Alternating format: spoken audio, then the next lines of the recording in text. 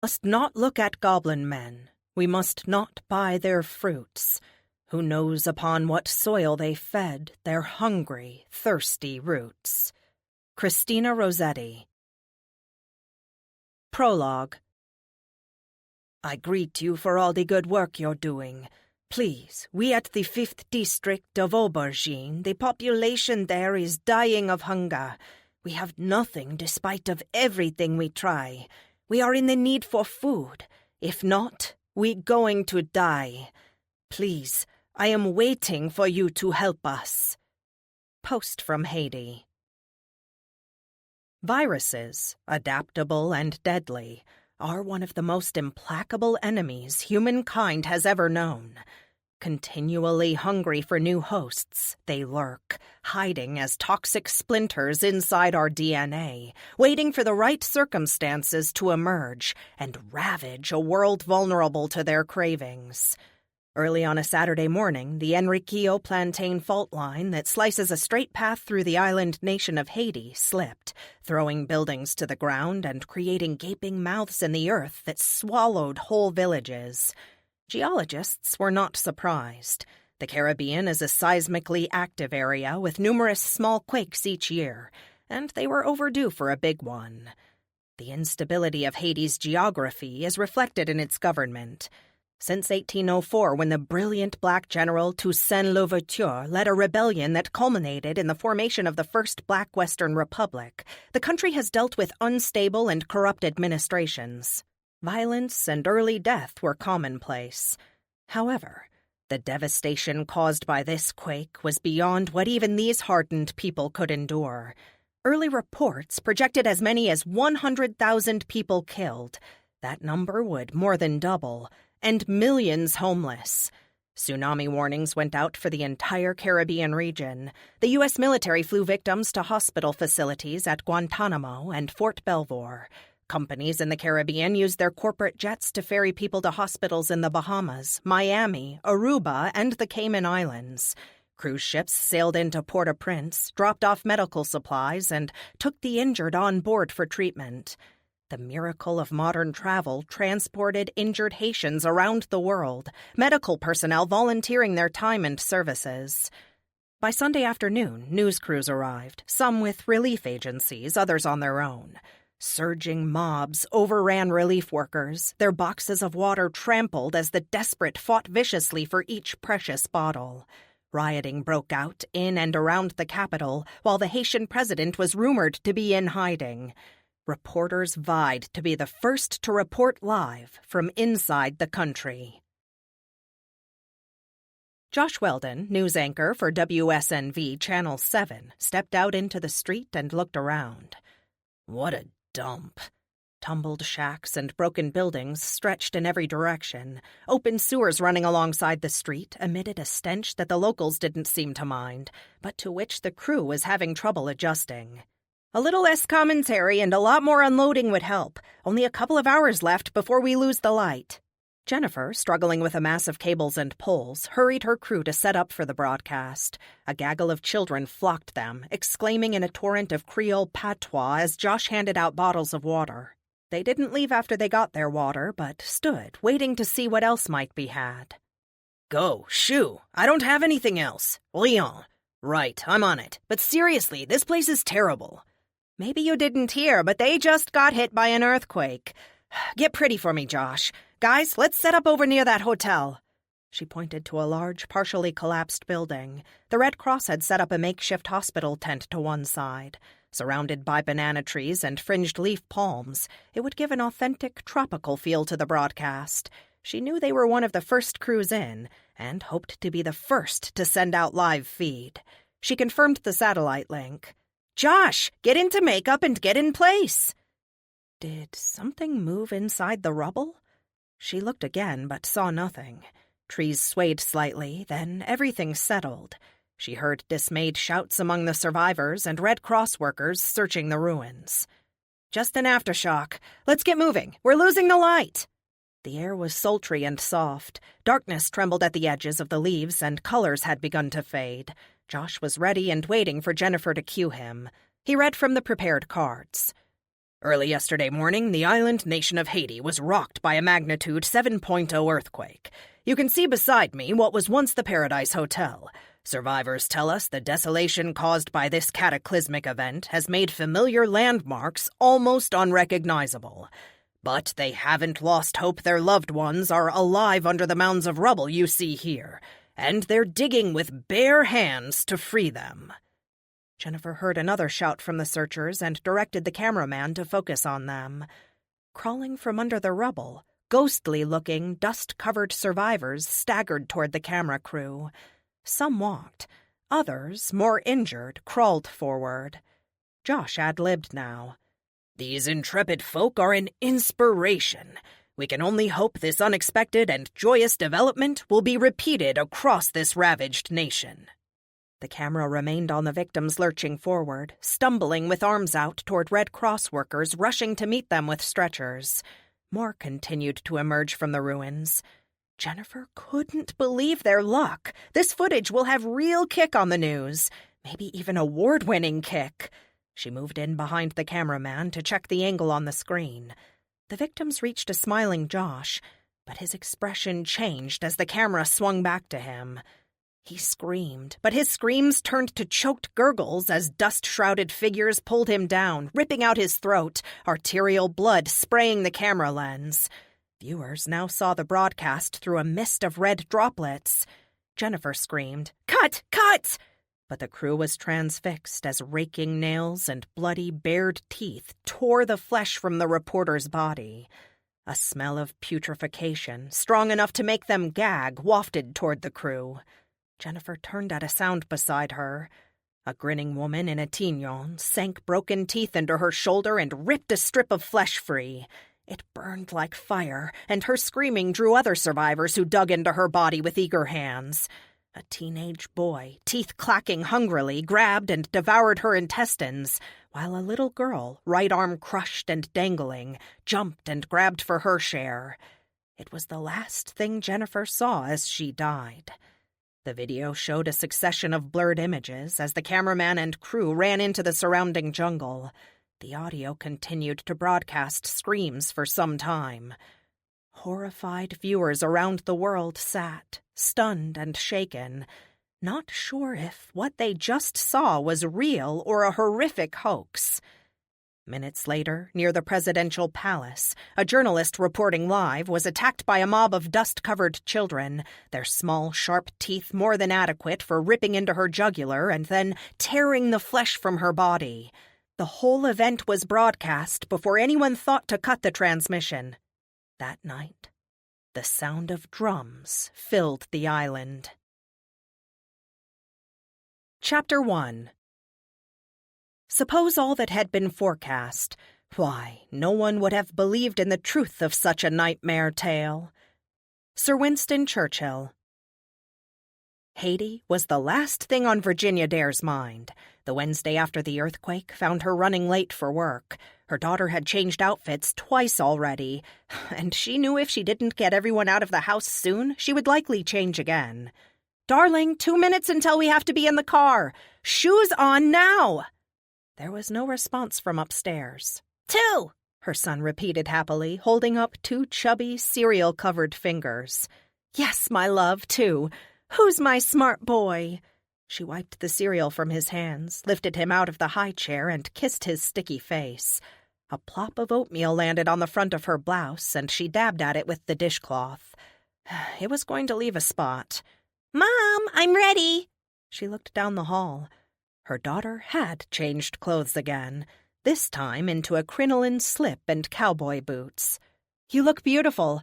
She did, actually. "But maybe we need to try something a little warmer. The boots we can work with." A quick change into jeans and a SpongeBob sweatshirt, and they were out the door. She found a parking space at Time for Tots near the front and unloaded everyone quickly. As always, she felt a guilty dismay that she had to leave her children in this concrete-floored baby-holding pen. Miss Marcia had door duty this morning. "Morning, Marcia. My husband's parents are picking Anna and Greg up around lunchtime. The note's on file already, but call me if you have any questions, okay?" "No problem. I think someone," she nodded toward the door, "needs a little extra mommy time this morning." She turned. Greg was happily absorbed with a stable of plastic horses, but Anna stood near the door, small head down. Virginia knelt in front of her. Tears spilled down her cheeks as she put her arms around her mother. "Please don't leave," she stammered, pressing a wet, salty face against Virginia's. Her heart breaking, like it did every time she left them. Virginia wrapped her arms around her and whispered back, "I have to, baby. But you don't have to stay all day, remember? Grammy and Granddad are coming to take you and Greg to their house to spend a few days." Her daughter's arms loosened, and she leaned back and looked up. "Today? This day?" Virginia saw the beginnings of a smile. "Yes, today, this day." "Okay, but you're coming there to pick me up?" "I always come to pick you up. You're my favorite daughter." "Mom, I'm your only daughter." The stammer they had worked on so hard always came back when she was upset. "True, but you're still my favorite. I have to go. I love you." Her drive to work wound through tree-lined streets, harboring craftsman-style architecture, as well as a few Greek revival homes built in the 1700s. Unfamiliar with the South, the unpretentious charm and elegance of Tunbridge Wells took her by surprise when she moved here 9 years ago as a new bride. Founded almost 250 years ago by English and Scots immigrants seeking that most elusive of old-world freedoms, freedom of worship, the geographical isolation the mountains provided must have seemed ideal to them. The ice-covered fountain in the town square sparkled in the morning sun. Turning into her office parking lot, she noticed traffic backed up near the entrance to East Beaumont Hospital. She made a mental note to hit the west side of town if she had time for lunch. She often didn't, but still felt lucky to have this job. Her boss felt she was lucky, too, and loaded her down with extra work at every opportunity, but didn't bother to pay overtime. With the mortgage company threatening foreclosure, a car making random, odd sounds, and children growing out of clothes every few weeks, lack of money caused some sleepless nights at the Dare household, and the extra cash would have been nice. She spent the morning preparing reports for the city criminal courts, reports that evaluated convicted felons' eligibility for a program that deferred prison and let them keep a job. Most of the time she felt she just pushed paper, but every now and then she thought she might have turned a life around. Not often, though. She reached for the newspaper, intending to check out apartments in the classifieds.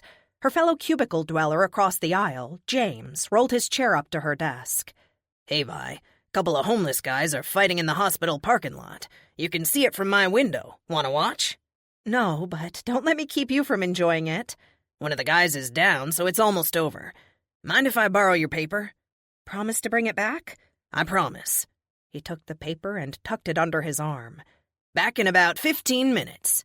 He headed down the hall toward the bathroom. She called after him, "Keep it! I don't want it anymore!" Laughter drifted back to her. The phone rang. "Good morning, this is Virginia." "Good morning to you." She recognized the deep baritone of Charles, the town constable. "Thought you might want to know we got your boy." She had a sinking feeling and thought she knew, but asked anyway. "Which boy?" "Carson. We picked him up last night for robbery and public drunk. We got him on suicide watch.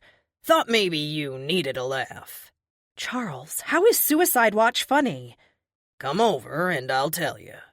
She decided to get out of the office for a while. The jail was just a half block up the street, and she had to get details of Carson's arrest for her files anyway.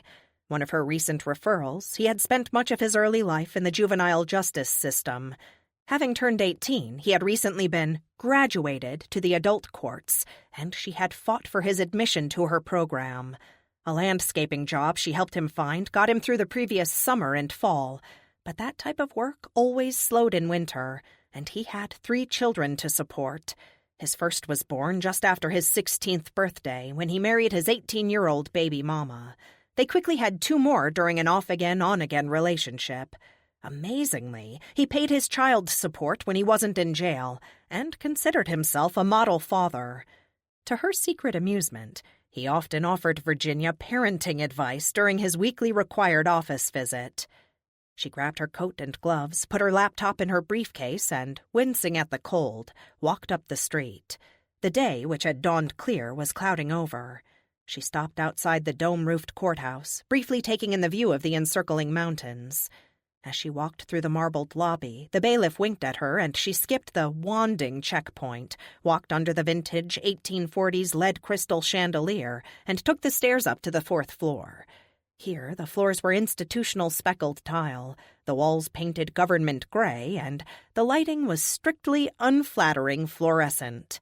She stopped at the bulky, locked metal door leading into the cells and buzzed the intercom. "Hey guys, it's Virginia." "Hello, gorgeous. Come on in." The door unlocked with a loud thunk, and she walked down the narrow hallway to the constable's office.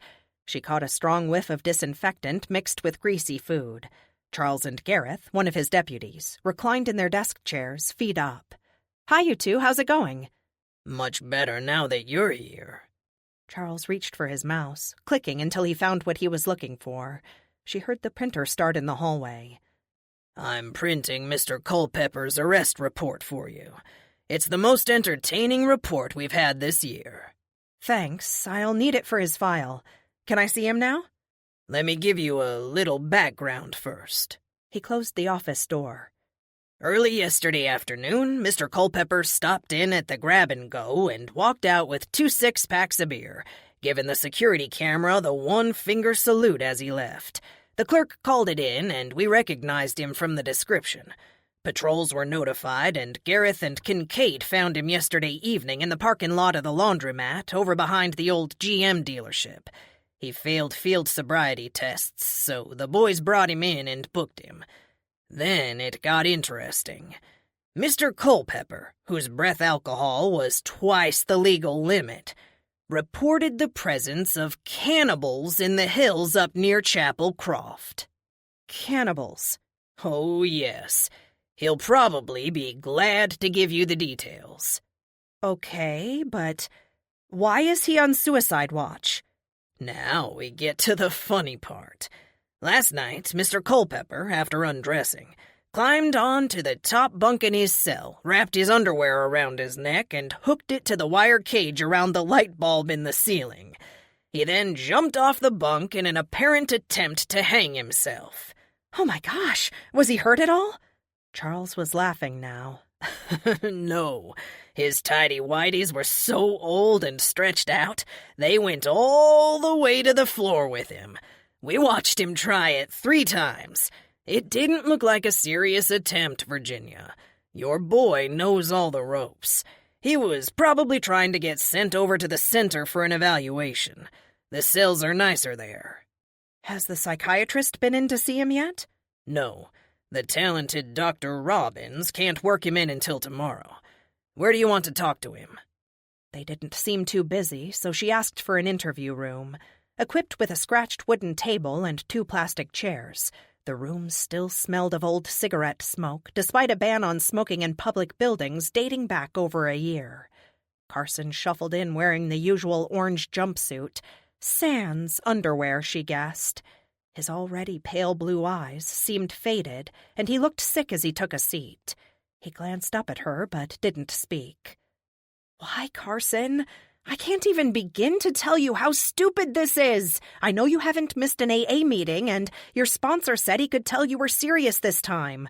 I personally told the judge that he'd be glad he had taken a chance on you. Don't think I'll go to bat for you after this, because I won't." He put his hands over his face, then lowered them. "I saw something, Virginia. I still see it when I close my eyes. I thought getting drunk would take the edge off. It didn't." His hands shook, and he tried to steady them on the table. He swallowed a few times and resumed speaking. "You know where my mom's trailer is, right?" Virginia nodded. She had visited his mom's rusty mobile home more than once while evaluating Carson's eligibility for her program. "My Uncle Dennis lives in those 2 trailers he spliced together. The one with a chimney in the middle you see after you turn that first curve before you get to my mom's. My cousin Jason moved in there after he came back from California and got that job at the hospital. I was going up to my mom's to feed her dogs. Right off, I knew something was wrong.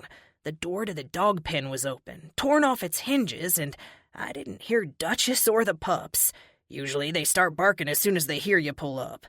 I started calling for her and walked around the side of the house. Behind the pump house, there was blood, fur, and bones all over the ground. Something tore those dogs to pieces. His shaking grew worse, and he wrapped his skinny arms around his waist. She really wished they could get Dr. Robbins in here, just to give Carson something to calm him down.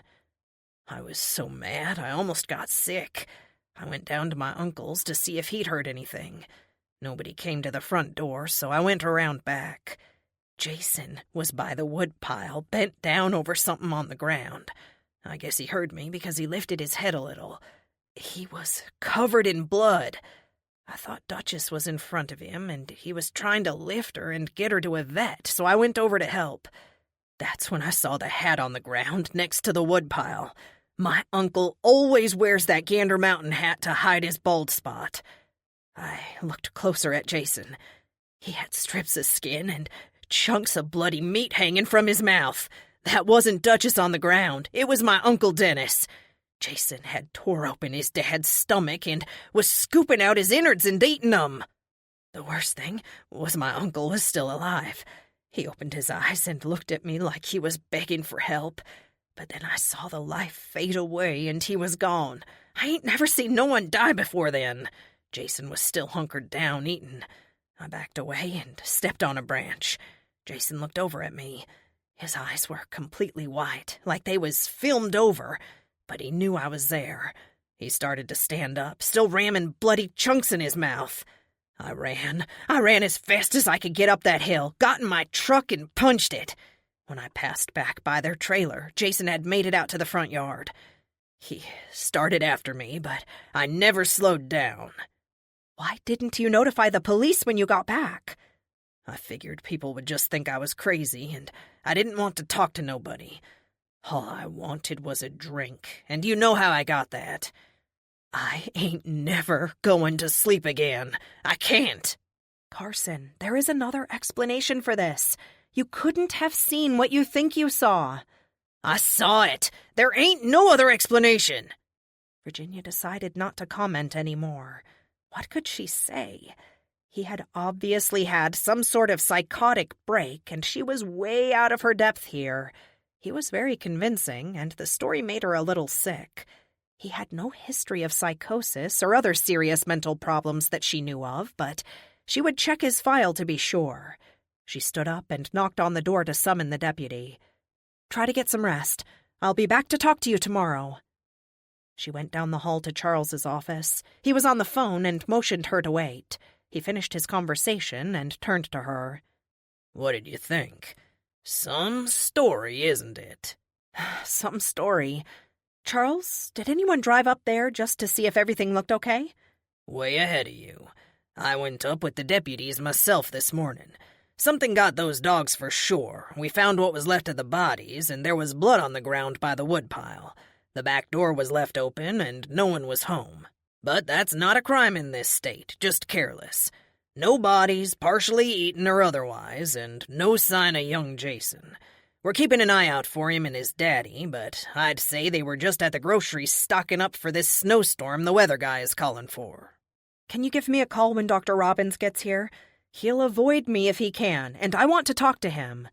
"Sure, beautiful. For you, it's no problem. Do you want me to stop by your house tonight and we can discuss this a little more?" She smiled. She knew he flirted outrageously with every woman who worked in the building, but it sometimes threw her off balance a little. "I'm going to try to forget this one until tomorrow. I hope Dr. Robbins can do something for him. Thanks for letting me know he's here." She was glad to get out of there. Back in the hallway, with the metal door locked behind her, she leaned against the wall, closed her eyes, and took a deep breath. "That bad?" Opening her eyes, she saw Sue Norris, the public defender. Sue knew Carson and had represented him on several occasions in the past. She wouldn't have to bother with him this time. Any arrest for one of Virginia's clients meant automatic jail time and serving out their original sentence. "Yeah, creepy bad today. Is it Friday yet? We're getting there. How was the toothsome Charles today? Same old, same old. Sue laughed as she punched the intercom buzzer and gave her name. Charles's voice came on the intercom. Hello, gorgeous. Sue looked at her, mouth twitching with suppressed amusement. They both rolled their eyes and laughed. Chapter 2. 'Tis said they eat each other. Macbeth, William Shakespeare. An overcast sky and a biting wind greeted her in the parking lot at the end of the day. She declined the building security guard's offer to walk her to her car. He offered to do this almost every day, to the amusement of Virginia's co-workers. A small, holly-covered embankment separated her office building from the hotel next door, where a group of people stumbled really, through the parking lot. They looked up when she dropped her keyring with a clatter on the pavement. She snatched them up and quickly unlocked the car. Luckily, the engine turned over on the first try. She still heard that whining noise that she thought had something to do with the steering, but she couldn't deal with that until next month's paycheck. Pulling out into the road, she swerved to miss the guy walking out of the hotel lot. He made a grab at her car as she went by. Drunken idiot! There were a surprising number of cars parked along the streets. A few had actually been abandoned in the lanes. Police officers, blue lights on their cruisers flashing warningly, directed traffic around them. A tow truck arrived just as she went by. Leaving the high street, she turned left onto Summers Crescent, driving slowly past the enormous oaks towering over the entrance. The yards weren't large, but thanks to the trees, most of the houses managed to feel tucked away. Hers was one of the older houses in the neighborhood, a small, deep red brick Georgian set on the terraced hillside with a shady backyard. Looking at the house now filled her with a sense of regret at what might have been. Narcissus and tulip bulbs she planted last fall pushed tentative tips out of the ground, and the magnolia was just beginning to bud. It was way too early in the year for this, but she liked her plant's optimistic attitude. What she didn't like was the realtor's sign in the front yard. This was the home in which she wanted her children to grow up, but she had had no choice when they put the house on the market. It was already appraising at $30,000 less than they paid for it 4 years ago, and they were now members of the growing Underwater Mortgage Club. She unlocked the door and flipped on the chandelier, flooding the foyer with light. The mantel clock ticked softly over the fireplace. She found her son's favorite blanket on the landing at the top of the stairs. Uh-oh, I may have to drive to Springfield after work tomorrow if he can't make it without it. She felt lonely without her children and refused to think about how she felt without her husband. She called her mother-in-law to check on the children, but got the answering machine. A quick check of her voicemail let her know her almost ex-husband had been held over an extra day in D.C. They had agreed when they separated to keep each other up to date on their schedules. The project he was working on up there is not going as smoothly as hoped. She's not sure why he gave her that detail or why she cared. Maybe old habits are just hard to break. I don't know why I keep putting my wedding ring on either, but I have it on again today, and I really need to stop wearing it. She took the ring off and placed it under a slip in her dresser, then went into the kitchen, poured a glass of wine, and looked out the window. Her neighbor, Larry, had tied his dog to the maple in his front yard.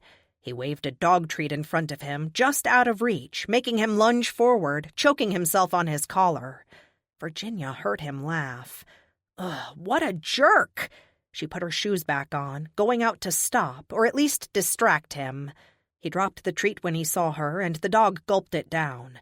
Have you seen the news? Can you believe this? Bunch of backward savages. They're eating people. We ought to pull every medic out of there and let 'em rot.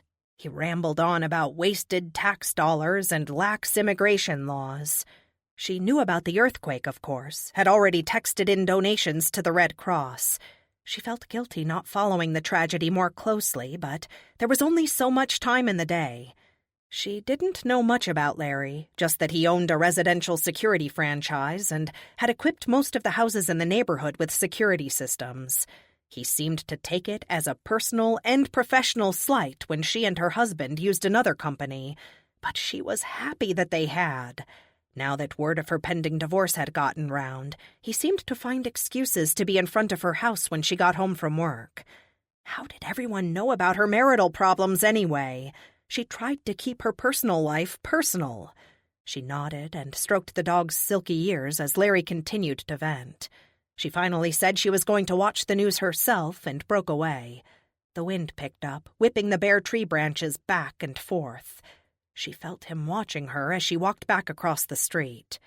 She turned the television on just in time to catch the latest replay of Sunday's attacks in Haiti.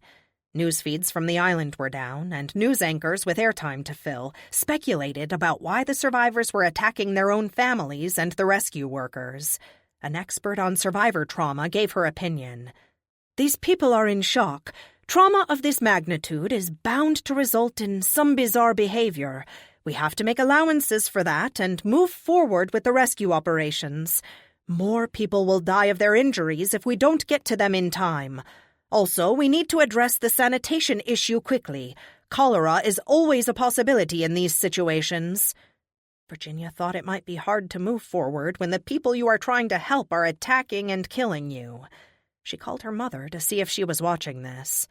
"I'm watching it now. You need to keep the television on. The White House is going to make an announcement in a few minutes."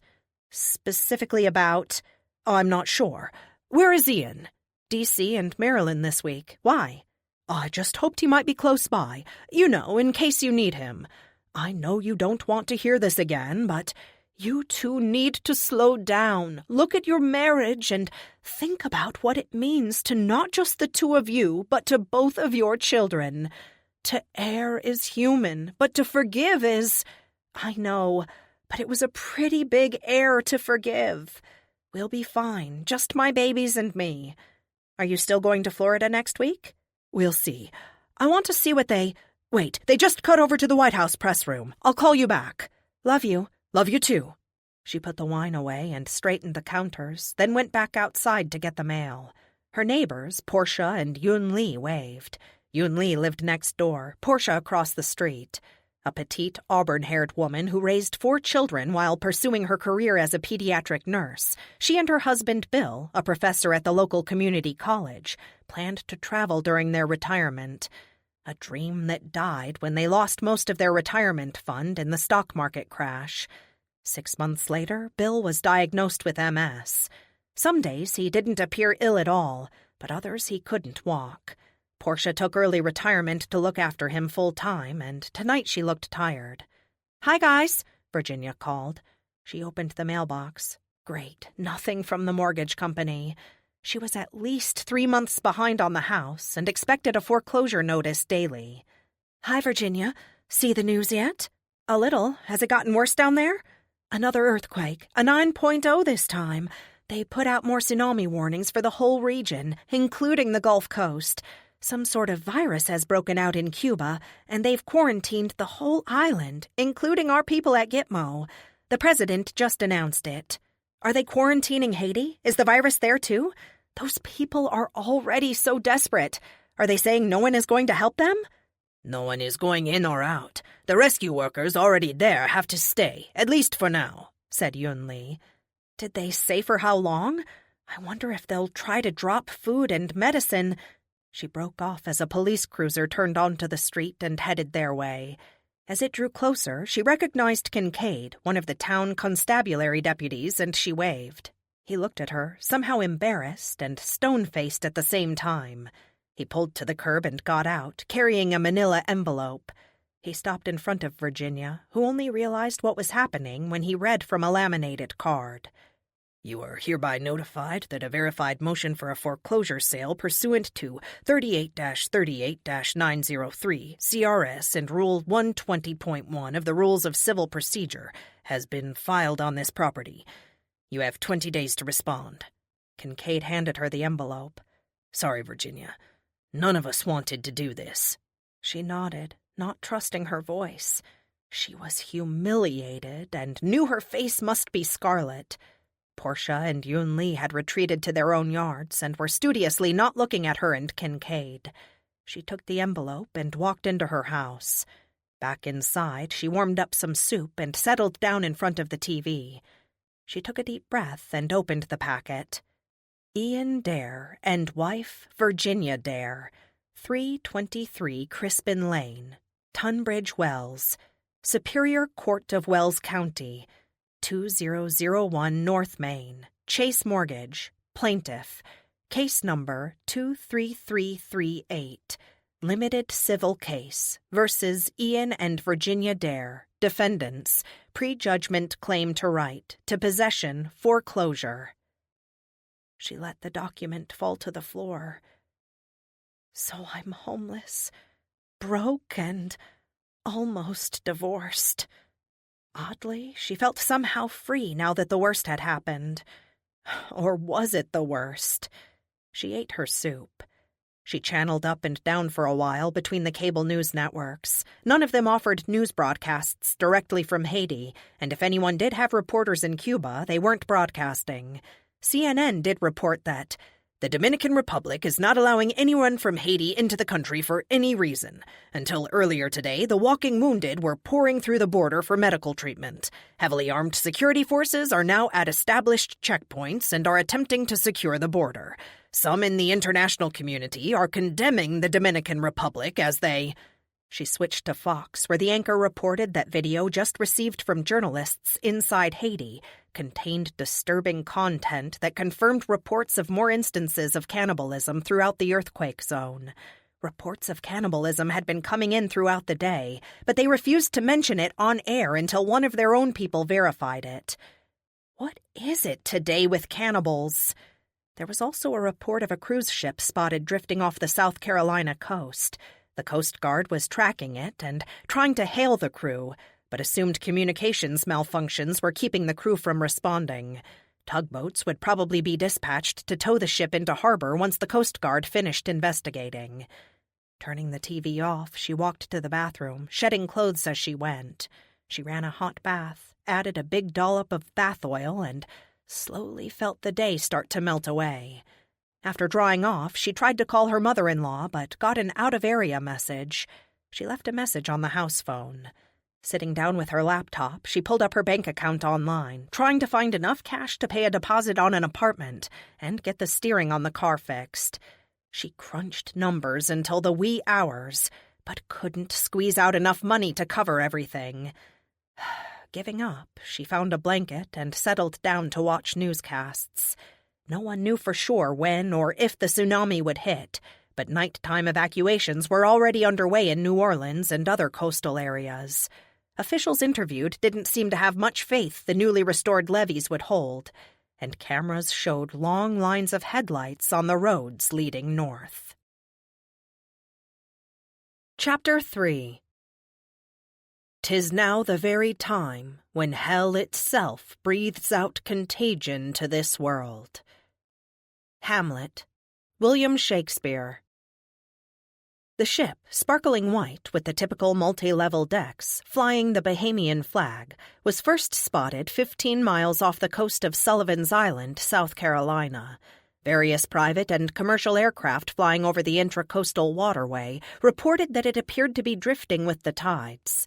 Attempts to hail the crew on all frequencies failed. The Coast Guard dispatched an FCR Sentinel-class patrol boat to investigate. Crewed by 14 enlisted seaman apprentices, 6 seamen, and 2 officers, the boat was small and fast, perfect for running down suspected drug or illegal immigrant smugglers. Securing a cruise ship was a first for all of them, but they didn't anticipate too much trouble. Out of the 20 members of the USCG crew, Chief Petty Officer Michaels and 2 seamen survived. The following transcript is taken from the video debrief of James Michaels, CPO. CPO Michaels: We were all prepared for a routine trip. The sea was rough and it was cold, but escorting a disabled cruise ship should have been a cakewalk compared to chasing down our usual dope racers. We knew the ship's last port of call was Aruba. Our orders were to raise the crew by megaphone once we were close enough, and advise that we can help them with a repair operation or arrange a tow into harbor. We did not plan to board the ship. Once we arrived, we received no response from anyone on board, and at that point prepared to board using grappling hooks. Interviewer: Did anything look suspicious initially? CPO Michaels. We observed no damage to the exterior hull, and no, nothing gave us a clue as to why this ship was disabled. We let one of our new people ascend first. The rest of us followed without difficulty. The deck was clear of passengers. One of the first areas we came upon down there was the infirmary. The rooms had some damage, broken glass cabinet fronts, gurneys overturned, bottles of medicine scattered. Most disturbing was the amount of blood we observed, splashed on the walls and pooled up on the floor. Bloody shoe prints led out of the area. No bodies, though. No one could bleed that much and just walk away. We assumed someone had moved the bodies into a storage area. We proceeded up the ramp leading to the promenade deck. I don't know if you've ever been on one of those ships, but this one had hot tubs, water slides, swimming pools, climbing walls. Amazing. Here we observed more damage, smashed double glass doors, with blood on the jagged shards still in the panes. I was in the lead at that point and detected movement farther up, but it was hard to see because of the curving slope of the ramp. Then the smell hit us. It was a thick, coppery smell of blood and rotten meat. Smears of blood, gouts of blood, were on the walls and saturating the carpets. As we moved up the corridor, we saw framed paintings knocked from their stands and trampled, covered with blood. Then we saw our first survivor. Just around the bend, a woman knelt over a man lying prone on the floor. We moved in to offer assistance, and the woman turned. Her eyes were white, clouded over with some sort of film, but she definitely could see or at least sense us. That was the first time I heard that awful moan they make. She rose awkwardly to her feet, and we saw that she was missing a huge chunk out of her neck and jaw and held a string of what looked like intestines in her hand. Gobbets of flesh hung from her mouth, and dark clots of blood saturated her t-shirt.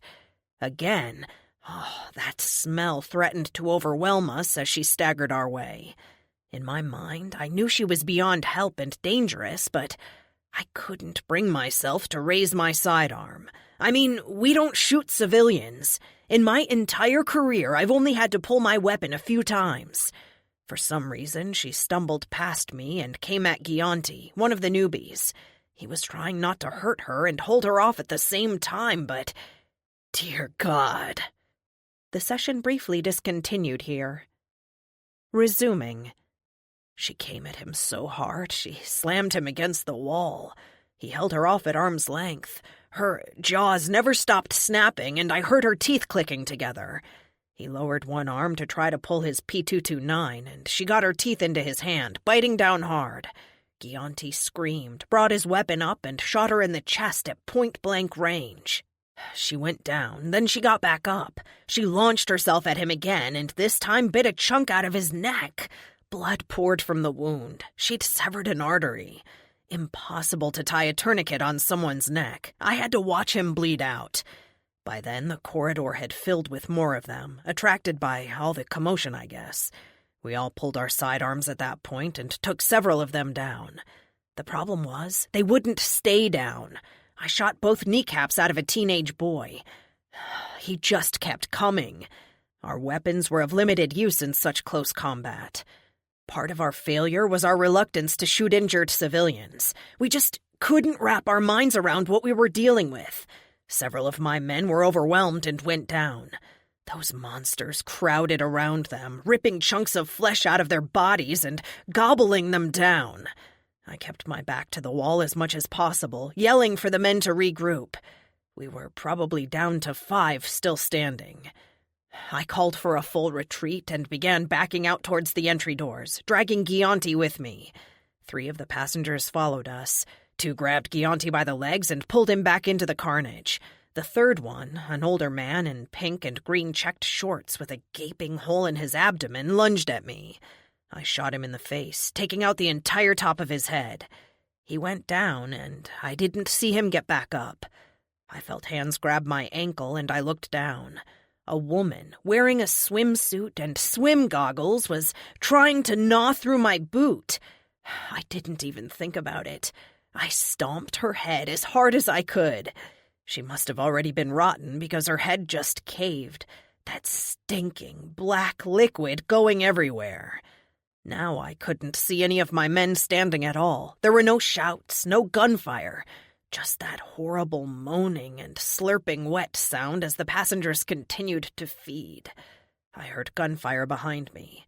One of the two seamen left on the cutter, Seaman Mazursky, had come aboard after hearing gunfire break out.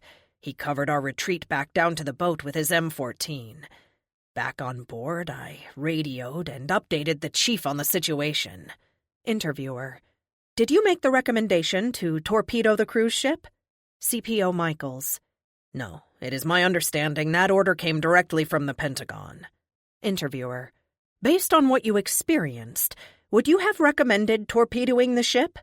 CPO Michaels: That is difficult to say.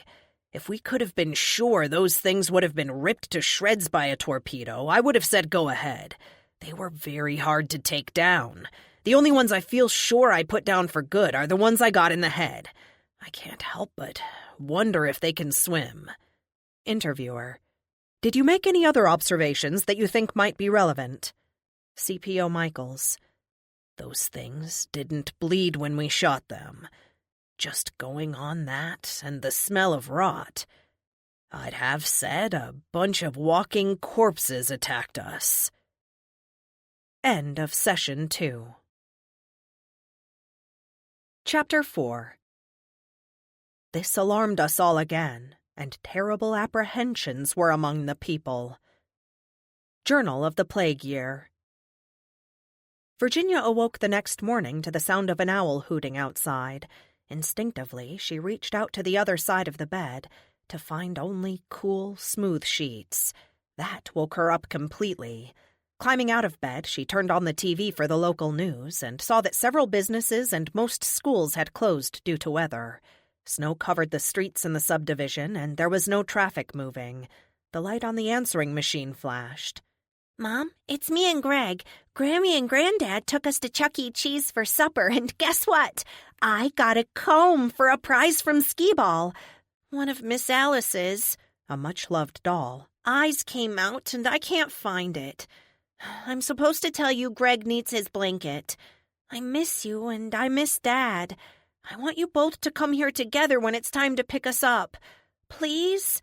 Okay, Greg wants to talk. She could hear Anna whispering to her brother. Then her son said, "Waboo!" The call ended. She caught her breath at the sound of their voices. When they were away, she missed them so much it hurt. She still checked on them at least once a night, sometimes standing over them and just breathing in all that sweetness and peacefulness. She heard the pain in her daughter's voice when she asked for both of them to come together to pick them up, and it made her feel sick inside. The mantel clock showed just after 6 o'clock, so she decided to wait before calling them back. She ground coffee beans, started the coffee maker, and, as the aroma filled the kitchen, she called her boss's number at work, leaving a message that she would be out today. She idly thought about scanning the classifieds for apartments again, but her mind shied away from thinking about it. Big, dark clouds were banking in the western sky, and trees tossed in the rising wind. Pulling up her homepage, she saw that, along with the weather forecast predicting the snowstorm, there was a report of a building on fire in downtown D.C. A tsunami had hit the Gulf Coast in the dark early morning hours. She clicked on the video and viewed, awestruck, cars floating amidst rooftops in the flooded streets of New Orleans. Hundreds of people were reported dead and thousands missing. She checked her email. She had the usual forwards from family and girlfriends from school. She also had 3 forwards from her almost ex-husband. Curious, she opened these first. Department of Homeland Security, internal distribution only, code AS42023, Homeland Security Advisory System, threat level, yellow, elevated. On Tuesday, March 21, United Airways Flight 244 traveling from Punta Cana International Airport to D.C. Dulles was diverted to the Miami International Airport, MIA, due to an unruly male passenger. While Flight 244 was in the air, the passenger reportedly attacked and bit one female flight attendant. Other passengers noted the subject's behavior and restrained him until the plane landed, and members of the Miami-Dade Police Department were able to take him into custody. Both he and the flight attendant were taken to a local hospital for medical evaluation. One male passenger involved in subduing the unruly passenger was treated at the scene for a small bite, but refused transport to a local hospital and continued on to Dulles. The unruly passenger is a resident in the state of Maryland, returning from visiting family in the Dominican Republic. The flight landed at DIA without incident at approximately 1:10 p.m. Eastern Standard Time. Pending further developments, this will not be treated as a terrorist issue. She clicked on the second email. Department of Homeland Security, internal distribution only. Code AS42023. Homeland Security Advisory System. Threat level, red, severe. Updated 3:00 p.m. Eastern Standard Time. Passenger removed from plane in Miami declared dead at 2:30 p.m. Eastern Standard Time. Female flight attendant hospitalized with subnormal temperature, since lapsed into coma. Miami area HS agents dispatched to Mercy Hospital requested SWAT team assist. Situation is fluid at this time and status unclear. HS agents dispatched in the D.C. metro area to take previously bitten male passenger into protective custody. Her sense of alarm rising, she opened the third. Department of Homeland Security, internal distribution only. Code AS42023. Homeland Security Advisory System. Threat level, red, severe. Urgent update 3:30 p.m. Eastern Standard Time. Viral outbreak, suspected Haitian origin. Patients present with subnormal temperatures and vomiting, slipping into comatose state from which they revive violent and dangerous. Patient removed from flight earlier today, mistakenly pronounced dead. He revived in Mercy Hospital morgue in Miami, attacking morgue attendants. Communication failure with SWAT team previously dispatched to site, and status of situation still unknown. We fully expect this scenario to play out in other hospitals treating victims from the Caribbean area. We are currently trying to locate and contain all such instances. High likelihood of failure due to volume of refugees from the earthquake zone. Best course of action appears to be isolation and restraint of all victims, even if they do not present as violent initially. Victims noted to have ambient room temperatures and no discernible pulse. Obviously, one method of transmission is from bite by infected. Other forms of transmission possible but not verified at this time. Information and advisories for physicians and hospitals are being prepared and will be distributed through normal channels. Warnings to the general public are being prepared and will be broadcast. The State Department is also working with other nations, as this must be considered an international crisis. Virginia closed the browser. She knew Ian would never send her these emails unless something was seriously wrong. He was circumspect about his job, and she always knew there were aspects of what he did that he couldn't talk about. He was trying to warn her. Not sure what to think, she went to her bedroom, pulled on jeans and a sweater, then went back to the kitchen to pour a cup of coffee. As she walked by the television, the breaking news screen came on, and the image changed to the White House briefing room. It looked different. The podium wasn't centered on the dais, and the usual American flag was missing or else out of camera range. As she watched, an aide moved the Stars and Stripes closer to the podium and into view. The reporters in the room were not seated and milled about talking amongst themselves. A woman walked into the room and stepped up to the podium.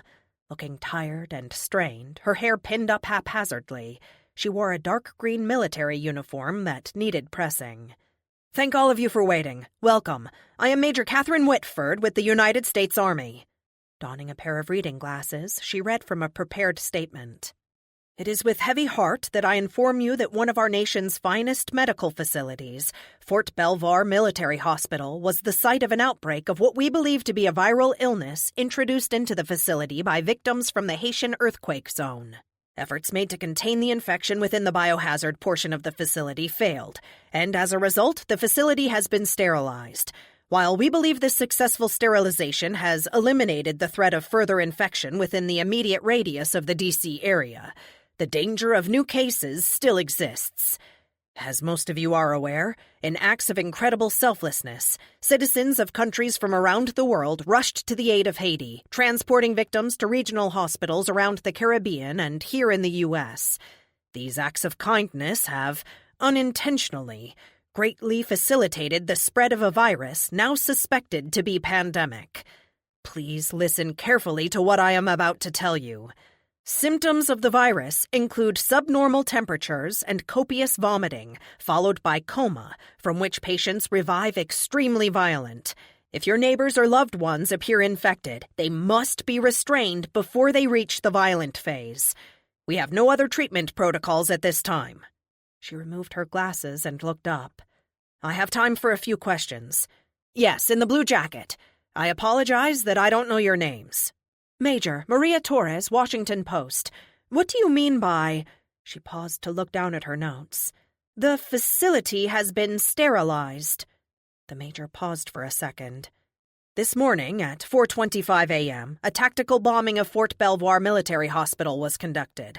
The area at 9300 DeWitt Loop is still burning at this time. City and military firemen and security have cordoned off the site. The fire is completely contained and has not spread to any other buildings. Major, Adam Ballou, Associated Press.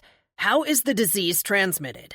We know for certain the virus is transmitted by bite. There may be other ways to contract the disease, but we are still conducting tests and cannot confirm other forms of transmission at this time. Ma'am, Brian Gates, Huffington Post. Does everyone bitten contract the virus? Our information indicates the transmission rate is 100%. Exclamations broke out around the room. Major, Lindsay Hudson, Newsweek. We know that many pending Haitian adoptions were fast-tracked in the aftermath of the earthquake. Should these children be considered potential carriers? The best answer to that is yes. Anyone from the earthquake zone should be treated with extreme caution, including relief workers. We also have reports of refugees fleeing the island in boats that Marine police with British overseas territories have intercepted.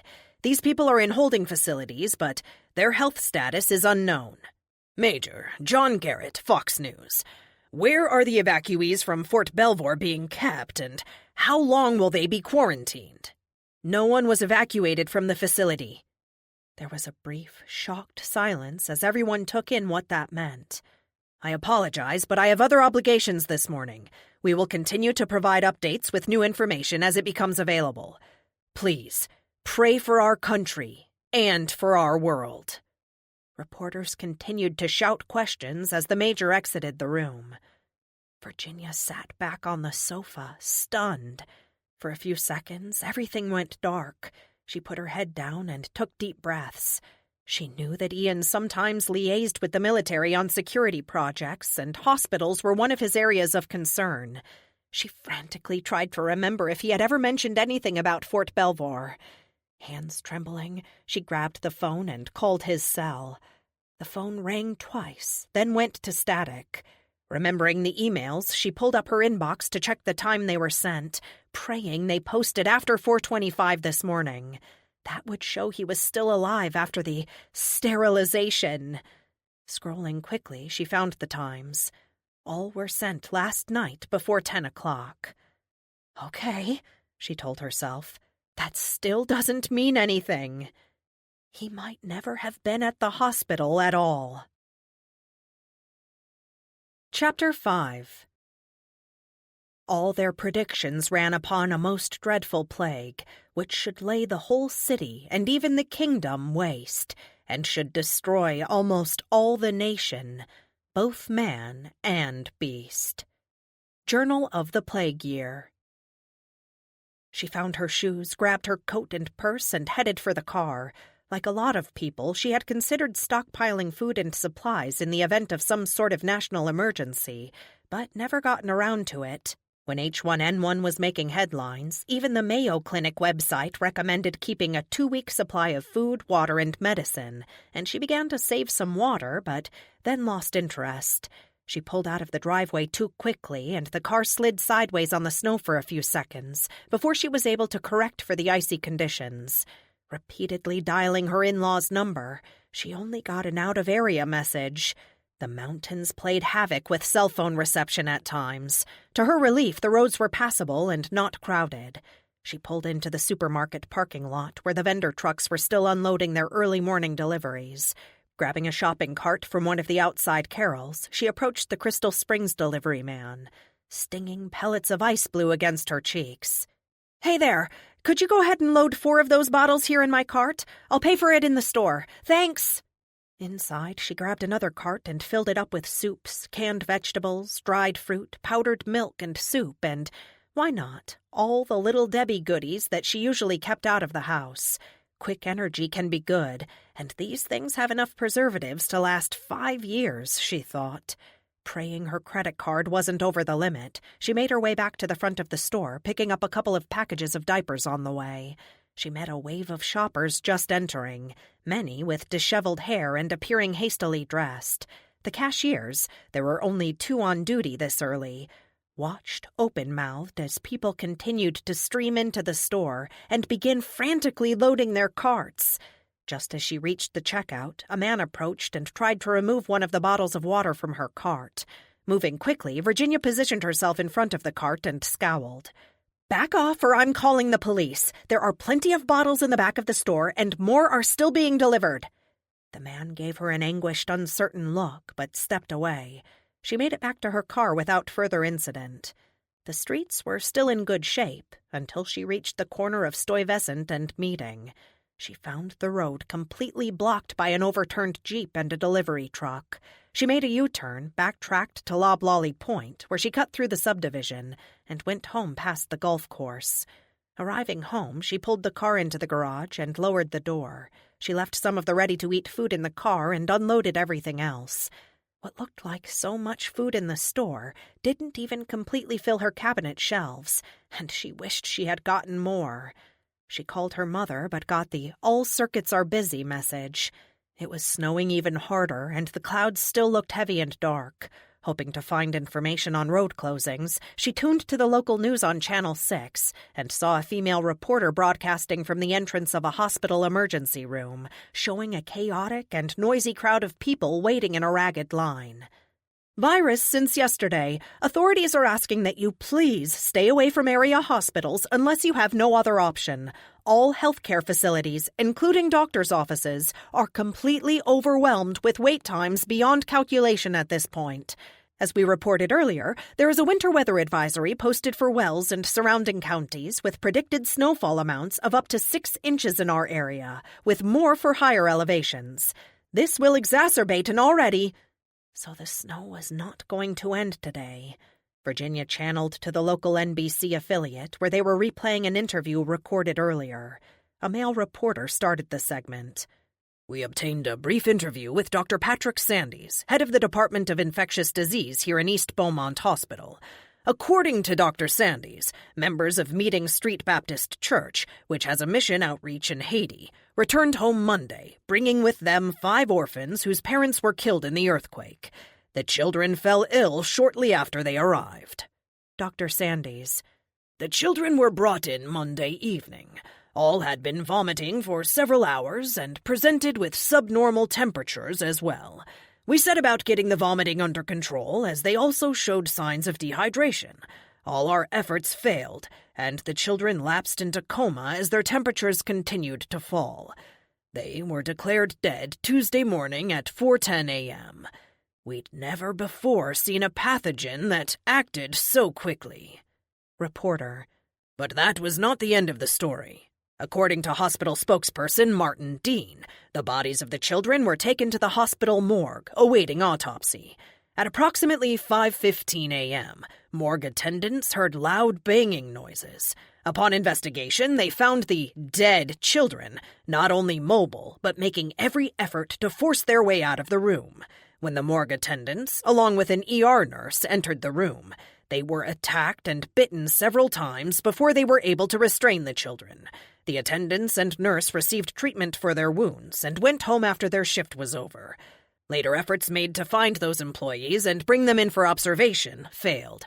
As far as we know, they have still not been brought in part because of the enormous strain at present on police, fire, and social services." Dr. Sandys. "We want everyone out there to be aware of the symptoms of this virus and to watch for them in their families and neighbors. Signs include copious vomiting of thick black bile, along with subnormal temperatures. There may be other symptoms of which we are currently unaware. Isolation of the patient is extremely important, as the disease is highly contagious. Please check media reports throughout the day, as the CDC will issue updates and warnings as they gain more information about the virus. Reporter. We will be breaking in live with updates as they become available. Jim Wald, Action 8 News, reporting. She muted the TV. The morgue at the hospital. Hadn't her client Carson told her his cousin worked at the hospital? Could he have been one of the morgue attendants? What if the story Carson told her was true? She placed a call to the jail, but got a busy signal. Virginia tried to call her in-laws again, but couldn't get through on the landline or the cell. She remembered September of 2001, when all lines were jammed just from the sheer volume of people trying to call loved ones and make sure they were all right. Her stomach twisted with worry and fear. Dan and Carolyn would lay down their lives for their grandchildren, but she had to know they were safe. She needed them with her. She tried again to call Ian, but had no luck with that either. She looked outside. The snow was piling up in drifts across the lawns. The Eberhards from 2 doors down were in their driveway, loading suitcases and boxes into their Denali. Their youngest daughter came out the front door, holding the cat in a carrier. They looked like a typical family packing up to go on vacation, until Keith emerged with a rifle in each hand. She found her jacket and ran down the street. "Are you guys leaving town?" She had to shout over the blustering wind. "Yeah, we're trying to get on the road before this weather gets any worse." "Do you know if the 531 is open?" Keith finished loading a cardboard box. "Don't know about 531. We're going in the other direction to stay at Diane's folks till this virus thing blows over. Did you see the news? We've already got cases here in Wells." "I saw it. Be careful out there." "Will do. Be careful here, too."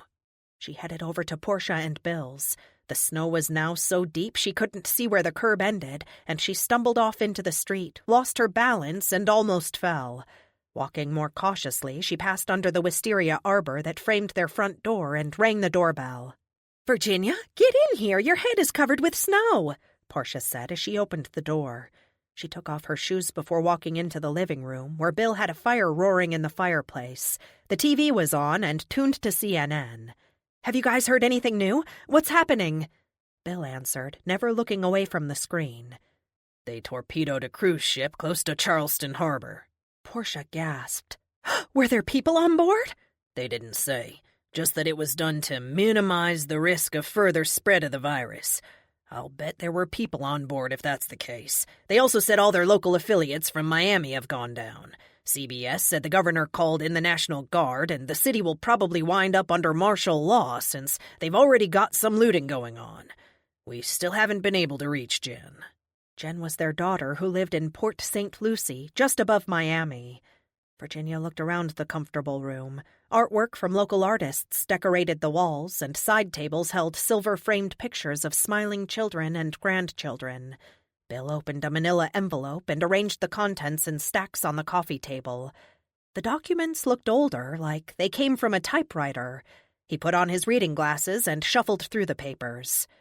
"I dug out some of my old journals I kept when I traveled for TI back in the 70s. I spent a few months in the Caribbean and explored a little in my downtime. Met a lot of really sharp people. One of the professors at the Pontificia Universidad Católica had some incredible documents dealing with what Columbus found on his second voyage to the region." "Second voyage? I thought he came here once in 1492. What are they teaching in schools nowadays? Columbus sailed here 4 times. The second voyage in September 1493 was destined for Hispaniola, where he'd left a group of 39 men manning a fort built from the timbers of the wrecked Santa Maria. Hispaniola, of course, later became Haiti. When Columbus arrived in November, only a few of the men were still alive. It's believed they were attacked by a tribe from farther south that periodically raided and terrorized the locals. The first Pirates of the Caribbean, but without the eyeliner? Maybe no eyeliner, but probably body paint. They were called the Carib. Our word cannibal is a somewhat scrambled version of the name. A friar who stayed with the men at the fort left a written account of the time he spent on the island. Dr. Pinochet was kind enough to allow me to copy the documents in the university archives, and these," he spread the documents on the table, "are my translations. I've researched and added some of my own findings over the years. My goal was always to write it all up and publish someday. Some of it is unbelievable, but I think—" Portia interrupted. "Bill thinks some of the friar's experiences might shed some light on what is going on down there and maybe here too now. The documents mention a disease that infected one of the tribes at the time. Not to change the subject, Virginia, but have you heard anything from Ian since this started?"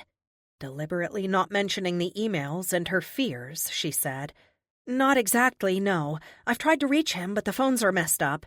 I'm guessing that all planes will be grounded soon if they haven't already. So it may be a while before he can make it back to Wells. Why?" Bill said.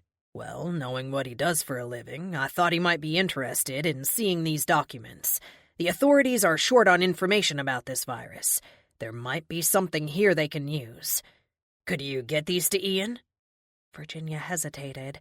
How many times had Ian told her about the hundreds of leads phoned or mailed in every day by well-meaning citizens convinced their neighbors or the IT guy at work were terrorists?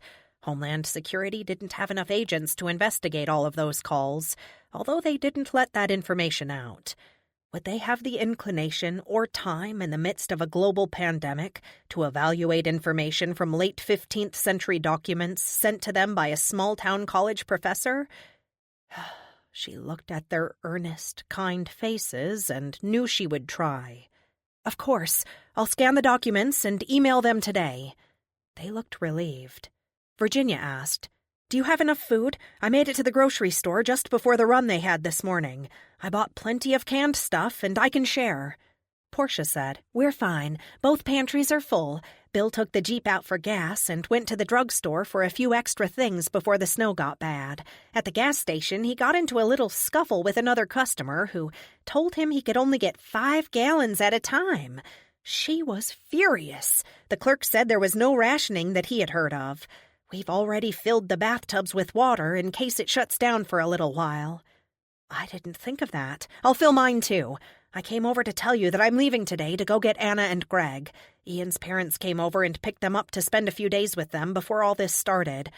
I can't reach them on the phone. You already have a key to the house if you need anything. I should be back late tomorrow." Bill turned and looked out the French windows leading to the patio in back. Snow covered the ground and the tree branches with a sparkling crust of white. She saw the gauze bandage on his cheek from the gas station incident. He looked at her. "Virginia, I don't think you'll make it. They closed 531 up at Chapel Croft. It's impassable. Your car would have a tough time even getting up there in this. We can loan you the Jeep, but that road is the only one that will get you over to Springfield." "Did they say when it would reopen?" "This storm should leave us with a foot or more of snow, but it isn't going to warm up enough to melt things for a few days. We'll have to wait and see."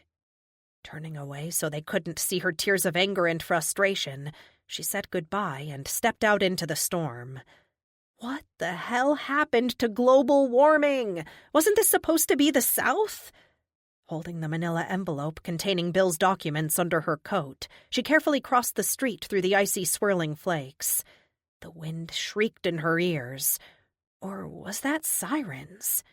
She was almost to the front door when a hand came down heavily on her shoulder. Chapter 6. And so from hour to hour we ripe and ripe, and then from hour to hour we rot and rot, and thereby hangs a tale. William Shakespeare. She turned and kicked out wildly at the parka-shrouded figure, but her foot met only down-stuffed vinyl. Losing her balance, she fell backwards into the snow. He laughed, an ugly, snorting laughter, and she recognized him. It was her neighbor, Larry. "What you kicking me for? I come over here to see if you need anything, and you try to kick me? That's not neighborly." She could smell alcohol fumes coming off him as he spoke. "Do you need anything?" He leaned in closer and leered at her as she struggled to get back up. "I'll bet you need something, don't you? I haven't seen that husband of yours around in a while. You might need someone to look out for you." She made it to her feet. She was afraid, but determined to hide it. He had always seemed annoying, but now she saw a creepy side. Maybe it was the alcohol. Keeping her voice calm, she said, "I didn't know it was you, Larry. You frightened me, and I just reacted. I'm cold, and I need to get inside. You probably should, too." His expression faltered for a second. Then he sneered at her, shook his head, and walked away. Virginia watched him for a moment to be sure he kept going, then opened her door. Oh, great. She had forgotten to lock it, and slipped inside, this time locking the deadbolt, the knob, and sliding the chain. It was time to stop being so careless. Scanning the documents, then emailing them to Ian only took a few minutes. She wondered if he would even get them, let alone persuade someone higher up to look at them. She wanted to sit down and read them, but she had something more important to do first. It took some time to find the guns. She had never taken any interest in them before today. She remembered seeing a handgun as well as a shotgun or rifle when they packed to move into this house 4 years ago. She tried the locked drawer in the desk first. Birth certificates and documents for both of their life insurance policies, but no gun. She found a metal crate in the back of the bedroom closet, full of ammunition. Good. It was heavy, though. She dragged it into the family room in front of the TV, only belatedly noticing it left a long trail of dark grease marking the antique Tabriz rug that had been a wedding gift from Ian's grandmother. Well, crap. Leaving it there, she went upstairs and, unfolding the stairs from the trap door, ventured into the attic, where she found a set of Encyclopedia Britannica from 1985, a rollaway bed, a broken sled, a rocking chair with no seat, and, oh good, a K-bar knife that belonged to her grandfather when he was in the Marines. It was to be Greg's when he was old enough. It still would be, but it might come in handy now. It had a nice weight to it and felt good in her hand. She put it back in its leather sheath and backed down the ladder, folding it up into the ceiling. Still no guns. Restless, she paced the house, assessing the rooms and layout in a way that she never had before. Here on the first floor, most of the windows were at ground level, and all the rooms flowed into one another. The windows were almost floor to ceiling, letting in lots of light throughout the day. French windows off the family room gave access to a flagstone terrace in the back. As she had thought from the first day they found it, it was an inviting, happy place. It was also, she realized now, completely indefensible. Her eyes fell on the crate of ammunition on the floor, and she remembered something. When they first moved in, the area under the staircase was unfinished. They wound up getting a contractor to finish it for them, but he left an unfinished area all the way in the back, accessible by moving an unsecured panel. She went into the kitchen and got a flashlight. Opening the closet door, she turned on the light and got down on her knees, scooting to the back of the closet. Using both hands, she pressed hard against the back wall until she felt the panel give a little, and she lifted it to one side. She shined the flashlight back into the aperture, and there they were, one shotgun and a handgun. She pulled them out and found 6 boxes of bullets behind them. Carrying everything out of the closet, she took stock of her newfound arsenal with satisfaction. 1 shotgun, 4 150 boxes of shells, 1 .38 caliber handgun, 6 boxes of rounds. She added the K-bar knife, a small first aid kit, a flashlight, and found the hand-cranked emergency radio she had bought after 9/11. She then spent a couple of hours watching YouTube videos showing how to clean, load, and fire the weapons. By nightfall, both guns were cleaned and loaded.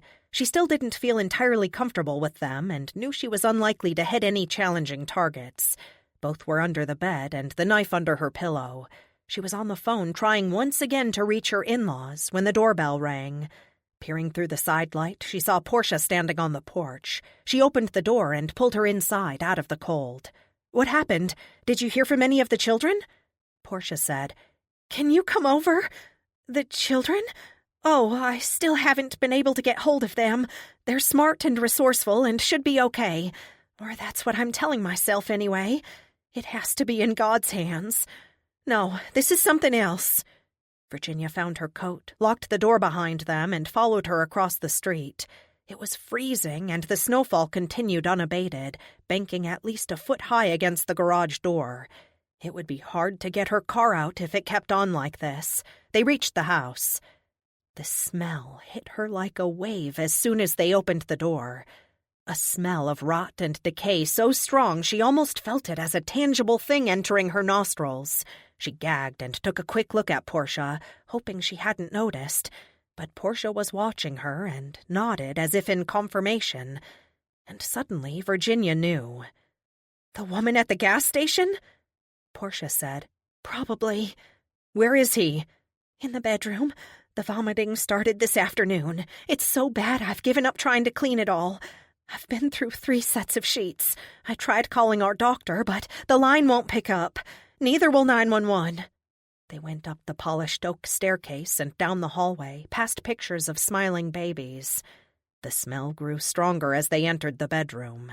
Bill, wrapped in blankets but shivering, had stopped vomiting for the moment.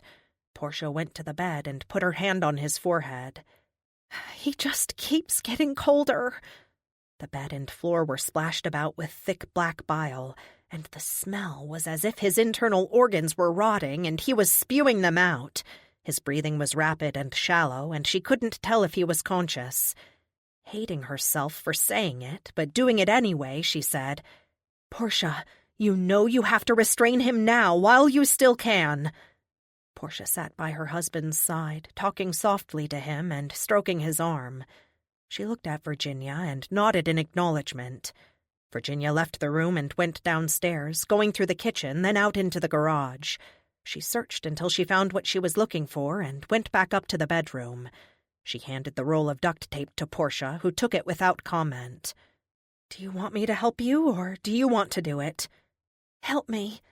Virginia took the roll and wound several layers round both ankles, tight enough to hold him, but not tight enough to cut off his circulation. She didn't want to hurt him. She then secured both feet to the footrail at the bottom of the bed and handed the tape to Portia, who wrapped each of his wrists, and then looped the tape through the spindles on the headboard. It looked terribly uncomfortable, but Bill didn't appear to be aware of being moved. His face was a mottled white-gray color, and his breath came in short gasps. The bandage on his face was saturated with oozing pus. She watched as Portia adjusted his blankets. Then, after partially drawing the door to, they went back downstairs. Portia said, "I'm not sure what to expect next. If he does go into coma and then revives like they are saying, violent, I wonder if I'll be able to calm him down enough to eat or drink. If I can't, then I'll need to get an IV drip going as soon as possible. I don't have the equipment for that here. I'd start it now if I did. He's already dehydrated from all the vomiting." Virginia couldn't imagine anybody surviving what she had seen upstairs. She wanted to be sure he was restrained just in case she was wrong. But from the moment she saw the condition he was in, she was sure he wouldn't make it through the night. She kept her opinion to herself and made Portia a cup of hot tea with a little whiskey for extra warmth. She added a small log to the fire and sat on the down-filled sofa. Portia took a sip of tea, then another, and seemed to relax a little. "Did I ever tell you how I met Bill? It was just after I started working on the pediatric floor at East Beaumont. I was new in town and the new kid at work. I'd just started a week of midnight shifts, and I had a hallway of the injury cases. You know, kid falls down the stairs and get concussed, toddler who jumps out of the crib and breaks a collarbone. There was also one case of measles. That was kind of unusual. Even back then, you hardly ever saw it thanks to immunizations. I had checked on all of my patients, and the measles case would be the last before I went home. When I went into the room, I thought something was wrong. There was a grown man in the bed asleep. I went back to the station to tell them we had a patient misplaced. I was wrong. Measles was Bill. He'd been working on a project in the Dominican Republic for 6 months and probably contracted it there. Since it was considered a childhood illness, they put him on the children's ward. When I went back into the room, he was awake. I saw those blue eyes, and when he smiled, that was it for me. He asked me for my phone number and called me after he was discharged." She smiled at the memory, then leaned back and rested her head on the sofa. Virginia turned on the television. CBS reported infected victims wading ashore in the Carolinas and Florida and advised people to avoid the beaches and dock areas. As reports of attacks grew more frequent, homeless shelters began to turn many away, the fortunate inside huddling together as they listened to the desperate cries of people, many of them with children, begging for shelter and protection. CNN reported they were still unable to connect with any of their local people in Miami. Martial law had been declared throughout the entire southern half of the Florida peninsula. FEMA shelters opened several hours ago, and locals were directed to go to those locations if they had to leave their homes. Now there were new reports that these shelters were overrun by the infected and should be avoided.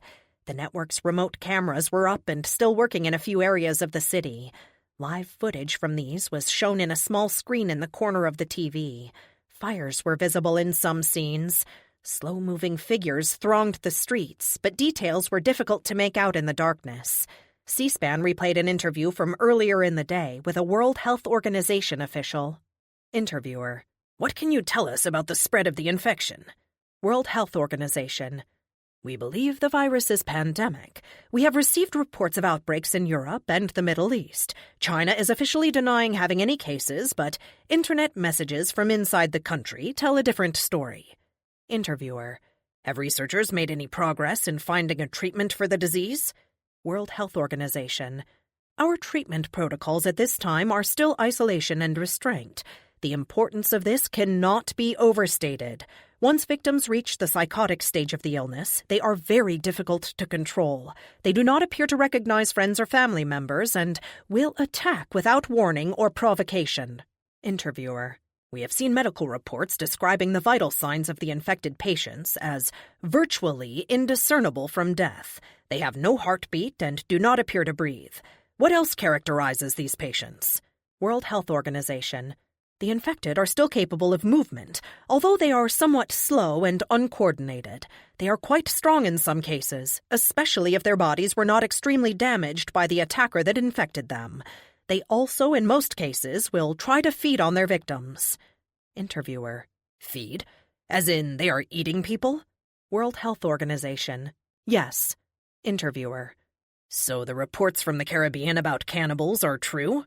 World Health Organization: Most likely, yes. But you have to realize these are not cannibals in the usual sense of the word. These people are sick. Interviewer: There are reports that the infected in many cases have sustained wounds, such as torn-off limbs, severed jugulars, serious injuries that one would not expect could be survived. Are these victims dead or alive? World Health Organization: Hesitating: We don't know. Portia switched off the television. Distant sirens wailed in the otherwise quiet night. Through the windows, they saw snowflakes swirling in the glow of light surrounding the street lamps. They were quiet, lulled into drowsiness by the warmth of the fire. Virginia felt herself dozing. She awoke disoriented. The fire was lower and the room cold, and a low moaning filled the house. A thumping noise came from above, as if something slammed repeatedly into a wall.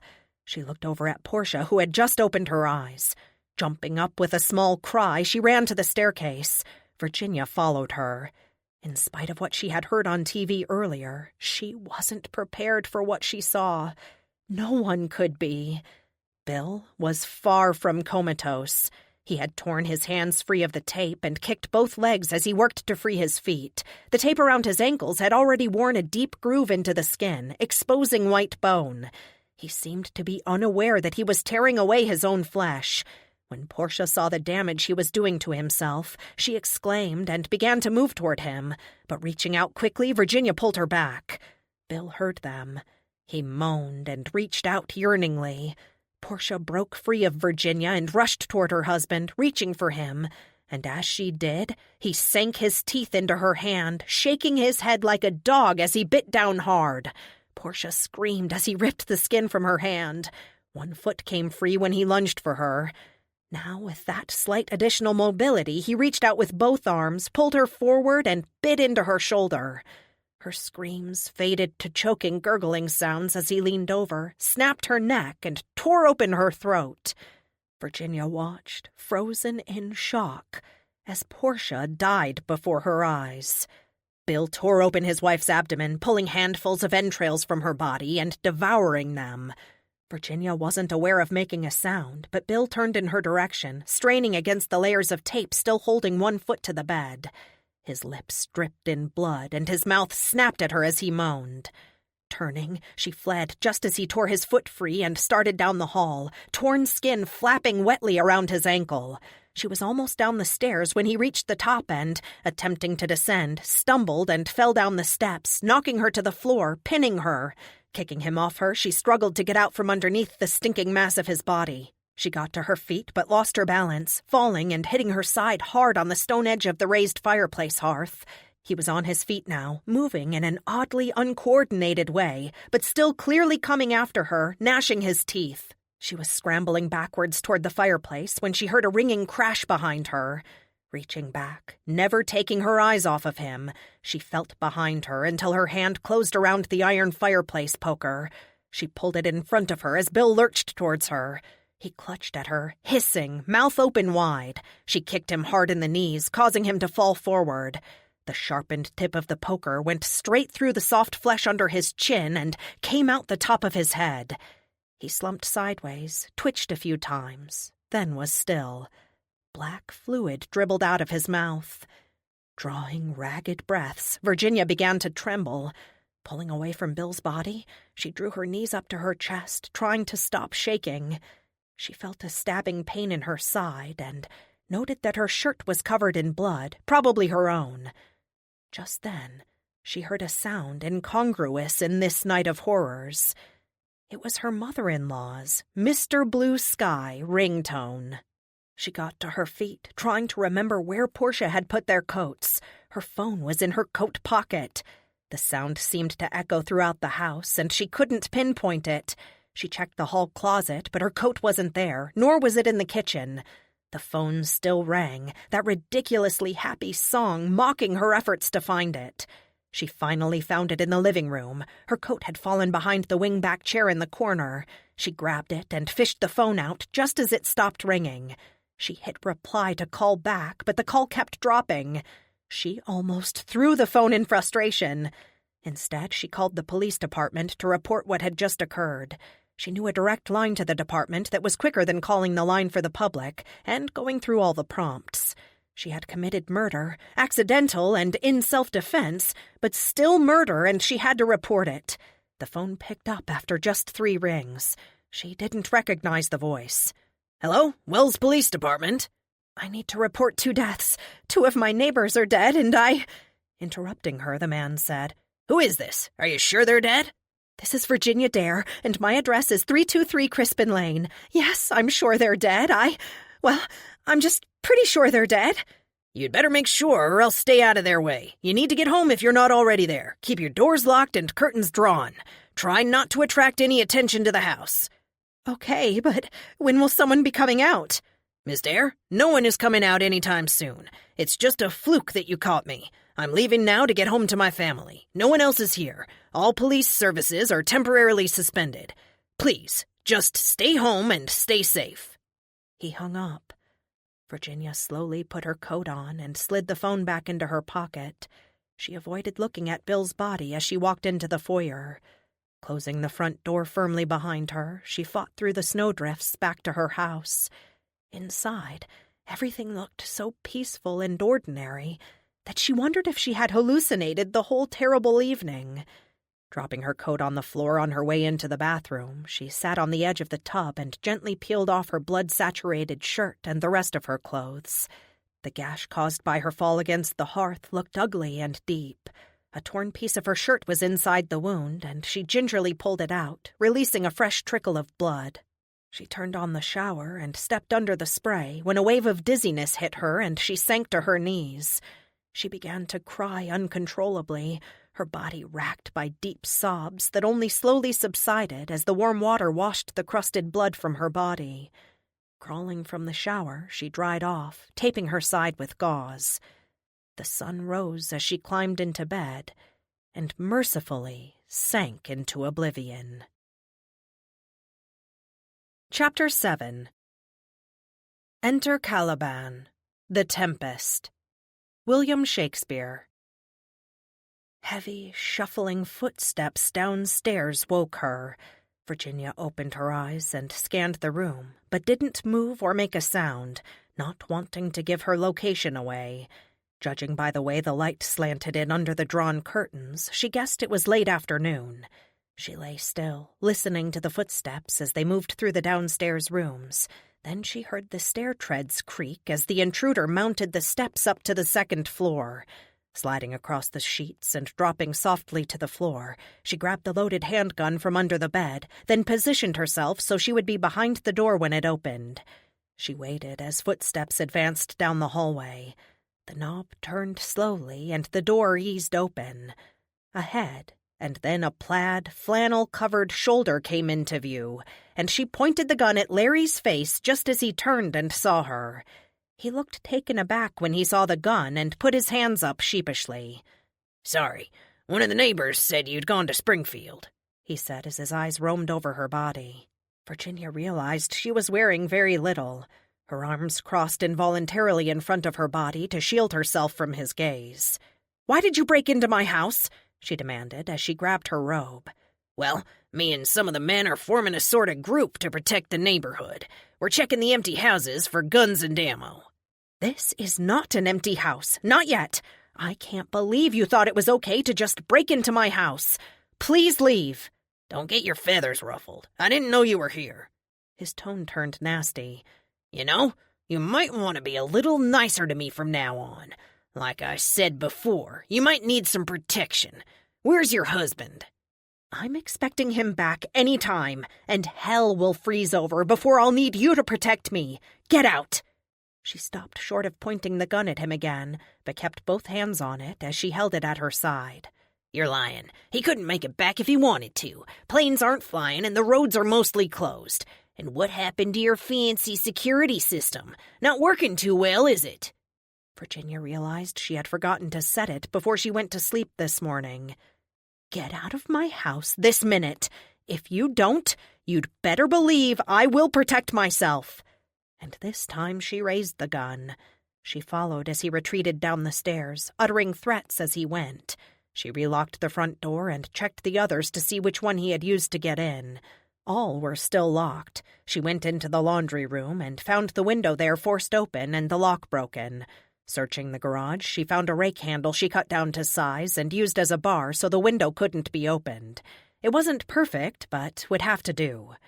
The wound in her side had broken open. She changed the bandage and took 2 acetaminophen for the pain. Hurriedly dressing in thick corduroys and a warm sweater, she thought of what she once would have done in a situation like this.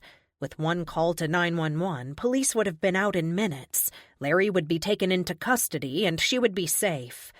Not now. There was no one to call. Other than the window, the house seemed undisturbed. Outside it began snowing again and grew so dark the street lamps came on early. She poured a cup of the coffee she had made yesterday, heated it in the microwave, and drank it, grateful for the warmth. She turned on the television. 2 of the local affiliates were off the air. NBC was still broadcasting, but it wasn't live. They showed footage shot yesterday in New York City as multitudes of people tried to leave the city on foot. The streets were choked with cars, abandoned once true gridlock took hold. They carried suitcases and backpacks. Children cried as their parents hurried them along. Others had dogs on leashes and birds in cages, everyone trying to save what was precious to them. The screen changed to the male anchor. "We warn you that the footage you are about to see is uncut and disturbing. There will be instances of nudity, as many of the infected revived in city morgues and in hospitals. Please keep this in mind if you have younger viewers watching." The image switched back to the New York video. It was obvious that the mood of the crowd had changed from impatience to fear and panic. People screamed as groups of lurching, mutilated infected appeared at the edges of the crowd. Some were indeed nude, with gaping, putrid black wounds and missing limbs. They attacked those at the perimeter. In the terror and frenzy, the weaker and smaller in the crowd were crushed underfoot. Virginia changed the channel, unable to watch anymore. Fox News displayed a map pinpointing heavily infested locations around the world. New York City and D.C. were overrun. So were all of the Caribbean islands. The entire state of Florida was considered lost. Blockades were set up at the Georgia and Alabama borders where National Guardsmen had orders to shoot to kill anyone approaching the barricades. The western part of the country was said to have fewer cases than elsewhere. Air traffic worldwide had come to a complete halt, and the Dow had all but disappeared. Europe and Great Britain reported cases of infection, but appeared to be holding up better than the U.S. so far. China and now Russia still claimed to be infection-free. She peered out through the blinds. Was the snow letting up a little? It was hard to tell. The streets and lawns were now completely covered, and the picturesque peacefulness of the little street belied the horror she knew lurked out there. Portia and Bill's house was dark, and she shuddered when she thought of what lay within. The internet was still up, but most posted government warnings were the same. Watch for these symptoms, isolate and restrain the infected. After the experience she had had with Bill, she knew these warnings in no way prepared anyone for what they would face when confronted with an actual infected person. She checked out various blogs. Lots of people were hiding in their homes. Some seemed confident they could ride the crisis out, survivalists. Others were desperate for food, water, and medicine.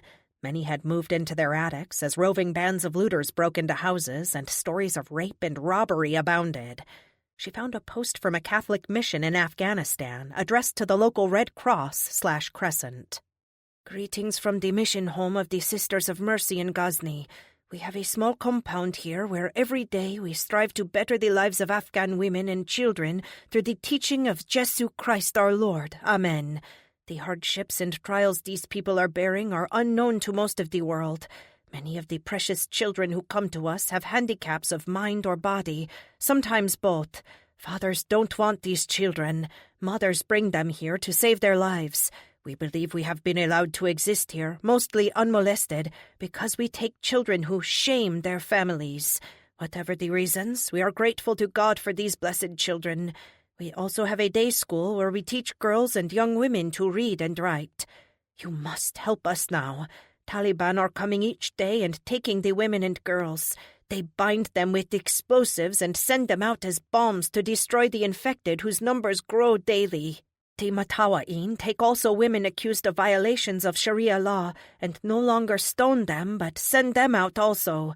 I am attaching this note from our former student, Malale. Beloved sister, women are being killed each morning. The Matawa'in took my mother to the wall for the Algul to eat. My father fought them, but 2 men held him and ran his head into the stone wall. My beautiful mother, they bound her body with charges and dropped her down into the street outside the wall. She cried, "Why do you do this thing?" They told her, "Woman, you have shamed your family. We will do as Allah has instructed us." When she dropped into the street, her foot twisted. She could not run except painfully and slow. The men from the wall are throwing stones at her. The Algul are not fast, but they are many now. They heard the noise in the street. My mother has not the ability to run away. She is on her knees and praying as the first to reach her bites her arm she is holding up to God. She screams and they bite her until she screams no more. I closed my eyes until I heard the explosives, and I knew my mother was dead. The Matawa'in looked at us, the women and girls inside the walls. He said, "We will give one of you to them every day until all disobedient behaviors are stopped." I think they do this thing to keep the demons away from eating them, the men. They put 2 more women outside the walls this morning. You knew them, beloved sister. The explosives did not completely destroy their bodies. Dilbaha Bibi and Zukaina Javid are now among the walking corpses outside our walls. I have not seen my mother. I hope she is truly dead. I see fewer of my friends each day. I believe their fathers are hiding them. My father is still alive and I am caring for him, but he has no consciousness anymore. I have no protection. Please help if you can. This dear child's letter shows you our situation grows more desperate each day. We have information that such as this is taking place throughout the land here and in other countries of our region. The spilled blood of these innocents is crying out from the very ground. For ourselves we have no fear, and are ready to live or die as God disposes. But these precious children, in the name of Christ, please come quickly." How could this be happening? Society was breaking down so fast. She found a post from a man in a high-rise apartment building in Miami. He wrote that the streets were teemed with infected and escape was impossible. A large convoy of military vehicles had moved through hours ago, and he had hoped for rescue, but they kept going and hadn't come back. Electricity and water were intermittent, and he feared losing both soon. His wife had been bitten in the street this morning, and he watched helplessly as she grew sicker. Virginia sent him a message, recounting some of her experience from last night, and saw that several other people had sent him similar warnings. Just then the power flickered, then came back on. She wondered how much longer she had before it went out for good. She moved most of her supplies into the attic, although she planned to leave here as soon as she could get the car out. She just didn't know how long that would be, and as she thought of her babies so far away, she was again overwhelmed by worry and fear. She noticed car lights moving near the entrance to the neighborhood and saw Yoon Lee bundled in a heavy coat and shining a flashlight in front of him, making his way up the street. Putting on her coat, she followed him, hoping for news on road conditions. She heard him shouting at several people gathered near the entrance as they arranged and parked their vehicles in the streets, deliberately blocking the lanes. "What are you doing? How is anyone supposed to get in or out with this arrangement?" "That's the point, Mr. Lee. No one can get in now. We've got to protect ourselves. They say gangs of those sick people are roaming the streets and attacking anyone they come across." This from Larry. Several of the men around him nodded in agreement. "The infected are not driving. Blocked roads won't stop them. You must move these vehicles. We have no way of escaping in our cars if we need to." The wind shrieked so loudly in her ears, Virginia had a hard time hearing anything they said. She moved to stand beside Yoon. "Don't leave those here, guys. If you do, we're trapped. We may need to get out fast, and we can't do that if a bunch of vehicles have to be moved out of the way first." Todd Lang climbed down out of the Denali he had just finished parking. He trudged over to the shouting group and shook his head when he heard the discussion. "We voted on it, and this is what we're going to do. They'll think twice before they attack a place they can see people are prepared to defend. Are any of you watching or reading about what is going on? These infected are demented. It is possible that they do not think once, let alone twice, about what they do. You are trapping us like fish in a bowl." Yoon Lee was apoplectic. "Don't stroke out on us, old man. You'd be better off if you just went on back home now." Larry again. "Virginia here'll help you get back." He actually touched her back and gently pushed her toward Lee. "Don't touch me, and Yoon Lee will make his own decision about when he goes home." Larry leaned over and spoke in her ear. "Get the old man out of here now. Keep your mouth shut. I might pay you a visit later. Wear what you had on earlier. I liked that." Virginia felt a chill of revulsion. She realized the normal rules of civilization were breaking down in Wells, too. None of the men in the group would meet her eyes. They didn't want to oppose Larry, who seemed to be in charge. She looked up at him. "Do not break into my house again. Do not come near me." She turned to the rest of them. "All of you need to rethink what you're doing. This is a mistake." Yoon Lee had moved closer to her, and he now took her arm protectively. Together, they turned and fought their way back through the drifts. They parted at her front door, which he insisted on walking her to. "Take precautions, young lady. That porcine fellow has designs of some sort on you. Where is your husband?" She sighed. "I don't know. He may still be in D.C. We are not together anymore." "I was aware of that, but hoped things might have changed. One never knows. Again, take care and good night." She never saw him alive again. Chapter 8. What's Past is Prologue. The Tempest, William Shakespeare. Night had fallen. The wind gusted hard, whipping the snow into a howling, icy maelstrom that shook the house and blew down the chimney, causing the fire in the fireplace to flicker and pop. Only CNN was still on the air. They broadcasted what looked like a pre-recorded loop of reports, no new information. She turned the TV off, made sure the handgun at her side hadn't slipped between the sofa cushions, opened Bill's envelope, and began to read. The following account is taken from Columbus's own journals and the writings of Fray Miguel de Sahagún, a friar who accompanied Columbus on his first voyage to the New World. Anno Domini 1492. The admiral prepared to leave and return to Spain, leaving several behind, including myself, for I wished to know more of this people of Hispaniola, and to bring them out of the darkness and into the light of Christ. Let me describe for the curious reader the appearance of these people. I have observed more men than women, although it may be that their women are secluded in some place. They are light brown in skin and well made with straight limbs, though some had bellies somewhat swollen. Their black hair is straight, coarse, and worn short. I observed no beards among them. Some I saw with the scars of old injuries on their bodies. I gestured to ask the reason for these, and ascertained that on other islands they have enemies of whom they seem to have great fear, and are reluctant to speak, but I will speak more on this later. Although they went about naked as God made them, they painted their bodies, some black, some red or other colors, and did not seem to know of their nakedness.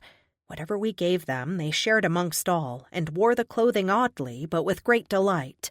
I did not observe greed in these people, even when we gave them glass beads and other trinkets.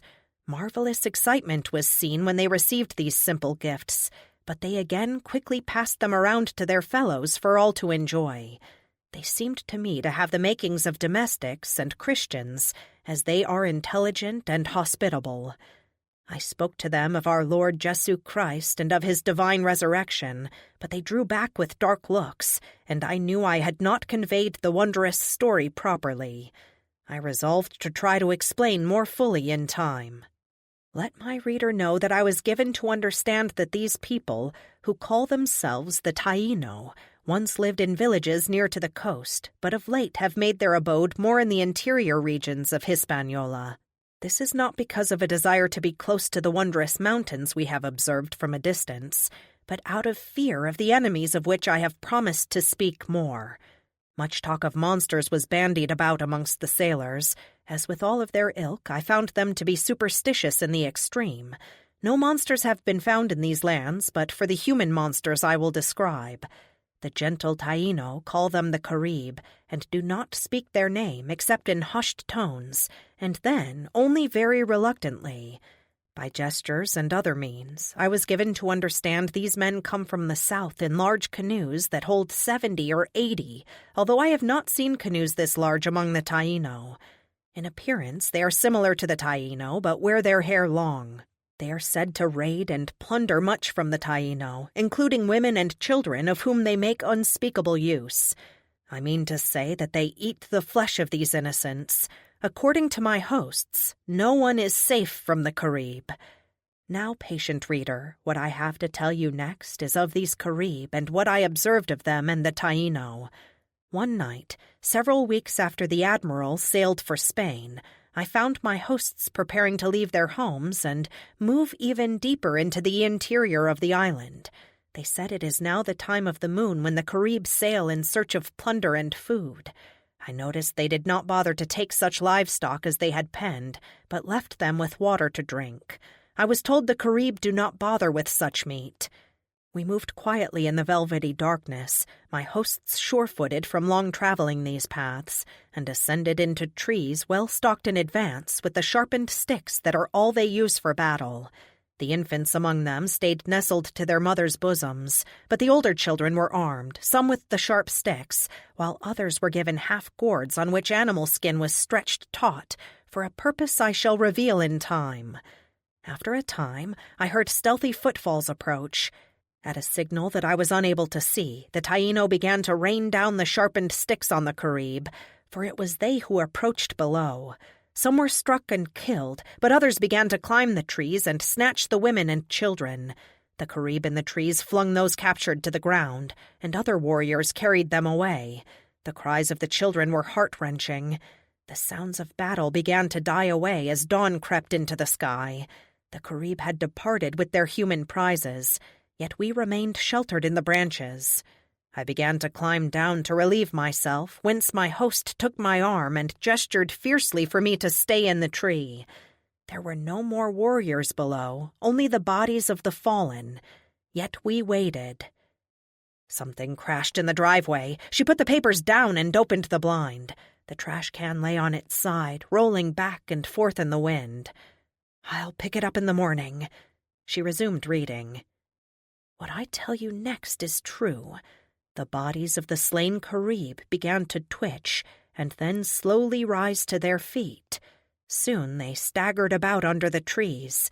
Though they scratched at the base of the trunks, they were unable to climb in their present state. I saw other Carib bodies stumble from the forest where they had fallen after dying of their wounds, and join their dead fellows. Some will say they had never been dead, only wounded and stunned. But let my reader consider the grievous and fatal wounds the bodies bore in their bellies and breasts. I looked at my host, but he was watching the bodies intently. Again a signal was given that I was unable to perceive, and the children holding the skin-covered gourds scampered down from the trees, showing no fear of the slain Carib. These children, with light step and an air of merriment, began to beat their hands upon the gourds, producing drumming sounds that the Carib appeared to hear, for they began to stumble clumsily after the children who frisked about before them, and led them farther into the green forest. After a time, the Taino climbed down from the trees and quietly followed the children. We came to a clearing with many large and medium-sized stones strewn about the ground. The children were still drumming and skillfully evading the attempts of the Carib to capture them, when one, a small girl, stumbled on a stone and fell. A Carib was upon her quickly, tore an arm from her small body, and began to eat the flesh. The others immediately closed in to partake, whence the Taino warriors took the stones from the ground and cast them at the Carib, knocking them to the ground, and then, taking the larger stones, smashed their heads to fragments, the remains of the Carib emitting a most foul and corrupt stench. I noted they also treated the body of the fallen child thus. All this was accomplished efficiently and with an air of familiarity for the task. The women with the small children watched, unmoved by the spectacle. The Taino now began a weary march back to their village, leaving those behind who were to dispose of the bodies. Amazed, I made many inquiries about the events of the night, but found my hosts unwilling to discuss the evening until they had slept. I, too, was exhausted, but images of the extraordinary night stayed in my thoughts and prevented sleep. Over the next several days, I was able to extract some explanation for what I had seen, but my host's previous taciturnity on the subject had returned, and I feel my information is still incomplete. I will set down what I know. My host and others explained to me that the Carib are diseased in a way that makes it unbearable for other peoples to be around them. Their tribe is made up almost entirely of male warriors, since they eat some of the women they capture on their nighttime raids, and keep some for breeding. Of the offspring produced by the captive women, the female infants are eaten, while the males are raised to become warriors, since the Carib feel that women can always be captured, and think it a waste to raise them from infants. As for the remarkable reanimation I witnessed, the Carib have not always been thus, but after congress with the black men with shining sticks, have become monstrous as seen. The disease referred to before causes their bodies to rise after their spirit has fled, and continue to lust for human flesh. It was obvious from the distaste the Taino showed when I questioned them that they thought my inquiries the height of bad manners. I was unable to obtain further information from them on this topic, and judged it best to cease inquiry. Researcher's note: Fray de Sagahun did not live to return to Spain, but died from a fever just before the return of the Spanish ships. Sailors salted the body and entombed it in a rough wooden coffin for the return voyage. They noted the wondrous foul smell emanating from the badly decomposed body, and the broken state of the friar's skull. It has been noted that the natives mentioned these black men more than once, and were able to provide some of the skillfully wrought spears they left behind. Later examined by metallurgists in Spain, The spear tips were found to be composed of a complex blend of metals used to forge spears in African Guinea at the time. Virginia leaned back, sliding the documents into the envelope. No cure was mentioned for the disease the friar described, which seemed similar to what was happening now, but with significant differences. It sounded like the Carib were living carriers of the disease and could transmit it to others, but didn't necessarily die from it, although it did reanimate their bodies when they died. When the cannibalistic Carib became infected, did the disease mutate to now cause the reanimated to also become cannibals? The narrative indicated that the natives believed the illness arrived with black men from Africa, so at least 2 different civilizations discovered the New World before Columbus, the Vikings and now West Africans. The wind continued to howl as the night grew later, and her restlessness increased.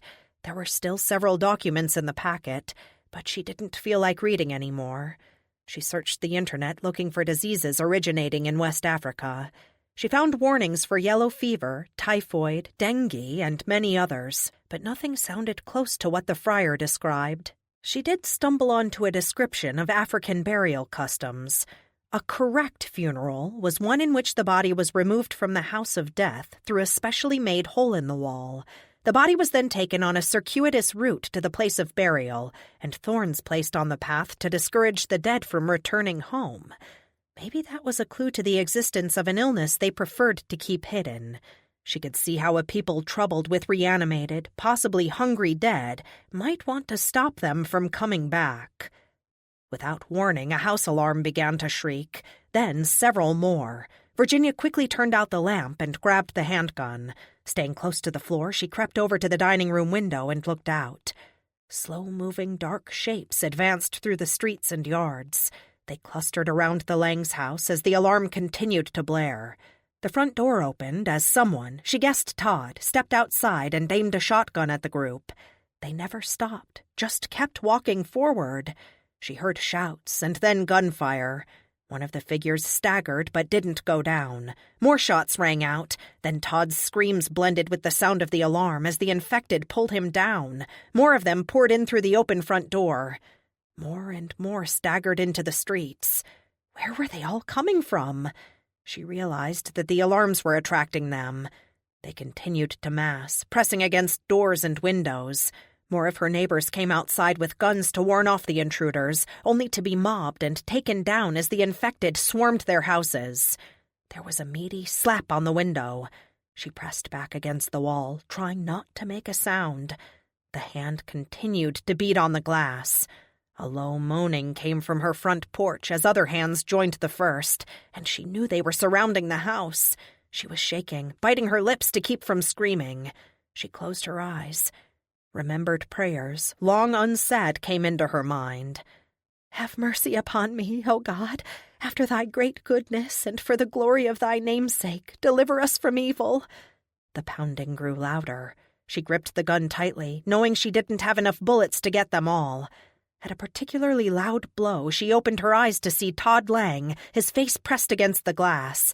The skin from his face was torn off, starting at the ear, all the way down his jaw, rows of teeth gleaming like pearls. His son, 5-year-old Kevin, joined him, small hands smearing blood on the windows as he groped for a way in. Glass shattered in the back of the house, and then an especially loud house alarm keened nearby. More shots were fired as screams erupted next door at the Lees. The banging on her house lessened. She couldn't see any of them at the front windows anymore. She got to her feet, grabbed the blanket off the sofa, and ran up the staircase. Pulling down the trap door, she climbed into the attic and grappled with the stairs, finally getting them up and closing the door. She was safe for the moment, but she was also trapped. If they broke in below, there would be no escape. And where would she go? Thanks to the neighborhood protection group, the streets were blocked. She couldn't get out of the subdivision. Unfolding the rollaway bed, she sat down and wrapped up in the blanket. It was bitingly cold up here. The alarms ululated through the night as she waited for morning to come. Chapter 9. Pulling the car into the driveway, she shut off the engine and sat, listening to the motor tick as it cooled. Pansies and ivy spilled over the edges of the enormous stone urns flanking the front door. Leaning against one of the urns were her mother-in-law's mud-caked gardening boots. Dusk had fallen, and the partially open door was still warm from soaking up hours of afternoon sun. She stepped inside. It was cooler in here. It took a moment for her eyes to adjust to the dimmer light of the foyer. Silence greeted her tentative, "Hello?" As she mounted the hall staircase, she saw movement up on the landing. She called, "Anna? Greg? It's Mom!" She felt a chill when she saw small, bloody handprints on the wainscoting. She vaulted up, taking the stairs 2 at a time, slipping on the blood-slick treads. She reached the top of the stairs and started down the hall. A low moaning sound from the floor drew her attention. Her father-in-law, his clothing saturated in blood, crawled out of a bedroom toward her. Torn skin hung in strips from his back and arms. Muscles and tendons flexed visibly as he crept. Bone showed where his ears had been ripped from his head. She noted this with a sense of unreality. This wasn't really happening. Evading the moving remains of Dan, she ran to the bedroom at the end of the hallway. Her mother-in-law lay on the floor beside the bed, the back of her head completely gone and a revolver still in her mouth. 2 tiny mounds, oh dear God, so tiny, were on the bed. Someone had laid them out carefully, then covered them with a sheet, as if trying to keep them warm. Fearfully, she approached the bed and lifted the sheet. The sight of the torn bodies of her children hit her like a blow, and she fell to her knees on the bed. Blood soaked their pajamas. Their small faces were bruised and gray, their tiny mouths with shredded, bloody lips. Their eyes suddenly opened, but they were not the eyes of her children. Their faces were devoid of any emotion but a desperate hunger.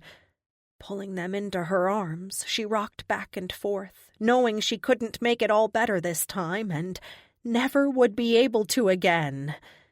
She welcomed the pain as their teeth sank into her arms. Virginia woke, still sobbing, her whole body shuddering. She clamped her hands over her mouth and took deep breaths until she stopped shaking, still filled with grief from the nightmare. She lay still, looking up at the rafters and listening for unfamiliar sounds. Was the cold making the old wooden beams squeak as they contracted, or were those things walking around in her house? She felt gingerly at the bandage below her rib cage, still sore. Sitting up, she lifted her sweater and peeled off the bandage. There was no new bleeding, and the area was only slightly swollen. Good, no infection. She replaced the bandage with fresh gauze and tape. Her breath created small clouds of moisture in the air as she walked across the plank floor. She looked out through the attic vent. The snow had stopped. She was up so high she had almost a bird's-eye view of the neighborhood. It resembled a war zone. A Lexus SUV had crashed into the living room window of the Lang's house. She couldn't see anyone in the car, just dark blood covering the driver's side door. The Tudor with the enclosed rose garden was on fire, black smoke rising into the clear blue sky. Fire had gutted the tall red brick house next to it and burned itself out. Some dwellings looked untouched, and she wondered how many of her neighbors were quietly hiding, hoping for eventual rescue. Erin Lang eagerly dragged herself through the snow by her one remaining arm toward a group feasting on an unlucky dog. Yoon Lee shuffled into her field of vision, dragging a broken leg behind him. One eyeball dangled on his shredded cheek. He moaned as he neared the group around the dog. She shuddered as she listened, and he stopped mid-stride. She didn't know how acute any of their senses were, and was terrified he had heard her or sensed her presence. She stood still, not breathing. After a few seconds, he resumed his lurching stroll through the snow. She had to get out of here. Last night she had formulated the beginnings of a plan. Now, in daylight, she could look out and finish plotting. An entire row of houses on Summers Crescent backed up to the golf course. She needed a vehicle that could go off-road and get out to the high street. Bill had offered her the use of his Jeep before he died, and she intended to take him up on it. It was a matter of getting across the street while avoiding the infected, finding the keys, and not getting the Jeep stuck in any snowdrifts when she drove out across the golf course. Once out of here, she would make her way through town and over the mountain to Springfield. If the snow melted enough, and if the road reopened. She listened for sounds in the house, and hearing nothing but the drip of the gutters outside, she carefully eased the trap door open and climbed down the stairs. Nothing out of place. She picked up the envelope containing Bill's notes and found an old backpack. She stuffed the papers inside, filled it with all the food she could cram into it, and then went to her closet. What do you wear to the apocalypse? A red cocktail dress and jackboots? She settled on jeans and a sweater. Finding her old leather riding boots she hadn't worn since college, she pulled them on, sliding the K-bar knife into the right boot. Quietly ascending the steps to the attic, she looked out. More and more infected shambled through the streets and lawns. Some she recognized as neighbors, others she had never seen before. They milled around with no clear purpose. Many were only partially dressed, but didn't seem bothered by the cold. Their eyes were filmed over and white. Except for an occasional moan and dragging sounds as they moved through the snow, they were eerily silent. Time to go. Virginia placed the handgun in her belt and filled her pockets with shells and bullets. Taking the shotgun and easing over to the attic vent, she placed the tip of the gun between the louvers and took aim at the white Cape Cod on the corner. She knew the Maynards were in Florida for the winter, but she was still taking a chance. A chance that the house had an alarm system and it was activated. A chance that the infected in the street would not pinpoint her location when she fired the shotgun. She fired and hit the side of the house. No alarm. The infected began to turn in her direction. They had found her. Firing again, she hit a window on the top floor. Still nothing. She knew she wasn't a good shot, but had thought she could at least hit a window in a house. Her hands shook as the throng drew closer. They moaned excitedly now, almost in unison. She fired again. This time she hit a first-floor window and the alarm shrieked to life. The horde stopped their slow shuffle and turned toward the corner house. Not all of them, but most. This was her chance. Descending the stairs, she grabbed her jacket on the way to the door. She turned the doorknob, then stopped. She ran back upstairs, grabbed her son's blanket, and then, fumbling through the dresser, found her wedding ring and slipped it on. Outside, the sun sparkled on the blanketing snow.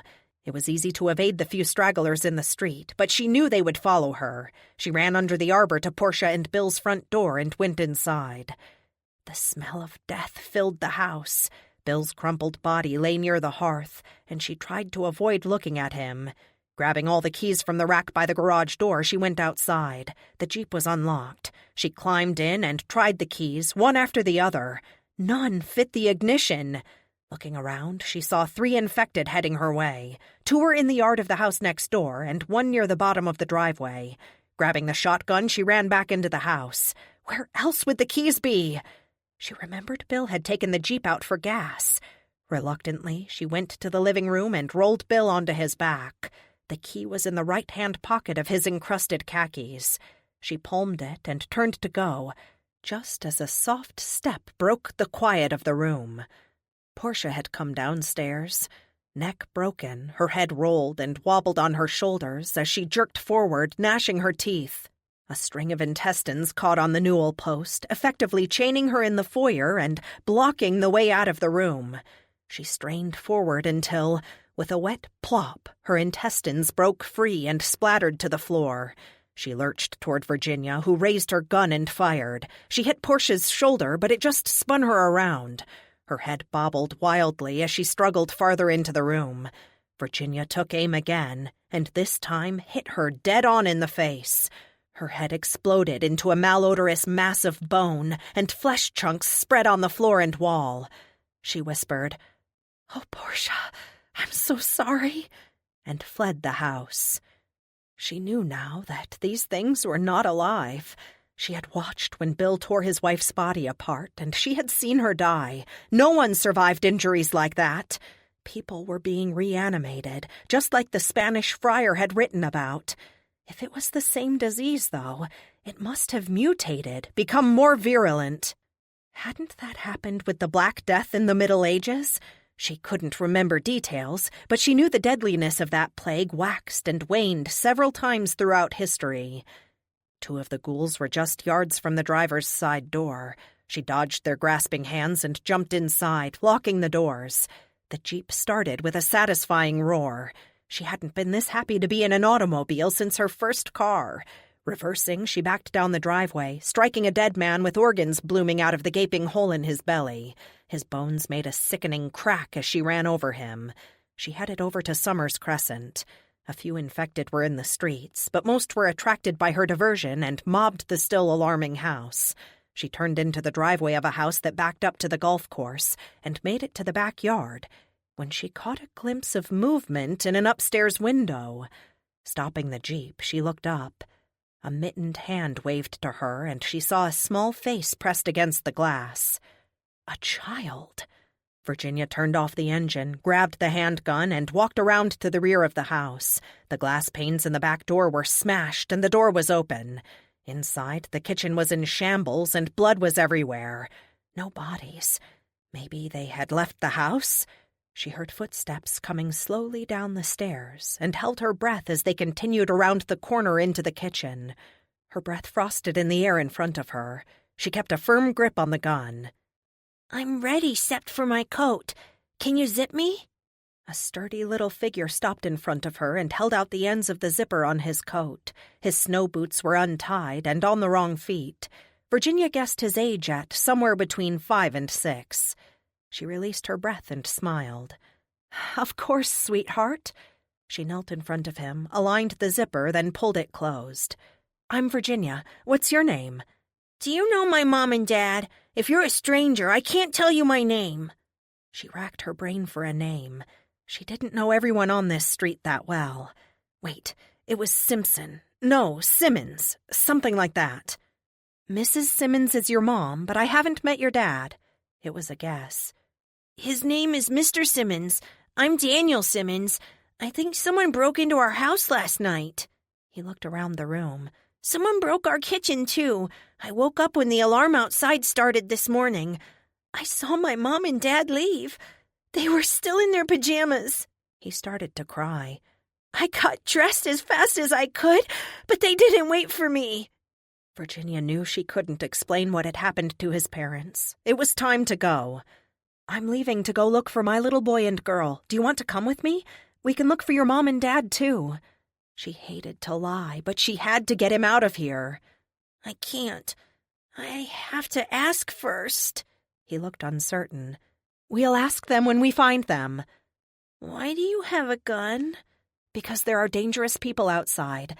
Daniel, we need to leave right now. Okay. Taking his hand, she went hurriedly out the door. She lifted him into the back seat and buckled him in.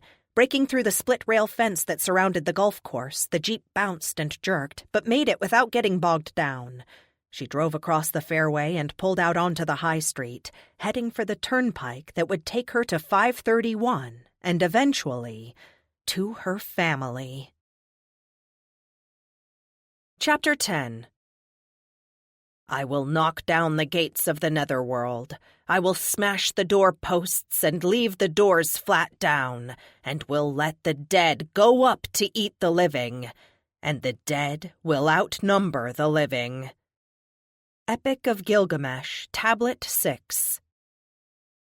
Vehicles littered the high street. She zigzagged her way through slowly and saw that not all the vehicles were actually abandoned.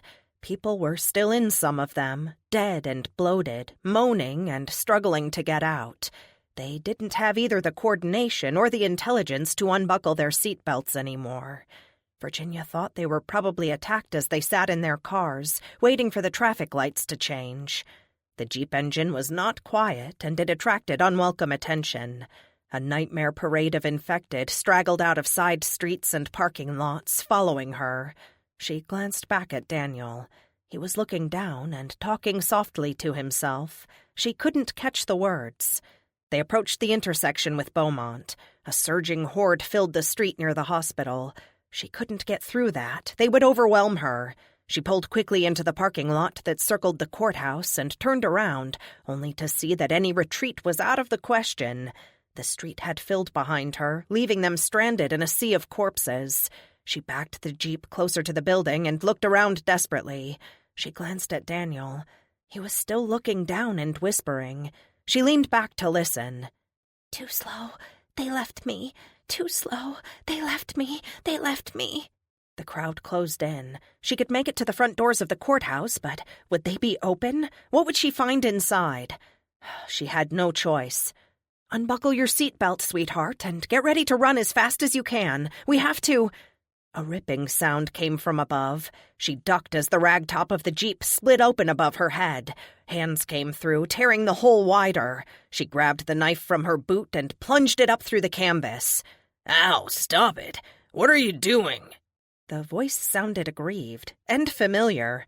The hole continued to widen, and a face came into view. It was Charles. Hurry up, gorgeous. We don't have a whole lot of time. As he spoke, the first of the infected reached the jeep and began to rain blows on the windows. Daniel flinched but didn't look up. Virginia put the knife away, climbed into the back seat, and unbuckled him, lifting him up to Charles, who pulled him out the top. The jeep began to sway slightly as the press of the infected grew. She shrugged into the backpack and stood on the seat, pushing her head and shoulders up through the hole. She had inadvertently backed under the fire escape running down the side of the courthouse. Charles was already halfway up the ladder, holding Daniel under one arm. He called down, "Look around you." She looked. The jeep was swamped. Grabbing the shotgun in one hand, she climbed, following him to the roof of the building. Daniel reached for her as soon as she gained the top. She put the shotgun down and took him in her arms. Kincaid waited on the roof, holding a shotgun by his side. Virginia walked over to say hello. Charles pulled the fire escape ladder up and walked back over to them. He held one hand under his jacket. "That hurt, Virginia." She reached for his hand and saw a deep slice in the palm. "Charles, I'm so sorry. I didn't know. I thought you were one of them. Let's go in the building and get the first aid kit. I'll bandage it for you." Taking his arm, she pulled him toward the rooftop door. He pulled her back. "Not in there. We lost this building to them last night." He gestured toward the door, which she now saw was chained and padlocked. "We're next door." A door was laid across the narrow space between the courthouse roof and the town library next door. She looked at it dubiously. He grinned. "It's a catwalk, but it's sturdy. Trust me." He picked up her shotgun, and he and Kincaid walked quickly across. She followed, holding Daniel tightly. Once safe on the library roof, they stopped and looked down. The streets teemed with the moaning, moldering throng. In the distance, the French Broad River twisted through the hills like a shining silver ribbon, teasing her with its elusiveness. Route 531 roughly followed that ribbon. "How did you know I was down there?" "I didn't know it was you. We saw the jeep come down the street and knew whoever was in it couldn't make it past the hospital. We were ready to mount a full-scale rescue when you turned around and backed under the fire escape. That made it easy to get over there and climb down for you. Let's go in. He gestured down, get more excited when we're outside." They opened the door and went down the stairs. The Wells Public Library was the town's oldest building. Constructed of locally mined granite in the early 1700s, it was originally a church, then an orphanage for a while in the 1930s. Graceful arches divided book sections. Wall niches that once held statues of saints now housed computer stations. Heavy oak double doors guarded the main entrance, and the windows were narrow and high up. The children's section was in the apse, and when he saw it, Daniel wriggled out of her arms. He ran over to the brightly colored shelves under stained glass windows. Charles and Virginia watched him. "Is he okay?" "Not really. He thinks his parents abandoned him this morning. They had already turned, but he doesn't know that. He's lucky they didn't kill him, but there's no good way to explain that to a child. Is there a first aid kit here? Let me see your hand." "I'm finally holding hands with Virginia Dare. Be still my heart." The words were joking, but the look in his eyes was not. "Be serious. This is a deep cut. I'm going to check the offices. There should be a kit somewhere." In an office behind the circulation desk, she found the first aid kit. She didn't see Charles when she first emerged, but finally located him in the reading room, sprawled on one of the deep leather Chesterfields that made this room so inviting. He was pale, and his eyes were closed. She sat beside him and opened the kit. His hand didn't look like it had bled very much, and that worried her. While he grimaced, she dabbed him liberally with the last of the peroxide, then wound gauze around his hand before taping it in place. She looked up to find him watching her intently. "Okay?" she asked. "Okay," he smiled. "When did you last eat? We have some food here, but not much." "I'm fine for now. Daniel probably needs something, though." Mrs. Alvarez and her daughter took him in hand. I think he's eating a Pop-Tart. We're living on vending machine bounty." "Who is Mrs. Alvarez?" "The custodian. She was working here last night when everything went all to hell. Scared her almost to death when we came in through the rooftop door. When things started looking bad, I sent my deputies home to their families. Kincaid chose to stay. We were holding out on the 4th floor of the courthouse, secure and locked down. But those things had already taken over the rest of the building. This old library is one of the most defendable buildings in town. I brought my prisoner over with me. Couldn't leave him there." "Carson? Who would have thought his story would hold this much water? Oh, I feel bad not believing him." Virginia felt her fear spiraling again. "I can't stay here. I have to get to Springfield. My children are there, and I haven't been able to reach them since this started." 531 is closed. "I know, but I thought I could get through with the Jeep. I've got to find another vehicle now. Charles, what do you plan to do? It seems safe here, but you'll need food soon." "Right now, we still have water and electricity. I've been trying to monitor the news, but media sites aren't being updated. People are still blogging, though. It's the same everywhere. Hiding from those things, hoping for rescue. But rescue by whom? No one has heard anything from the president since that first announcement. Some folks have seen military vehicles coming and going, but not stopping to help anyone. And the infected? More of them every hour. Come with me. I need to show you something." He led her up a side stair to a landing with a large window that looked directly into the 2nd floor of the courthouse. Windows were filled with nightmare images of the shambling dead trapped inside. She thought of her plan to run in there with Daniel and shivered. "Now look at the hospital." She looked down the street and saw bodies pressed against those windows as well. "We're surrounded here. The number in the street increases every time those things accidentally open a door or fall out a busted window. The hospital was hit hard from the start. I can't calculate the number of dead trapped in there. You couldn't have picked a worse area in Wells to drive into." "I had to come this way. It's the only approach to 531. My neighborhood was overrun, and staying there wasn't safe either. You called them dead. So you think they're dead, not sick?" "Look at them, Virginia." Outside the window, snow covered most of the ground, but that didn't bother the creatures out in it. A tall blonde woman wearing only a t-shirt stumbled by on legs chewed to the bone. Judge Lane, still in his black judicial robes, crawled past the town fountain. His lips and nose were gone, leaving him with a hideous, permanent grin. There weren't many children. Maybe there wasn't enough left of their small bodies to reanimate. "How can they not be dead?" "I'm not disagreeing. I think they're dead, too. They seem to start to rot inside as soon as they get infected. The decay process is incredibly rapid, and the smell is horrible. I'm not sure, but I think to really stop them, you have to destroy the heads." She recounted some of her experience with Bill and Portia. "That's what I'm getting online, too. People are calling them zombies. It fits, no matter what they really are.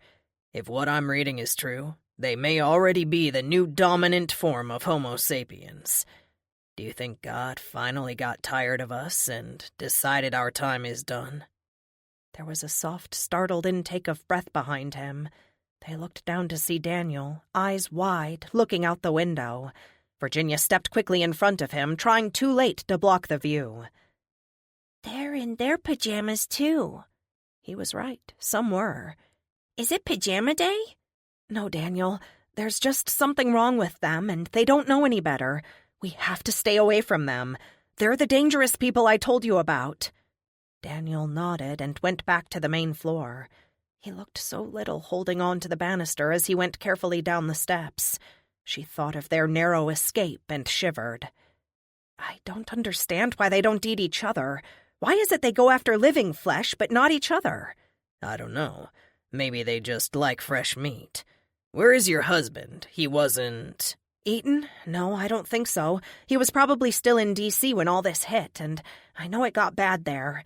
I'm trying to not think about it because there's nothing I can do. That reminds me, though. Do you still have internet? They did. She logged on and checked her email. No new emails from Ian. She opened the email with the attachment she sent earlier, and Charles read Bill's documents while she looked out the window. The infected still wandered the streets, apparently aimlessly now. They bumped into each other randomly, but made no move to attack. They weren't recognizing each other as a food source, or at all.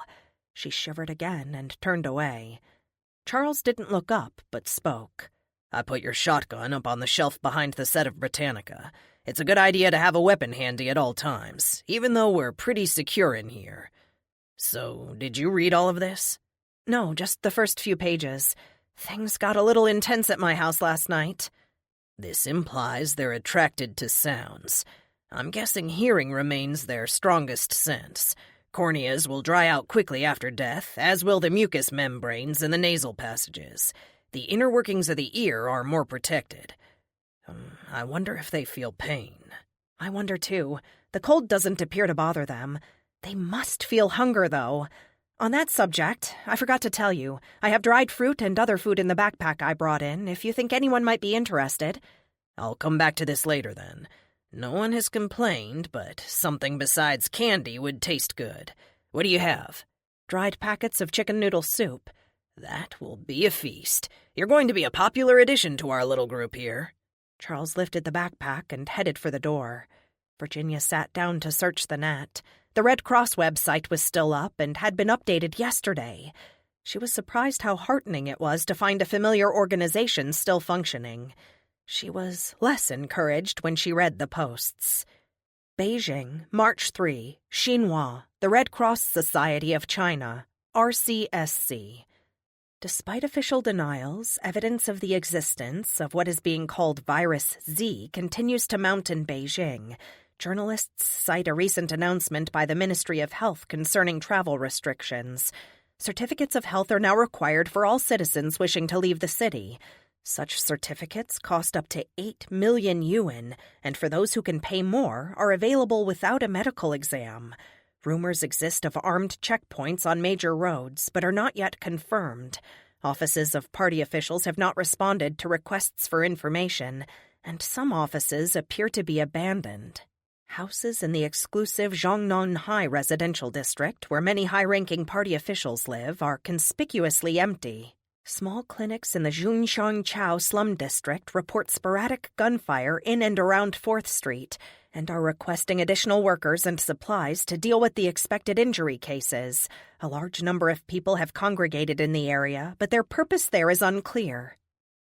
Galkayo Puntland, March 4, Somalia. Somali Red Crescent Society, SRCS. Staff evacuations continue throughout the affected zone that now includes Ain. Present focus of the operation is to remove all workers and those in their care. This may prove to be beyond our resources as the situation on the ground changes hourly. Children, especially female children, are being sacrificed to the infected. Local warlords are sending raiding parties to orphanages to collect as many children as possible. Our attempts to halt this practice have failed, and we are not able to defend or evacuate all the orphanages. Many locals continue to believe the blood of a virgin is a cure for the disease, and we fear the sacrifices of one type or the other will continue. She clicked on BBC Radio Online just in time to hear the famous quote from Sir Edward Grey. The lamps are going out all over Europe. We shall not see them lit again in our lifetime. Apt but depressing. The announcer continued. We have an update for you concerning the tube tunnel safe zones. Reports of infected outbreaks in Eastcote have forced evacuation of the Rice Slip safe area. The designated zone that extends from Harrow-on-the-Hill to Amersham was still secure at last report. Only those who can pass the K9 checkpoints shall be admitted. We have just been advised that we shall be shutting down operations at this location. BBC Leicester and BBC Cardiff will continue to broadcast for the present. I leave you with the words of one of our countrymen who, like ourselves, survived a very dark episode in British history. Winston Churchill's deep, rumbling voice, with its distinctive lisp, flowed out of the speakers. "We have before us an ordeal of the most grievous kind. We have before us many, many long months of struggle and of suffering. You ask, what is our aim? I can answer in one word. Victory. Victory at all costs. Victory in spite of all terror. Victory, however long and hard the road may be.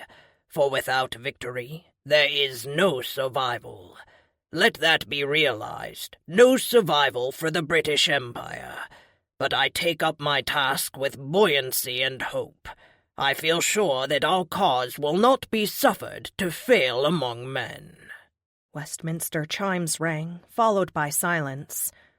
Overwhelmed by sadness, she put her head in her hands. She felt exhausted and didn't know why. Voices from the main part of the building floated in through the doorway, and she stood to go join the others.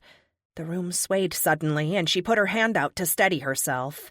Somehow, her hand missed the carol entirely and just managed to grasp the computer mouse, dragging the keyboard with it as she fell to the floor. Her head hit the flagstone floor hard, and all went dark. Chapter 11. It was a very ill time to be sick in, for if anyone complained, it was immediately said he had the plague. A journal of the plague year. Voices came and went in the mist. Some were familiar and comforting. Others made her want to flee farther into the murkiness surrounding her. "You have to do it now. We'll carry her out on the roof and shoot her in the head, then dump the body in the street." She didn't like this voice. "We don't know what's wrong with her. She may not even be infected. The wound I found in her side didn't look like a bite, and the redness and swelling have gone down since I cleaned it. This isn't the time to start acting like savages. But I gotta tell you, I'm thinking about throwing you in the street if you don't get out of here." Virginia heard receding footsteps and then a dog barking. She tried, but couldn't move her arms. Someone placed something cool and wet on her forehead. She opened her eyes. "Welcome back. I hoped you would be awake for supper. I made my specialty. Chicken noodle soup served with tap water and Starburst, fresh from the vending machine for dessert." Charles smiled at her and took the wet cloth from her head. "Am I paralyzed?" "No, just tied up. Sorry about that. There was a chance you might be infected, and well, you know." He untied her arms and legs, and she sat up carefully. Her side felt sore. She looked down at herself and saw she was wearing a man's leather jacket and no shirt. Someone had replaced the bandage on her side. She clutched the jacket closed and looked up at Charles. "Don't worry. I washed your shirt out in the bathroom sink. It should be dry by now. That gash in your side broke open and looked like it was getting infected. You were burning up, and we were out of peroxide. Luckily, the librarian was a secret drinker. We found a bottle of Stoli in the locked desk drawer in her office. I used it to clean the wound." "How long have I been like this?" "Not long. Just since yesterday afternoon. We have 2 new refugees. We pulled them in from outside the front doors last night. Unfortunately, we are under all-out assault by the infected now." She heard the forced calmness in his voice and saw the strain in his face. "What happened?" "The guy came down the street with his dog in the back of his pickup. The pickup was loud, and the dog wouldn't stop barking. We got them inside, but the infected surrounded the building. We shot several during the rescue when they got too close. The ones still moving are climbing on the piled-up bodies. It was dark, and we couldn't see what was happening. They're almost at window level now." "Window level? I hope Daniel can't see them. Can you bring me my shirt? I want to get dressed." He nodded and left the room, came back in with her sweater, then left again. She heard shots fired as she dressed. She went to the bathroom and rinsed her mouth with water, then drank her fill. Her side ached dully, then with a sudden sharp pain when she put her foot up on the sink to make sure her grandfather's knife was still tucked into her boot. She looked in the mirror and was surprised that she didn't look any worse. Voices came from the reading room. She walked in and handed the jacket to Charles. "Come and meet Mrs. Alvarez and the new guy." She shook hands with Mrs. Alvarez, who was surprisingly young and pretty. To her dismay, she didn't need an introduction to the new guy.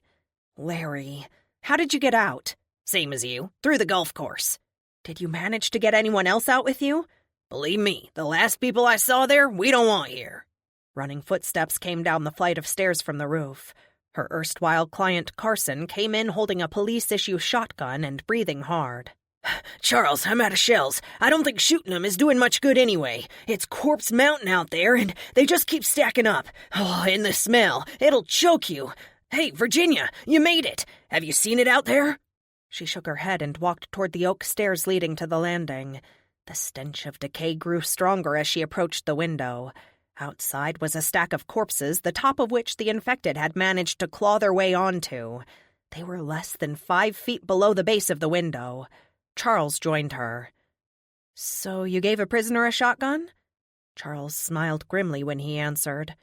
"Different world out there. If he could snag a 6-pack from the grab-and-go and share it, I'd just say thank you." "I'd say the same for a sub sandwich. Carson used to hunt, you know, with his granddad. He's probably a decent shot." "He is, but we're not going to be able to shoot our way out of here. There are too many of them. We're low on supplies, and we need to try to get out now. If we wait till we're weak from hunger, we'll stand less of a chance." "So do we all want to put our heads together and come up with something?" "Actually, I have a plan. This building may have exactly what we need to get out of here. Let's get everyone together and we'll discuss it." Carson rounded everyone up and they gathered in the reading room. There were 8 of them altogether. Mrs. Alvarez looked tense and murmured worriedly about checking back on her daughter. Daniel climbed into Virginia's lap and she wrapped her arms around him as fear and worry flared again at the thought of her children, so small and so far away. Charles brought a wooden chair into the room, turned it around, and sat facing them. The tension she had seen in him earlier was still there, but she now saw a reassuring air of easy command and leadership. Only Larry failed to respond to him and stood at the edge of the group, clearly wary and unsure of his place here. "Everyone okay? Good. I don't have to tell you we're in a bad way right now.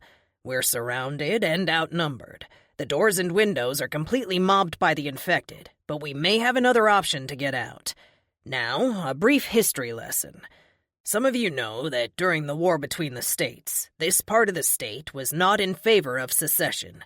We were mostly left alone, in part because this was not a strategic area to either side, and it was so mountainous nobody wanted the aggravation. What most people don't know is that before and during the war, our town was a stop on the Underground Railroad for fugitive slaves." At this point, Mrs. Alvarez slipped away, ducking her head apologetically. Charles nodded and continued. "Of course, Underground Railroad is a metaphor for a hidden route. Most of the route didn't have extensive underground passageways, but Tunbridge Wells is supposed to have tunnels underneath this old part of town. If we can find an entrance in the basement, we may get out of here alive." "Then what? Where are we supposed to go once we're out of here? It's cold out there," Larry asked. Charles agreed. "Cold, you bet. But there are places that will have food and that hopefully won't be overrun by the infected. Any of you can elect to stay here, you know that. I'm leaving once we find a way out. Anyone who wants to come with me is welcome. Meeting adjourned." Virginia stood up, arms locked around Daniel, and went in search of Mrs. Alvarez.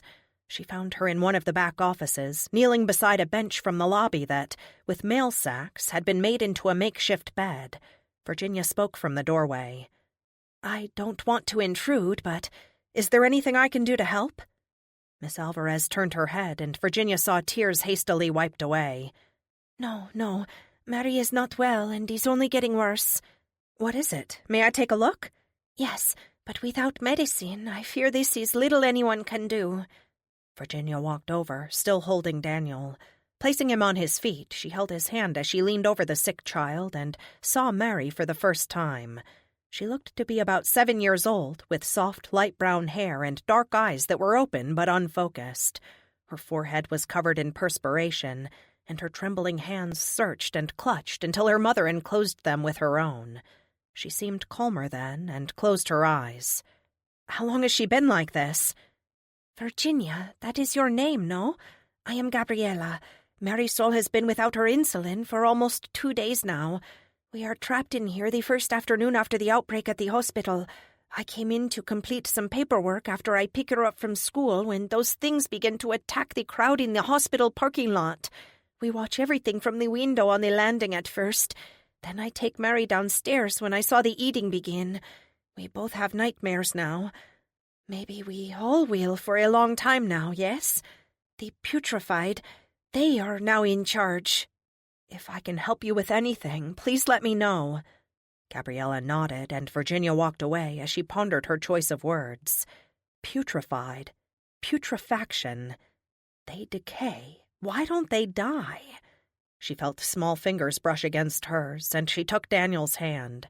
Together they entered the library lobby where Kincaid and Charles, equipped with flashlights, were heading for the basement stairs. "Daniel, do you want to help look for a secret tunnel?" He looked up at her and nodded.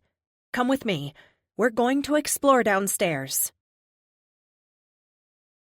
Chapter 12.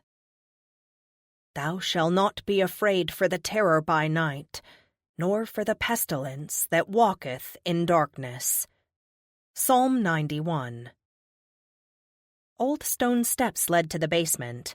A moist smell of age mixed with mold closed around them as they entered the main room. Daniel spotted a table covered with Legos and ran over to play. Several doors led off to unknown spaces, and Virginia picked a door to the right and went in. This must have been the original coal cellar. A chute that allowed coal to be shoveled in from street level was still in place, but the access door was chained shut.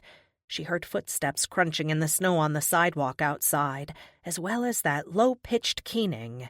There was nothing in the room other than a water heater, so she turned to leave, but only after giving the lock on the chain a good tug to be sure it was securely fastened. The chain clanged on the coal chute door, and the moaning outside paused. Suddenly there was a loud thud on the door, followed seconds later by another. The banging became continuous. She backed away from the chute, horrified by what she had done, just as Charles and Carson ran into the room. "You done it now, Virginia. There's live food in here and they know it." Carson seemed more excited than frightened. The fierce assault on the chute door continued. The door shook with each hit but held. The noise would only attract others. How long would it hold? They left the room, shutting the door firmly behind them. "That's all we can do for now. Let's finish what we came down here for." Charles strode to the last door at the end of the room, struggling with the doorknob, finally kicking the door in. After a moment, a muffled shout floated out of the doorway. Carson and Virginia followed him inside. A couple of old pews took up most of the space. Charles had climbed over them and crouched in a corner, shining a flashlight on a small door. "Help me move this pew out of the way. There's not enough room to open this door."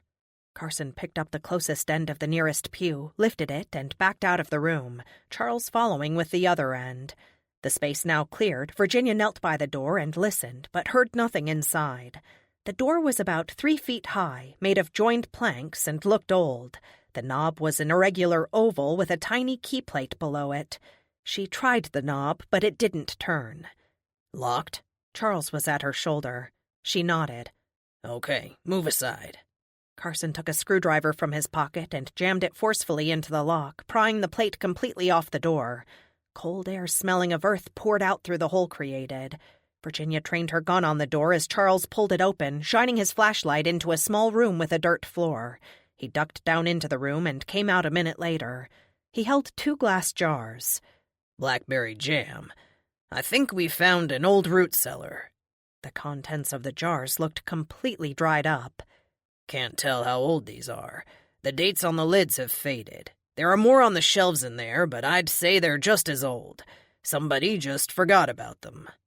Daniel pushed his way through the forest of adult legs and crouched by the aperture. He looked delighted by the small size of the doorway and duck-walked inside.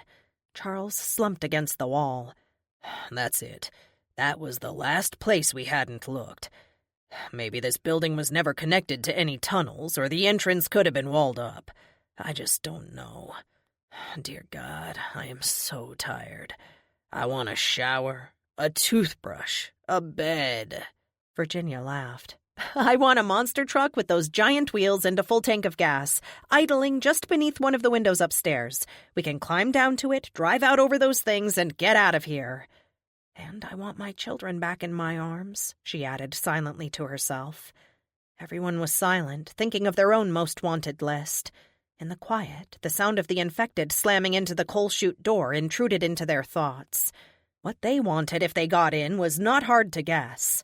The men left and went back upstairs. Virginia tucked her gun into her waistband and called for Daniel to come out. He didn't appear. She crouched down and peered into the doorway. He was over by the shelves of preserves. Daniel, come on out, sweetheart. Let's go find something to eat, and then we'll read a story before bed. She wasn't sure where they would sleep, but anything would do. Just then she heard a crash as the wooden shelves and assorted glass jars hit the dirt floor. Daniel ran over to her. I didn't mean to. They bumped my head when I stood up. Virginia shushed him and checked his head for injury. Daniel, it's fine. We couldn't eat those anyway. You've got a little knot on your head, though. Let's go up and find... She stopped speaking. In the space where the shelves had been was a small rectangular opening, outlining a deeper darkness behind it. She bent down and, entering the room, shined the flashlight into the space. She saw little but piled-up rubble, bricks maybe, and a dirt floor. She backed out and picked Daniel up, pocketed her flashlight, and climbed the stairs back up to the main level. Carson and Larry stood by a window, looking down into the street. It was now fully dark, but the street lamps were on, providing pools of light in the otherwise dark streets. They laughed and exclaimed while watching something on the sidewalk. Virginia set Daniel down and walked over to see what was going on. To the side of the library was the graveyard of the former church.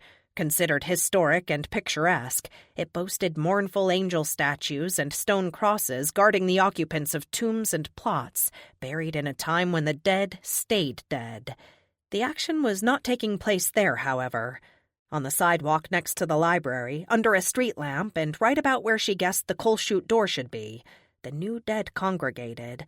An infected man wearing sweatpants and a "Don't tase me, bro" t-shirt slammed repeatedly into the chute door, using his shoulder and head.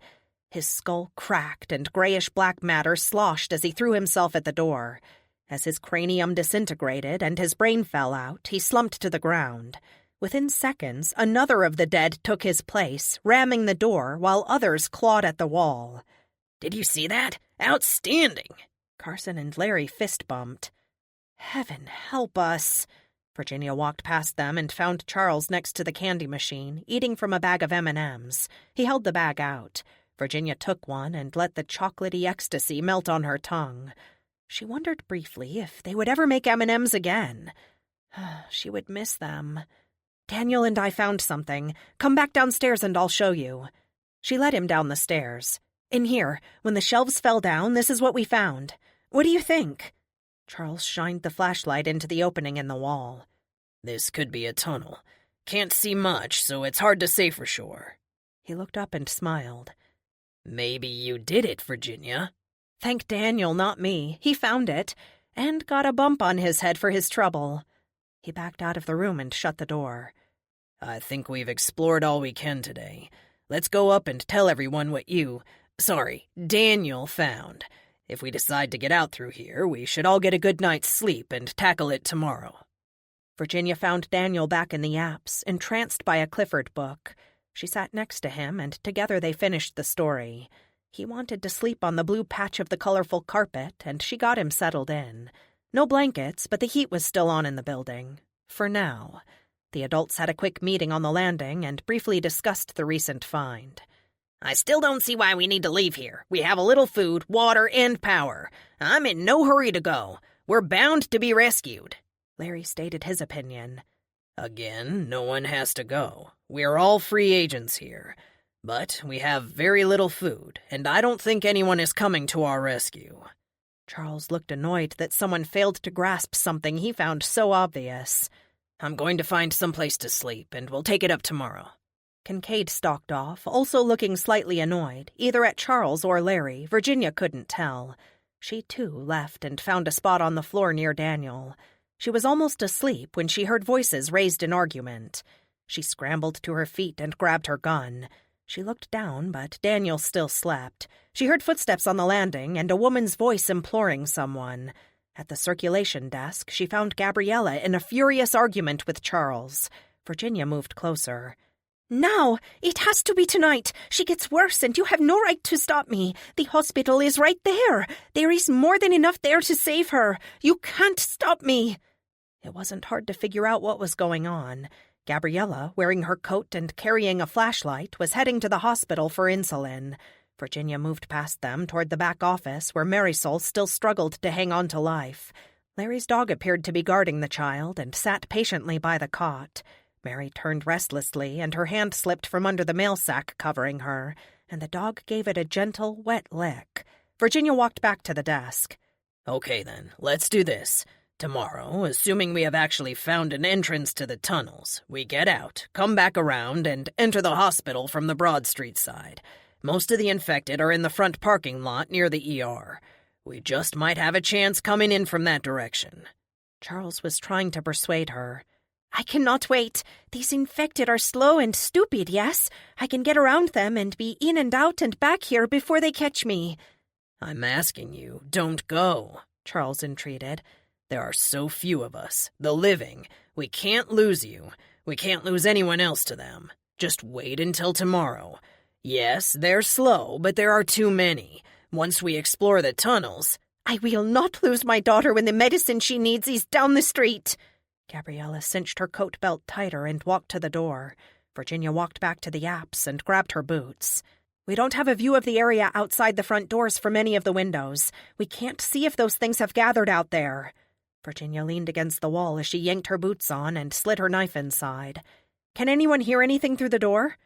By this time, Carson had arrived to investigate all the noise. He volunteered to go up to the roof and scout the entrance.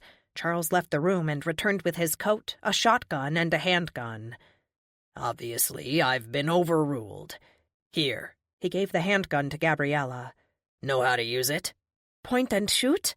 Be sure to take the safety off. Also, headshots are best. "I knew this." The sound of running footsteps announced Carson's return. No way out the front. Most of them are still over by the coal chute, but plenty are scratching at the front door. And that hospital is just boiling with them. The inside lights are all on, and it looks like a corpse shindig. You might want to have another think about this. Gabriella made a sound of disgust and ran toward the stairs, heading for the roof door. Virginia followed, with Charles close behind. As they emerged onto the roof, a piercing scream rose above the moans from the infected. They joined Gabriella leaning over the roof's edge and saw a woman scramble over the wrought iron fence of the cemetery, the infected stumbling after her. It was a good move on her part. The dead were too uncoordinated to climb the fence, although they continued to mass against it in growing numbers. Where had she come from, and what could have made her desperate enough to run out into a throng of hungry dead? The noise was drawing several of the coal chute besiegers, and she ran to check, those by the front doors of the library as well. Charles had already assessed the change in situation, and, motioning to Gabriella, they sped down to the front doors, pulling them open and making sure Carson closed them behind them. They descended into an almost deserted street, snowflakes swirling around them, and the unsettling sound of moaning from 100 or more dead throats just around the corner. Chapter 13. Hell is empty, and all the devils are here. The Tempest. William Shakespeare. Charles motioned for them to move down the street, away from the cemetery side of the building. To Virginia, her footsteps crunching in the snow sounded appallingly loud. The three of them rounded the library and passed into the narrow parking lot for the attorney's office next door. An enormous white oak jutted up against the security fence that marked the boundary of the service entrance to the hospital. Charles entwined his fingers and made a mount for Virginia to climb to the lowest tree branch. She climbed up until she reached a branch that overhung the hospital side of the fence. Creaking branches below told her Charles and Gabriella were close behind. She moved cautiously as far out as she felt the branch would support her weight, then dropped to the snow-covered asphalt below. Her feet slid out from under her, and she hit the ground, winded and struggling to catch her breath. An excited, drawn-out moan sounded to her left, and she turned to see an enormous man, infected, blue-gray lips open and teeth bared. He wore a torn, brown UPS uniform. One foot was broken almost completely off, but he walked on the point of his shin, the sharp bone stabbing the ice as he closed in on her. He had a look of frantic hunger on his face, his hands pulling the entrails out of the wide-open hole in his abdomen, bringing them up to his mouth, only to spit them out seconds later. Still trying to gulp in air, Virginia rolled over onto her back, willing her lungs to work again, and saw Gabriella in the tree looking down at her, horrified and seemingly too shocked to move. Not wanting to use her gun and draw more of the infected, she reached for the knife in her boot. But before she could draw it, the dead man was on her. He grabbed her arm and pulled her up, sending a wrenching pain through her shoulder. His teeth closed down on her jacket, bruising her arm through the leather. Virginia struggled in vain. This guy was huge and not letting go. He fastened one enormous paw on her face and yanked her head toward his open mouth. She pulled both legs up off the ground. That threw him off balance enough for him to fall, unfortunately directly on top of her. Once again, she couldn't breathe, and as she kicked and bucked to no effect, she heard a gunshot, so close her ears rang. Gabriella and Charles rolled the now unmoving delivery man off her and helped her to her feet. They all stepped carefully around the mess of skull fragments and brain tissue. Okay, did he bite you? She shook her head, still breathless. Good, let's move. Charles turned and led the way down the concrete ramp to the delivery entrance. One of the double doors stood partially open, and fluorescent lighting spilled out onto the snow. They moved inside cautiously, but the corridor was empty. No blood on the floor, and no indication of anything amiss. Ladies, this is where I leave you. I have to try to find the woman we saw in the graveyard. If she's still alive, I'll try to bring her back to the library. I don't have to tell you to get in and out as quickly as you can. I don't know where the hospital dispensary is, so you're going to have to find that on your own. Let's plan to meet back at the front doors in, say, 20 minutes? He walked away into the dark. Gabriella's hands shook, Virginia noticed, but she strode determinedly ahead. Doors on both sides of the hallway were marked with either the room's function or else just numbers. Nothing said dispensary. One door marked supplies contained cleaning supplies and other chemicals. Just ahead, the hall branched into two corridors. Let's not make the classic let's split up mistake. Which way do you think? Right or left? Left. That will take us closer to the elevators, so maybe it is closer to them for convenience sake, yes? Gabriella said. They walked on. Gabriella's sneakers squeaked on the shiny floor. The building smelled of cleaner, with something more foul underneath. At the next branching, they heard a dull banging sound growing louder once they turned in the direction they thought would take them to the elevators. They both pulled their guns and sidled along the wall as the sound grew in intensity. It came from a set of, presumably, locked metal doors just ahead. Something was hitting them so hard they vibrated. A few feet farther down the wall, a set of small windows allowed them to look inside. They saw a green, tiled room containing a number of gurneys, 3 stainless steel sinks, and large round drain covers in the floor. 2 dead children, one probably 12, the other around 7, were slamming into the metal doors. Their wrists were bound with surgical tape. Their legs were free, though tape still hung from their ankles. 3 more children writhed and thrashed about on the floor with arms and legs still trussed. All had tightly curled hair and skin a chalky, dark gray. Virginia realized they were probably looking at the orphaned children from Haiti. There was nothing they could do for them. Backtracking quickly, they turned right at the previous branching. This led past the hospital laundry and a service elevator. Still no dispensary. Virginia estimated they had been searching for about 45 minutes, and she was worried. They had little chance of making it through the heavily infested upper floors. If they didn't find the medicine on this floor, they would have to leave without it, and she feared Gabriella would refuse. Finally, they finished searching every room they could access, winding up in the maintenance supervisor's office. Gabriella sat down at a desk, put her head in her hands, and began to cry. Virginia stood by the door, feeling helpless and angry. Gabriella stood up and paced angrily around the room. Eyes narrowed and fists clenched, she kicked anything she could, trash cans, the copy machine, all while a torrent of Spanish poured out of her mouth. Dios mío, estoy tan cerca. Todo este hospital y nada. El porqué, la razón.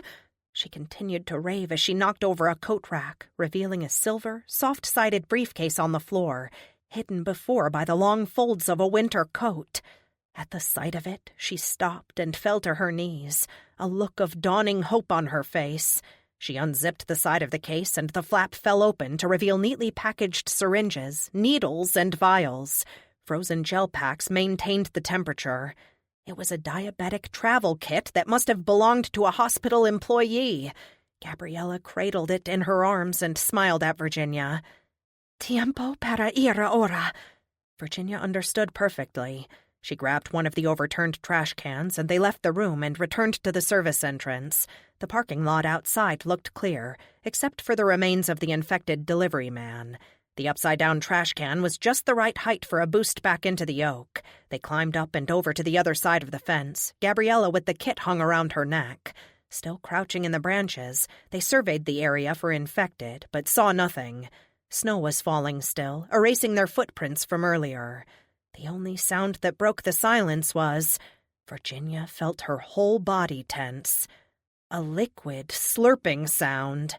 It came from behind the dumpster in the corner. She looked up at Gabriella in the branch above and put her finger to her lips. Gabriella nodded. They dropped to the pavement as silently as they could, and Virginia held her gun in front of her. Their footsteps crunched, but the wet gulping continued. They rounded the side of the dumpster. A woman crouched over a body on the ground. She buried her face in the stomach of her victim and then sat back, shaking her head to pull the chunk of dark meat free from the corpse. Though they stood less than 5 feet from her, she seemed unaware of them. The front of her blouse was soaked with blood and gore, her skirt filthy. She was shoeless, her stockings torn and shredded. Heart sinking, Virginia recognized Sue Norris, former public defender for the town of Tunbridge Wells. As she chewed noisily and groped through the exposed viscera, the body on the ground shifted, and a police officer's badge on the front of the victim's shirt glinted briefly in the streetlight. Gabriella stifled an anguished sob. Sue turned her head in their direction. A dirt-coated flap of skin on the left side of her face hung loose from the empty eye socket on down. Her left eye dangled as well. Her hand still digging in the intestines of her meal, she tried to stand, but her hand was either stuck inside or she lacked the intelligence to understand she had to let go before she could get up. The ensuing struggle might have been comical in another situation. The corpse shifted again, and the face fell to one side. It was Kincaid. He wouldn't be coming back as the living dead. Someone had already put a bullet through his temple. Without hesitation, she walked over to Sue, grabbed her by the hair, stuck her gun in the bloody mouth, and fired. A chunk-filled black mist spattered the snow, and the former PD sagged to the ground. Virginia and Gabriella sidestepped the foul-smelling mess and walked on. Something had gone wrong.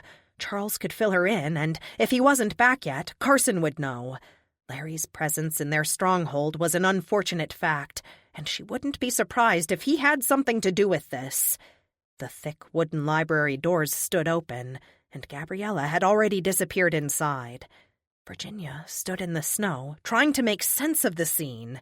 Whatever had caused Kincaid to leave, he would have shut the doors behind him. The snow in the street was heavily trampled, and footsteps led in several directions. A slow shuffle and then a crunch sounded around the corner, and a staggering corpse advanced toward her. More and more grotesque, shambling infected closed in, hissing at her with red-stained teeth. She froze. She knew she had to get inside, but she feared what she would find there. She shot a fast-moving one in the head from 5 feet away. All her reflexes told her to move, and still she stood there. Finally, her survival instincts kicked in. She ran for the steps, slamming the doors behind her. There were no signs of violence near the circulation desk or in the hallway. She checked on Daniel. He was still asleep. In the back office, she found Gabriella with Mary. The open insulin kit and a used syringe lay on the floor. Larry's dog still stood guard by the cot, and a low growl came from his throat before he recognized her.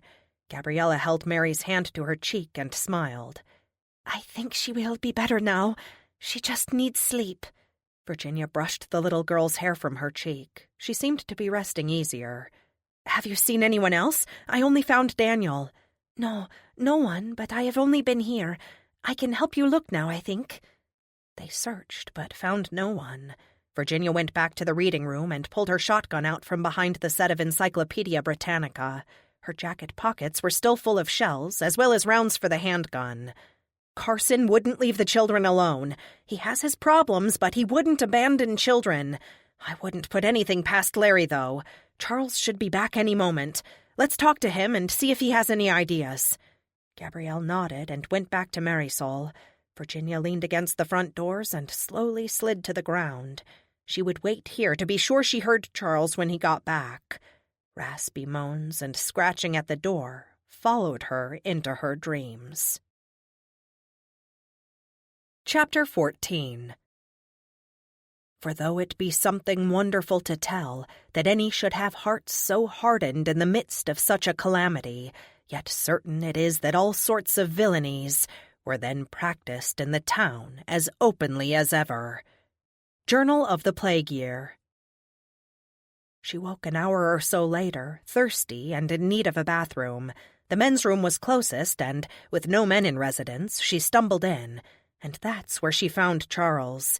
He was unconscious, his face and hair streaked and matted with blood. She and Gabriella dragged him carefully into the reading room and wrapped him in their coats. A jagged laceration on his scalp bled copiously. They cleaned it with paper towels and doused it with the stolichnaya from the librarian's desk, but there was little else they could do. Virginia grabbed her backpack and guns, making sure both firearms were loaded. Her backpack fell over when she tossed it on the Chesterfield, and the edges of a manila envelope slid out the top. Bill's papers. That would keep her awake so she could keep watch on Charles. She thumbed through them and settled in to read. The following letter is from a private collection of correspondence between Sir Walter Raleigh and his wife, Lady Elizabeth Raleigh, née Throckmorton.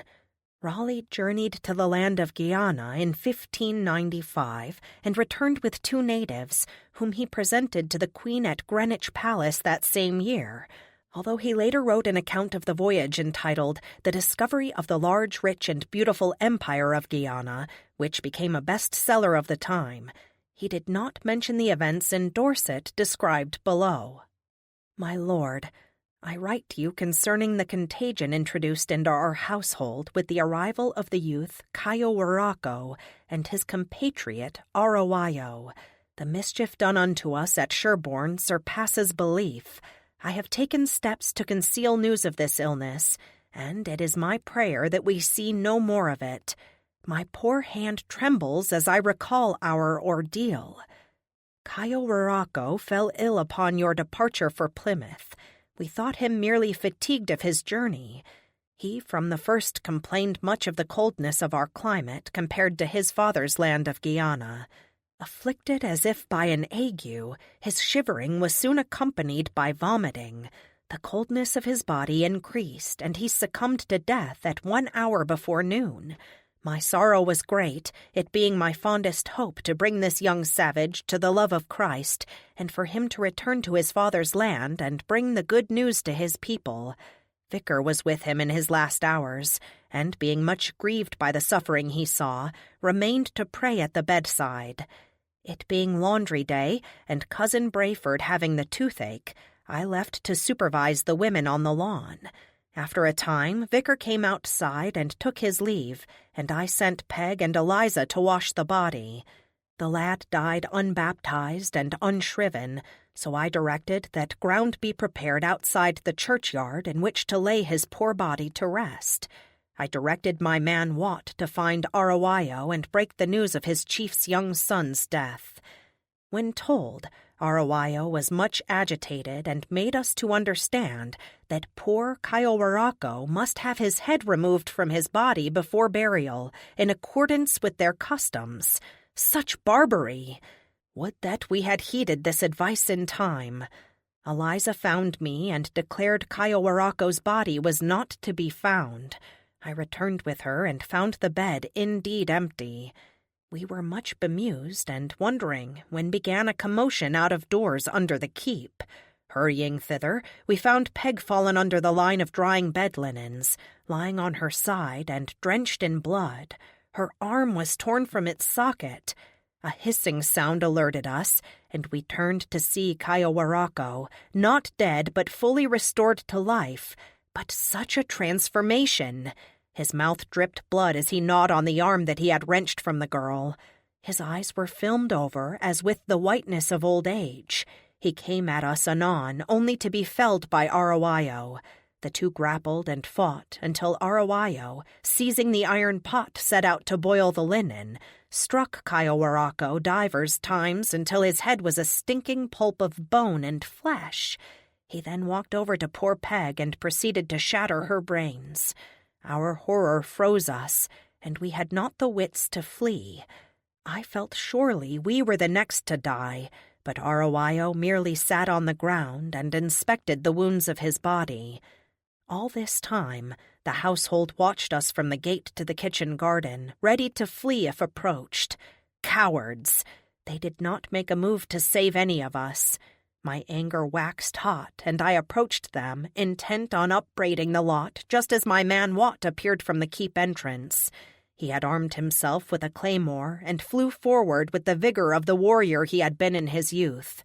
Confused by the placidity of Arawayo, who remained seated calmly on the ground, Watt stopped and looked askance at me. Together we cautiously approached the savage. I saw wounds on his body that appeared to me to be bites. I entreated him to explain to me this fantastic occurrence. A pained expression crossed his face. He drew a flint dagger from the sash around his waist and slashed his throat from ear to ear. Blood cascaded forth, and he lay dead. I am left to ponder this event and search for a cause. Our household has been cautioned to speak of this to no one, and I hope any rumors soon die away. Vicar believes all to be a result of a sudden brain fever of Arawayo, a tropical disease brought from Guyana. I revealed not to him the revival of Kayawarako and his role. All remains have now been buried. Poor Peg's mother and father are inconsolable. She was their only child. Although it seemed barbarous, I allowed Watt to sever the head of Arawayo. I deemed it a worthy precaution. Your loving wife, Bess. It seemed incredible this wasn't well known. Perhaps at the time, Raleigh and his wife didn't want negative aspects of his voyages to get out. Explorers of that period waged a constant PR campaign to woo investors to finance their risky and dangerous ventures. It was an amazing story. Were some of the natives carriers of the disease all their lives? It must have been a different strain. Charles stirred and opened his eyes. He tried to sit up, but collapsed in a fit of coughing. Virginia knelt behind him and propped him up on her knees. The coughing calmed, and he took a sip of water from the glass she held. "Can you talk?" Sort of. His voice came out as a croak. "What happened?" More water? She helped him drink. But first, did you find the insulin? Virginia nodded. He relaxed a little. After I left you, I made a wide circle around the courthouse to get to the far side of the cemetery. Those ghouls were still massing at the fence on this side, but hadn't broken through. That woman that we saw was Sue Norris. I found her near the north gate. She was bit. Those things tore half her face off, and her eye was just hanging. I didn't know what to do, so I helped her up and half carried her back here. Carson let us in, and that's when it hit the fan. Your neighbor took one look at her, drew his gun, and started yelling at me to take her outside or he'd kill her. That wasn't going to happen. She was still a living, suffering human being and scared to death. Larry wouldn't stop hollering. Daniel woke up and was crying for you. Then the dog came out and started howling like the devil was in the room. Finally, Kincaid came up behind, knocked Larry down, and took his gun. He quieted down after that and slinked off. He took another sip of water. Sue didn't last long. She bled out. When it was over, Kincaid volunteered to take her out and do what had to be done. We picked her up and were carrying her out the door, but we'd waited too long. She revived and ripped into Kincaid's arm. She got a good bite, too. He shook her off, but she was in full hunger mode by then and kept coming at him. It was all I could do to toss her out and get the doors closed. Larry showed up to help with that. I cleaned out the bite, but Kincaid knew what was coming. He said he needed to do some thinking and went up to the roof. Next thing I know, Larry came running in saying he saw Kincaid fall from the roof. I should have made him go home when all this started. He stayed to help me, and now he's dead because of it. Or he might have died on the way home. No place is safe. This isn't your fault. Yes, it is. I brought Sue in here. I caused this. He closed his eyes and leaned back. Virginia thought he had gone to sleep, but then he spoke. The bastard Larry jumped me and took my gun. I remember coming to and trying to get to the bathroom to get some of this blood off. Then nothing until I woke up and saw you. He's gone. The doors were open when Gabriella and I got back. We're lucky the infected didn't wander inside. The children were asleep, but we didn't think anyone else was here. Carson's gone too. I'm worried. Carson wouldn't leave the children alone. No, that's why I'm worried. She rose and walked to the window. The wind howled and gusted, driving swirls of snow around the lurching dead. Well, one reason anyway. The other is, Gabriella and I saw Kincaid's body. Someone shot him in the head. He must have shot himself as he stepped off the roof. I should never have let him go up there. I saw the look on his face when he realized he would turn into one of those things. You couldn't have known. He was my deputy, one of my people. I let him die. You didn't let him die, Charles. He made his own... She stopped as they heard a series of dull thuds echoing distantly from above. They looked at each other. The roof? How did they get to the roof? Don't get up, Charles. Virginia grabbed her shotgun and ran to the stairs. The roof entrance door was jammed. Someone had completely mangled the doorknob, bent it so it wouldn't turn. The thuds continued, but weakened, then ceased altogether. Okay, it could be one of them, but they don't give up that fast, if ever. Maybe it's... She kicked the knob hard. It shuddered but held. The banging started up, and she heard a shout this time. She kicked the knob again. Nothing. She yelled, "Stand back!" and took aim at the knob. The report rang her ears, and the recoil from the shotgun hurt. Worse than that, the door still wouldn't open. A hand closed on her shoulder, and she spun around, taking aim at Charles. He held up both hands in mock surrender, an axe in his left one.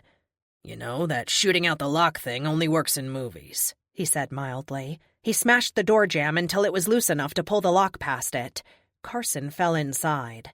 They got him onto one of the reading room sofas and wrapped him in their coats. His lips were blue, his hair rimmed with ice.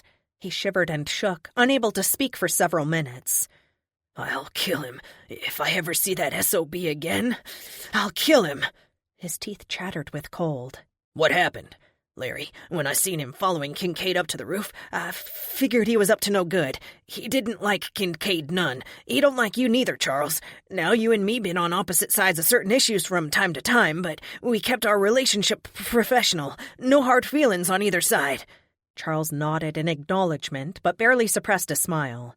"I followed him up. He went after Kincaid, and I heard him saying, 'Do it before you turn,' then something about dying with dignity. Kincaid told him to leave him alone and walked over to the edge of the roof and just stood looking down. I heard Larry say, 'That's you if you don't do something about it.' Kincaid ignored him. That's when Larry pulled a gun out of his boot and shot him cold dead in the head.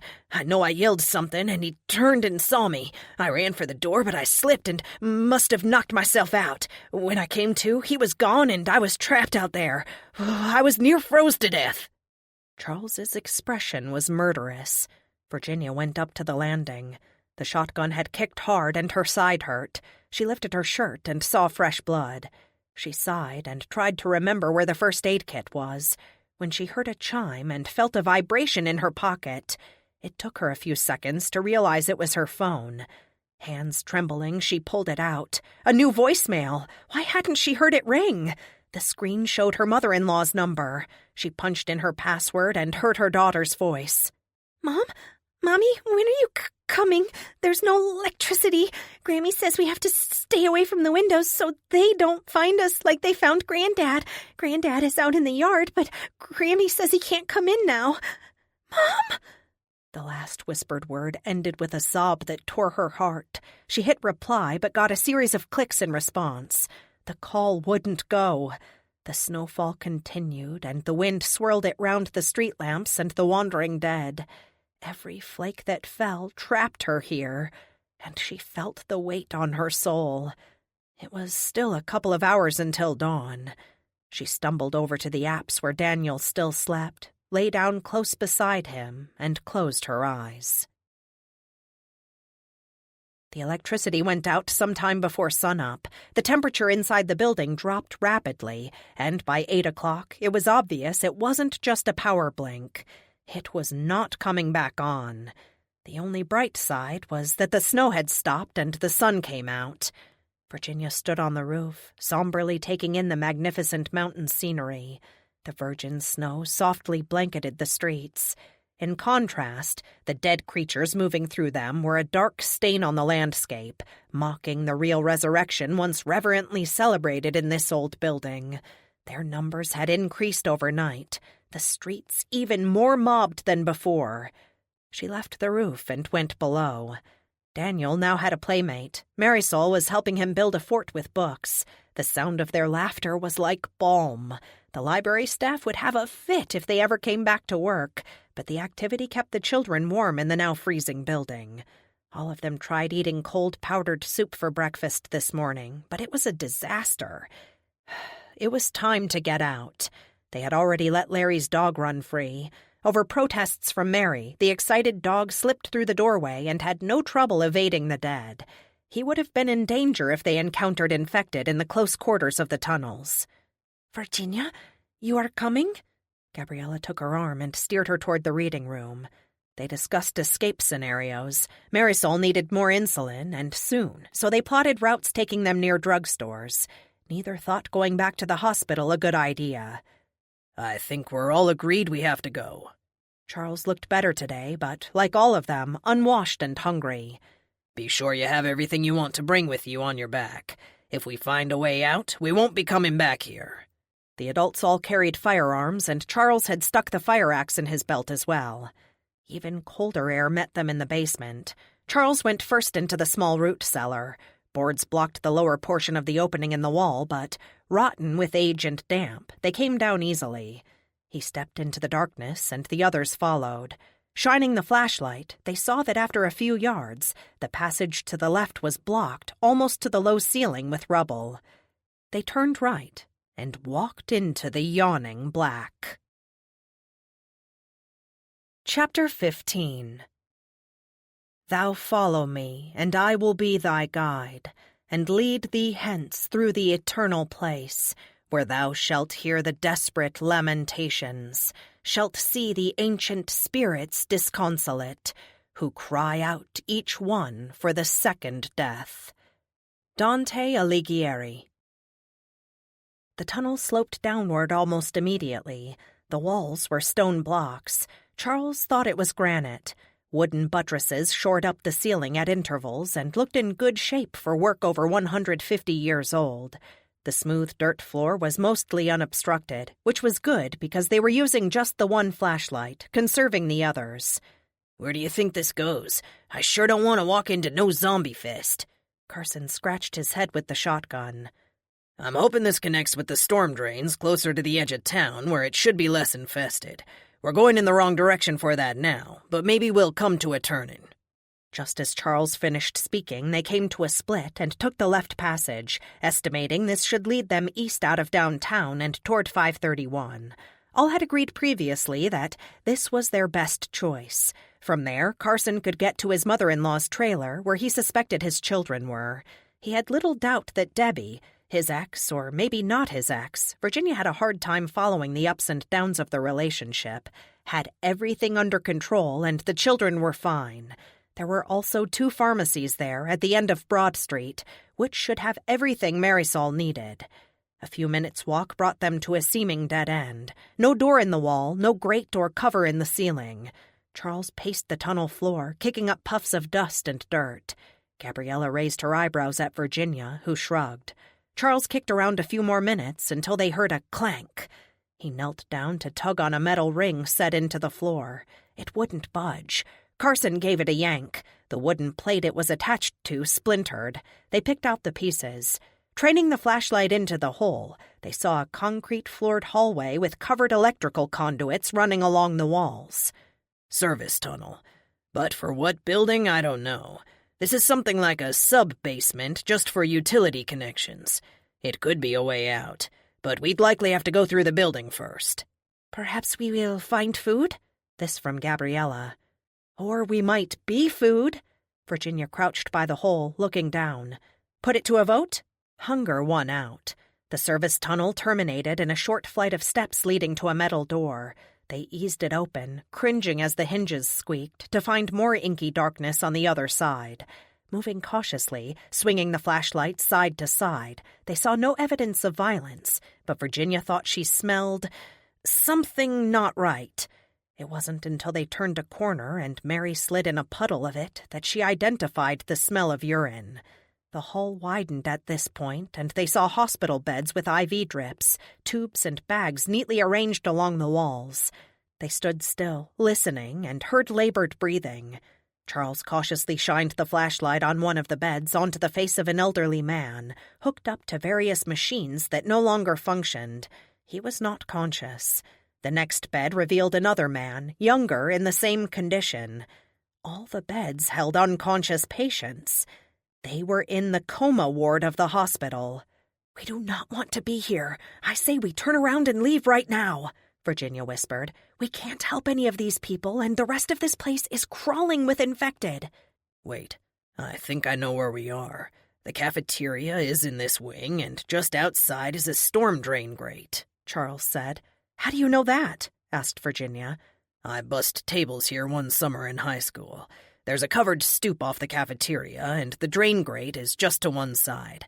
We used to throw our cigarette butts in there after break. "You smoked?" "Yes, Virginia. I was a teenaged hoodlum. Can we discuss my past another time? That grate was loose, too. Every time a truck drove over it, we had to kick it back into place. I'm sure I can get to the kitchens from here." They moved on. The corridor grew lighter as they went above ground. There were windows now, and they saw the sun still shone blindingly on the snow. The glass doors to the cafeteria were just ahead, and they saw they had company waiting. 2 infected stumbled around the tables. Another, in a motorized wheelchair, was jammed up against the salad bar. Moving in quickly, Carson took out the 2 walkers with close-range headshots. Gabriella belatedly covered the children's eyes, but they didn't react. Ignoring the wheelchair-bound ghoul, Charles led the way to the double kitchen doors. These used to operate on independent sensors so that no one would try to go in the outdoor or vice versa and crash into each other. They probably locked when the power went out, but if I slide the bolt out of this slot, then... presto! He pulled the door back. Hell spewed out. The overwhelming stench of dead, rotted flesh poured out first, with the dead themselves seconds behind. An enormously fat woman with metal sutures hanging on flapping skin lunged out first. Rotten chunks of black flesh fell out of her opened chest and onto Charles as she took him to the ground. He held her snapping mouth inches away from his face, and Virginia couldn't get a clear shot. She tried to position herself better when she felt a hand close on her calf and pull her off balance. A white-coated doctor gnawed on her booted ankle. "Why would so many be in the kitchen?" she shouted over the moans and gibbering filling the air. "How would I know?" Charles sounded indignant. The doctor pulled her to the ground, and she found her shot, taking off the top of the sutured woman's head. Charles got to his feet and buried the axe in the biting doctor's skull. Black ichor clung to the blade. They looked up. Carson had both children slung over his shoulders, and Gabriella stood in front of him, firing shakily. There had to be 40 infected surging around, and more still in the kitchen. Getting out the kitchen door wasn't an option now. They ran back the way they came. The dead followed. Most were still slow, but the less damaged ones were fast and never more than a few yards behind. A particularly fast one in blood-soaked scrubs and tennis shoes seemed fixated on Marisol and made clumsy grabs at her as he ran. She screamed. The corridor grew dark again at basement level. Virginia switched on her flashlight. The dark didn't slow the dead at all. They sprinted past the coma patients. The entrance door to the service tunnel was just down the hallway. As close as the dead were, they would be on them before they could open the door and get out. "It's stuck!" Virginia tugged hard. They put their backs to the door and shined their flashlights down the hall, braced for the attack. "Move!" Charles pushed her out of the way, pulled hard on the handle and wrenched it open, then turned to face their pursuers. Something was wrong. Their searching flashlights revealed no dead close on their heels. The corridor was empty. They listened. "No!" Virginia was agonized. The sounds were unmistakable. Satisfied grunts and moans echoed down the hallway. The dead had found easier prey and now fed on the bedfast, comatose patients. She began to cry silently. They all slipped through the door into the service tunnel. Daniel reached for her, and she held him close. He was shaking and hiccuping, his face wet with tears. She rubbed his back until the shaking stopped. "Okay?" He didn't answer, just buried his face in her shoulder. They backtracked to the original entry point. This time they climbed the pile of rubble and removed enough of the stones and debris to squeeze through. This side of the tunnel narrowed quickly, and soon they were reduced to crawling. Claustrophobia took hold. "Charles, I am uncertain I can do this." Gabriella sounded panicked. "Please, everybody hang in there. This is the way I wanted to go in the first place, and I think we're close."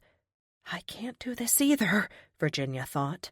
The roof of the tunnel scraped her head as she crawled forward with her elbows tucked under her chest. The blackness closed in, and it was hard to breathe. She stopped. Waves of panic buffeted her, and she fought down hysteria. The musty, earthen smell of the tunnel was suffocating. "I can't die here in the dark, as if I crawled into my own grave."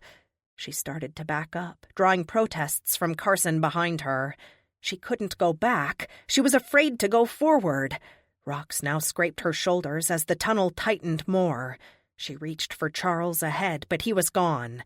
Hearing a shout, she struggled forward and fell into a shallow pit of stinking cold mud with empty space all around her. Stumbling into a surprised Charles's arms, she kissed him hard on the mouth, then turned around as Carson and Daniel emerged from the hole in the wall, followed by Gabriella and Marisol. Through the metal grate above, a shaft of sunshine poured down like a benediction. They were in the storm drains. "Let's get as far as we can before going topside. The farther we get away from the center of town, the better." Trudging through the drains was a relative walk in the park. They heard the dead above them in the streets for a while, but the moans and shuffling faded as they left downtown. 30 minutes later, the drain ended under an old bridge next to a creek. Carson kicked out the metal screening. They splashed through the shallow creek bed and climbed up the snowy bank. Filthy and cold, but happy to be alive and out from underground, they assessed their surroundings. For the moment, there were no dead in sight. A CVS pharmacy and a Rite Aid, once fierce business rivals, faced each other across Broad Street. Both had clearly been looted and sported broken windows and doors. A grocery store, also looted, was to their right. The snow was deep, maybe 2 to 3 feet. A city park and the municipal pool just down the road marked the eastern boundary of the city. Beyond that lay the mountains. Charles spoke. "It looks safe, but that doesn't mean it is. We should get what we need and move on ASAP. "Mom, I'm cold. Can we go home?" Marisol shivered. "Soon. First we get the medicine." Gabriella took her hand and fought through the snow toward Rite Aid. "I'll go with them. Do you guys want to scout out a vehicle? 4-wheel drive will be best." Charles set out for the drugstore. Several automobiles remained parked near the stores, up to their bumpers in snow. There were a few abandoned in the street as well. Carson, Virginia, and Daniel waded through the drifts, wiping windows and peering inside to see if any had keys in the ignition. They were almost to the grocery store when they found an old Ford Explorer, keys inside and driver door open. Fearing the battery had run down, they turned the key. The engine turned over on the third try, but the gas hand was near empty. They let it run for a few minutes, then pocketed the keys and went into the grocery store. Empty shelves and freezer cases greeted them. Even the magazine racks were cleaned out. Drifts of snow lay on the floor under the smashed windows. A dirty, stepped-on, and torn bag of bread was all the food they found. At the very back of the store, a pharmacy looked untouched. Behind the counter, a white-coated body lay on the floor. The woman's face was peaceful, but her body had begun to bloat in decomposition. Climbing over the counter, they found an empty bottle of pills and an overturned can of Diet Coke. They pulled her coat up over her head. "I'm assuming insulin needs to be refrigerated. Let's see what we can find." Guns held at the ready, they searched. Behind the main room, they found a refrigerator, still running and full of meds. They located the insulin and took all they could fit in their pockets. Virginia loaded up on children's antibiotics and shared them with Carson. The only things they found to eat were Altoids and cough drops. Emerging from the store, they saw the others in an enormous Toyota Sequoia parked, with motor idling. "What did you find? Any food?" "Here, have an Altoid." Virginia offered the tin. "You're kidding. Nothing? Both drugstores were cleaned out. Not even a bottle of aspirin." Virginia took one of the bottles of insulin out of her pocket and held it out. Gabriella's face lit up. "Gracias. De nada." That pretty much exhausted Virginia's Spanish vocabulary. She lifted Daniel up, and then she and Carson climbed inside the SUV. The heat on full blast spread luxurious warmth. The radio was set to scan for stations, but only static played. They sat in silence for a few minutes, hoping to hear a human voice that would let them know that, somewhere, civilization was alive. Nothing broke through the radio static. Gabriella's apartment was on the way to Carson's mother-in-law's trailer. They decided to go ahead in the Sequoia, while Virginia said she needed to gas up the Explorer and would follow. Daniel elected to ride with her. The old vehicle started easily this time, and she backed out of the parking lot and drove to the gas station on the corner. The snow on the street was turning to slush. She ran her credit card through the reader at the pump, but the screen kept showing error. Great. Telling Daniel to stay put and grabbing her shotgun, she approached the store. It looked deserted. Once inside, she went behind the counter and turned all the pumps off, then back on again, hoping this would clear whatever caused the error. The shelf under the cash register was full of boxes of granola bars. Starving, she crammed them in her pockets and ate one on the way back to the pump. Daniel said he didn't like Nola bars. She slid her card through the reader. Authorizing flashed on the screen. While she waited, she cleaned the windshield with the squeegee from above the pump. The glare was incredible with all the snow and sunshine. "Virginia?" Daniel tapped on the window to get her attention. "What, baby?" "The snow is moving." She looked around. Snow still covered most of the ground. There were odd little humps here and there, almost the height of tombstones, and they were moving. Snow fell off one to reveal a noiseless, eyeless horror dragging itself toward them, raising one arm and moaning. Now a chorus of moans began. There were at least 20 infected crawling in their direction. One rose to its feet and limped eagerly through the snow. He looked newly dead. The shredded skin hanging from his abdomen glistened red. The pump clicked and gas began to flow. She shouldered the shotgun and took aim at the walker, taking him down in 2 shots. 3 more stood up, and she shot again, but missed every time. She reached for shells to reload, and found herself trying to stuff a granola bar into the chamber. Her hands shook. "Get hold of yourself, Virginia. This is how you die if you're not careful." The gas pump continued to click. The moaning grew louder as 7 or 8 more infected lurched around the corner of the building.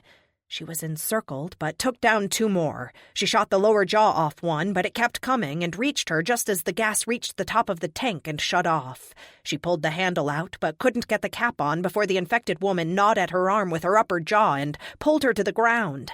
Black, fetid clumps fell from the hole in her face, splattering on Virginia as she fought her off. Finally, she slammed the woman to the pavement and got to her feet, found the shotgun, and smashed the thing's head. It twitched and lay still, but 2 more were on her already. She fought free and ran to the passenger side of the Explorer, climbed across into the driver's seat, and backed out of the parking lot. Rolling over her pursuers felt like hitting a speed bump. Everything looked quiet at the Willow Trace apartment complex. Gabriella lived in the last set of buildings near the clubhouse, and Virginia drove through the complex, finding the Toyota parked next to a truck. She stopped and screwed the cap back on the gas tank while she looked around. Odd items were scattered around the parking lot. Chairs, an aquarium with frozen guppies inside, toys, a large framed painting. Items people probably wanted to take with them before common sense kicked in. No dead roamed. She and Daniel followed the footprints in the snow and knocked on the door. The apartment was cold and dark inside. No electricity, but the windows and doors were intact. "All tanked up?" Charles asked. Yes, but it got interesting. Virginia told them of the dead lurking under the snow. "I shouldn't have left you alone. I'm sorry. I'm making mistakes. It may be lack of food or sleep. But you got out. Who knew the lovely Virginia Dare would turn out to be such a crack zombie killer?" He smiled, and Virginia saw a trace of the old flirtatious Charles. He went on. "So maybe they stop moving around without external stimuli and just wait until prey shows up?" Possibly. Or they're decomposing enough that they're having trouble keeping going. They have to break down sometime, don't they? "I don't think we know enough yet to make that determination." Although they tried to talk her into going with them, Gabriella refused to leave her apartment. Virginia didn't blame her. If I had my children with me, I would stay here too, she thought. The apartment was on the second floor with a sturdy metal door, and the windows were not accessible from the ground. The truck in the parking lot belonged to Gabriella's brother, whereabouts unknown, but she had keys for it. With enough food, she might be able to ride it out. This time Carson drove the Toyota. Charles and Virginia, along with Daniel, followed in the Explorer. The road grew narrow and steep as they got closer to Carson's mother-in-law's place. Dark green fir and hemlock trees, branches sagging with the weight of the snow, lined the drive. They didn't see anyone, living or dead, until they pulled up in front of the trailer. Littered with toys and spare car parts, the front yard also had a clothesline holding limp jeans and a few shirts. A tall, heavy-set older woman stood nearby. They turned the engine off. The trailer door opened, and a younger woman looked out. That had to be Debbie. Carson bounded out of the vehicle, just as the woman by the clothesline turned. Virginia noticed for the first time that she wasn't wearing shoes, and then saw the front of her turtleneck was stained dark red. Her mouth opened, a bloody, stained rictus of hunger, and she stumbled in Carson's direction. The young woman standing in the door screamed. The infected woman stopped, mouth agape, swaying in the snow, then turned toward the trailer. Charles already had his shotgun out, and he fired. The woman went down, moist black fragments of her head splattering the hanging clothes. "You killed my mama! How could you shoot her? She's—" Debbie broke down in sobs of anguish mixed with rage. Carson cautiously put his arms around his furious, hysterical wife, or ex-wife. Two curious little faces looked out from a window, and Virginia saw one of them begin to cry. Debbie withdrew into the trailer, and Carson followed, motioning for the rest of them to come in. Daniel didn't want to walk by the dead woman. Charles picked him up and carried him up the concrete block step. The little double-wide was dank and cold, but spotlessly clean. A puzzle was under construction on the kitchen table near two untouched glasses of milk. The little boy and girl climbed into their chairs and sat, hands in laps, shivering in the cold. They were solemn and quiet, maybe not unusual for children who had just seen their grandmother gunned down. Debbie continued to alternately cry and curse while Carson tried to comfort her. "She was dead, baby. Already dead. Charles didn't do nothing but put her to her rightful rest. Once the snow melts, we'll give her a proper burial and all." "What if there's a cure?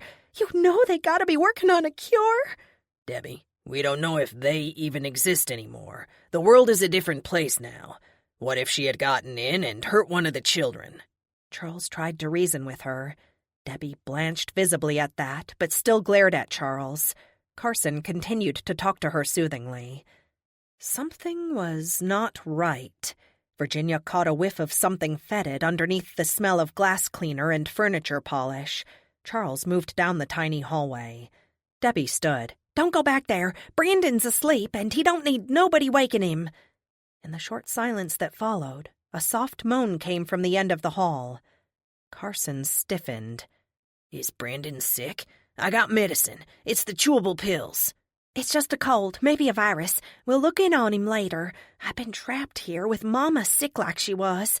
I couldn't let her in the house anymore, but I couldn't leave her. Was she around the children? Virginia asked. Of course she was. She was taking care of 'em right up till she couldn't no more. Carson knows how much she loves those babies. Don't she, Carson? Carson? Carson stood up and moved down the hall, fishing in his coat pocket for the antibiotics from the grocery. He opened a door at the end of the hallway and disappeared inside. A groan came down the hallway. Debbie put her head in her hands and wept. Virginia went down the hall, but stopped outside the door. Carson knelt beside a crib decorated with lambs frolicking among clouds. Inside, 14-month-old Brandon, hands tied to the rails, eyes gone white, lunged at his father. His gray mouth snapped, revealing 2 tiny baby teeth in his lower gums. A chunk of flesh, just the size of an adult mouth, was gone from his plump little leg. The wound still oozed black pus. Debbie had gotten him away from his grandmother, but not quickly enough.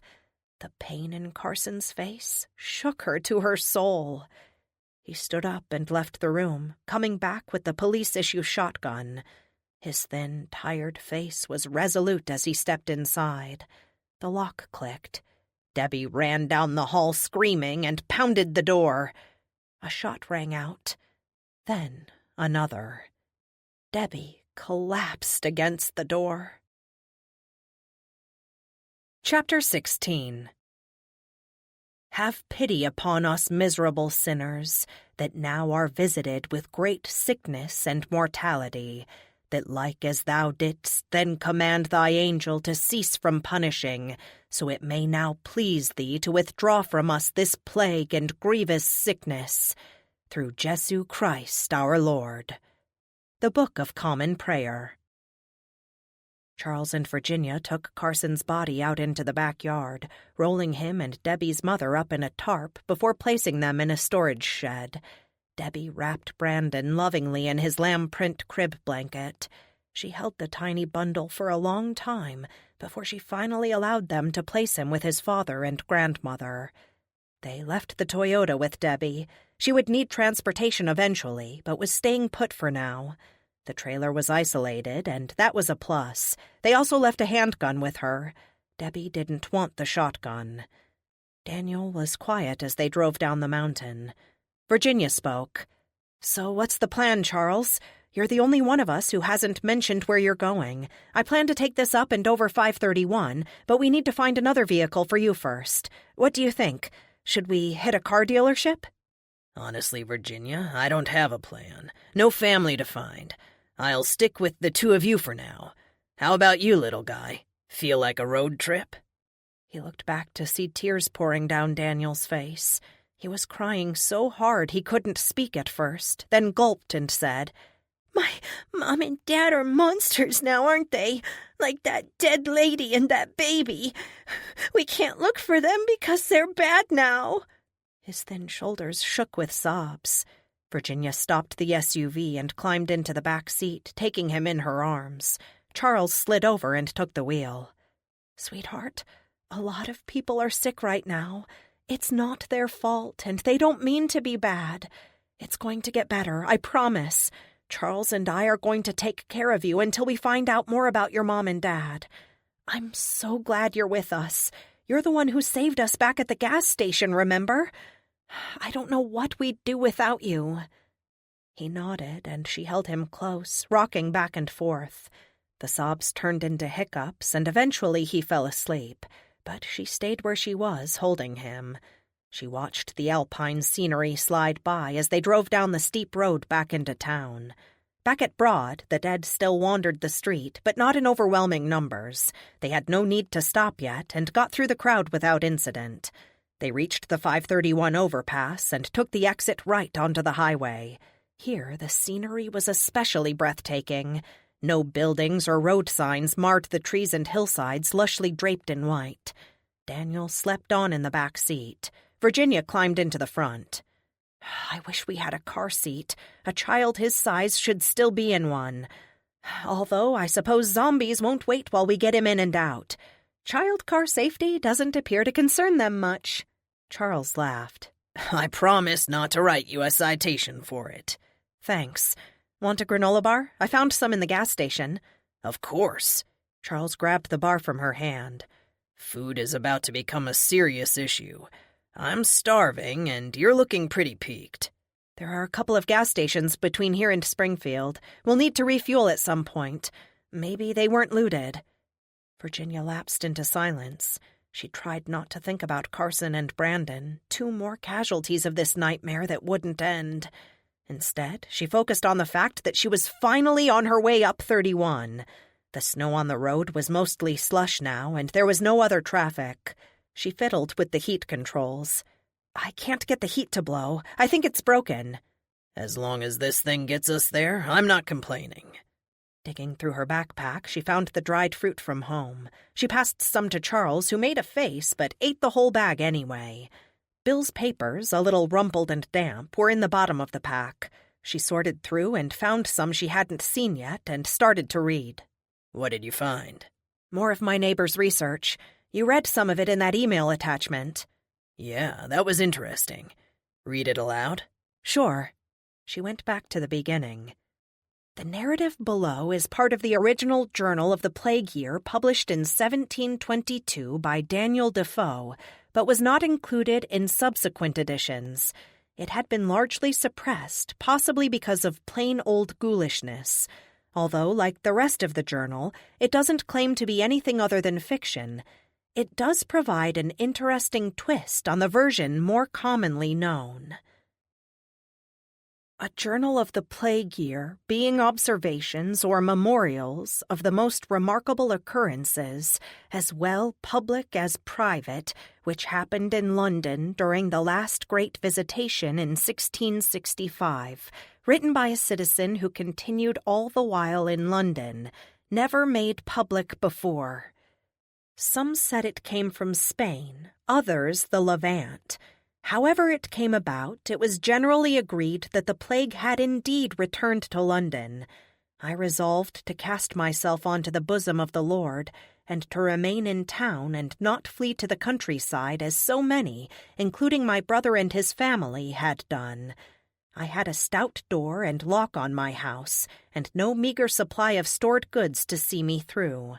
From May 9 through the 16th, I continued within my house, but observed the street daily, and saw a good many people, wagons filled with household goods and attended by servants and spare horses, filling the streets as they fled the city. The numbers slackened as the days went by, and I, admittedly curious to see how the town progressed, left my lodging to stroll about the streets in spite of the fact that I had no business there. At about 9 o'clock, as I went along Hampton, I observed people gathered in front of a large and handsome house, set back from the street by a small garden. This house had been shut up in the usual way, with a large red cross in the middle of the door with the words, "Lord, have mercy upon us," writ large. The securing of dwellings was first authorized during the reign of the late and much beloved King James, so precedent existed for the practice, but it was not popular. Once a house was sequestered and locked up, a watch was set upon it for 1 month, at the end of which time the chirurgeon made another assessment of the occupants, whether they be free of any continued sign of pestilence. The state of those confined was piteous even if they survived. People thus confined made bitter lamentations and protests, but the method proved most efficacious in stopping the spread of the disease. It seems the watchman appointed 2 days ago, when this house was first shut up, heard loud clamor and great crying, the first even, but since heard nothing. The family therein ensconced made no requests for food, medicine, or any sort of assistance. No lights were seen, no smoke of cooking observed. The watchman had summoned the chirurgeon, and these men knocked at the door of the house a long time without any response from within, and they made to force the door with 1 or 2 neighbors willing to help, and not many were willing to help in those days. Upon request, I consented to assist with the task at hand, and thus was present when the door was first breached. Noisome air flowed out, accompanied by a nightmare figure with swollen putrid belly and black broken teeth crawling pitifully and painfully toward the watch. All drew back and covered their mouths and noses with the vinegar cloths popular for keeping away the contagion. Some indeed fled altogether and sheltered within their houses with bolted doors.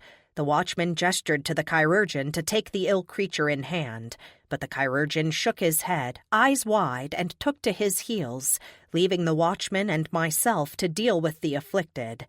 I knew it would be worth my life to apprehend a body so thoroughly contaminated with plague, and contemplated fleeing as well, when a young woman stepped forth from the doorway. A slender, fair creature she was, and appearing as a delicate young woman of fashion despite the bloody stains on her stomacher and apron. She carried a spade under one arm and held a sword in the other. She looked at us. Our indecision and want of will must have shown, for she sighed as one resigned to handling matters on her own, and walked to the creature struggling on the ground, decapitating it with repeated blows of the sword. The body slumped to the ground, and the head rolled a short distance. The mouth continued to work, and the broken teeth gnashed, until the young woman broke the skull to shards with the spade. She then removed herself a short distance away, and sank to the ground as one exhausted, her skirts mingling with the dust on the cobbles, and long russet hair streaming down her shoulders and back. Leaving her for the moment, the watchman and I made for the interior of the dwelling just breached, wondering what madness had possessed this household. We found 4 other bodies, 3 of them children, all headless and in surprisingly advanced states of decay. 2 of the skulls were destroyed, but the others were intact, with moving mouths and eyes rolling in their orbs.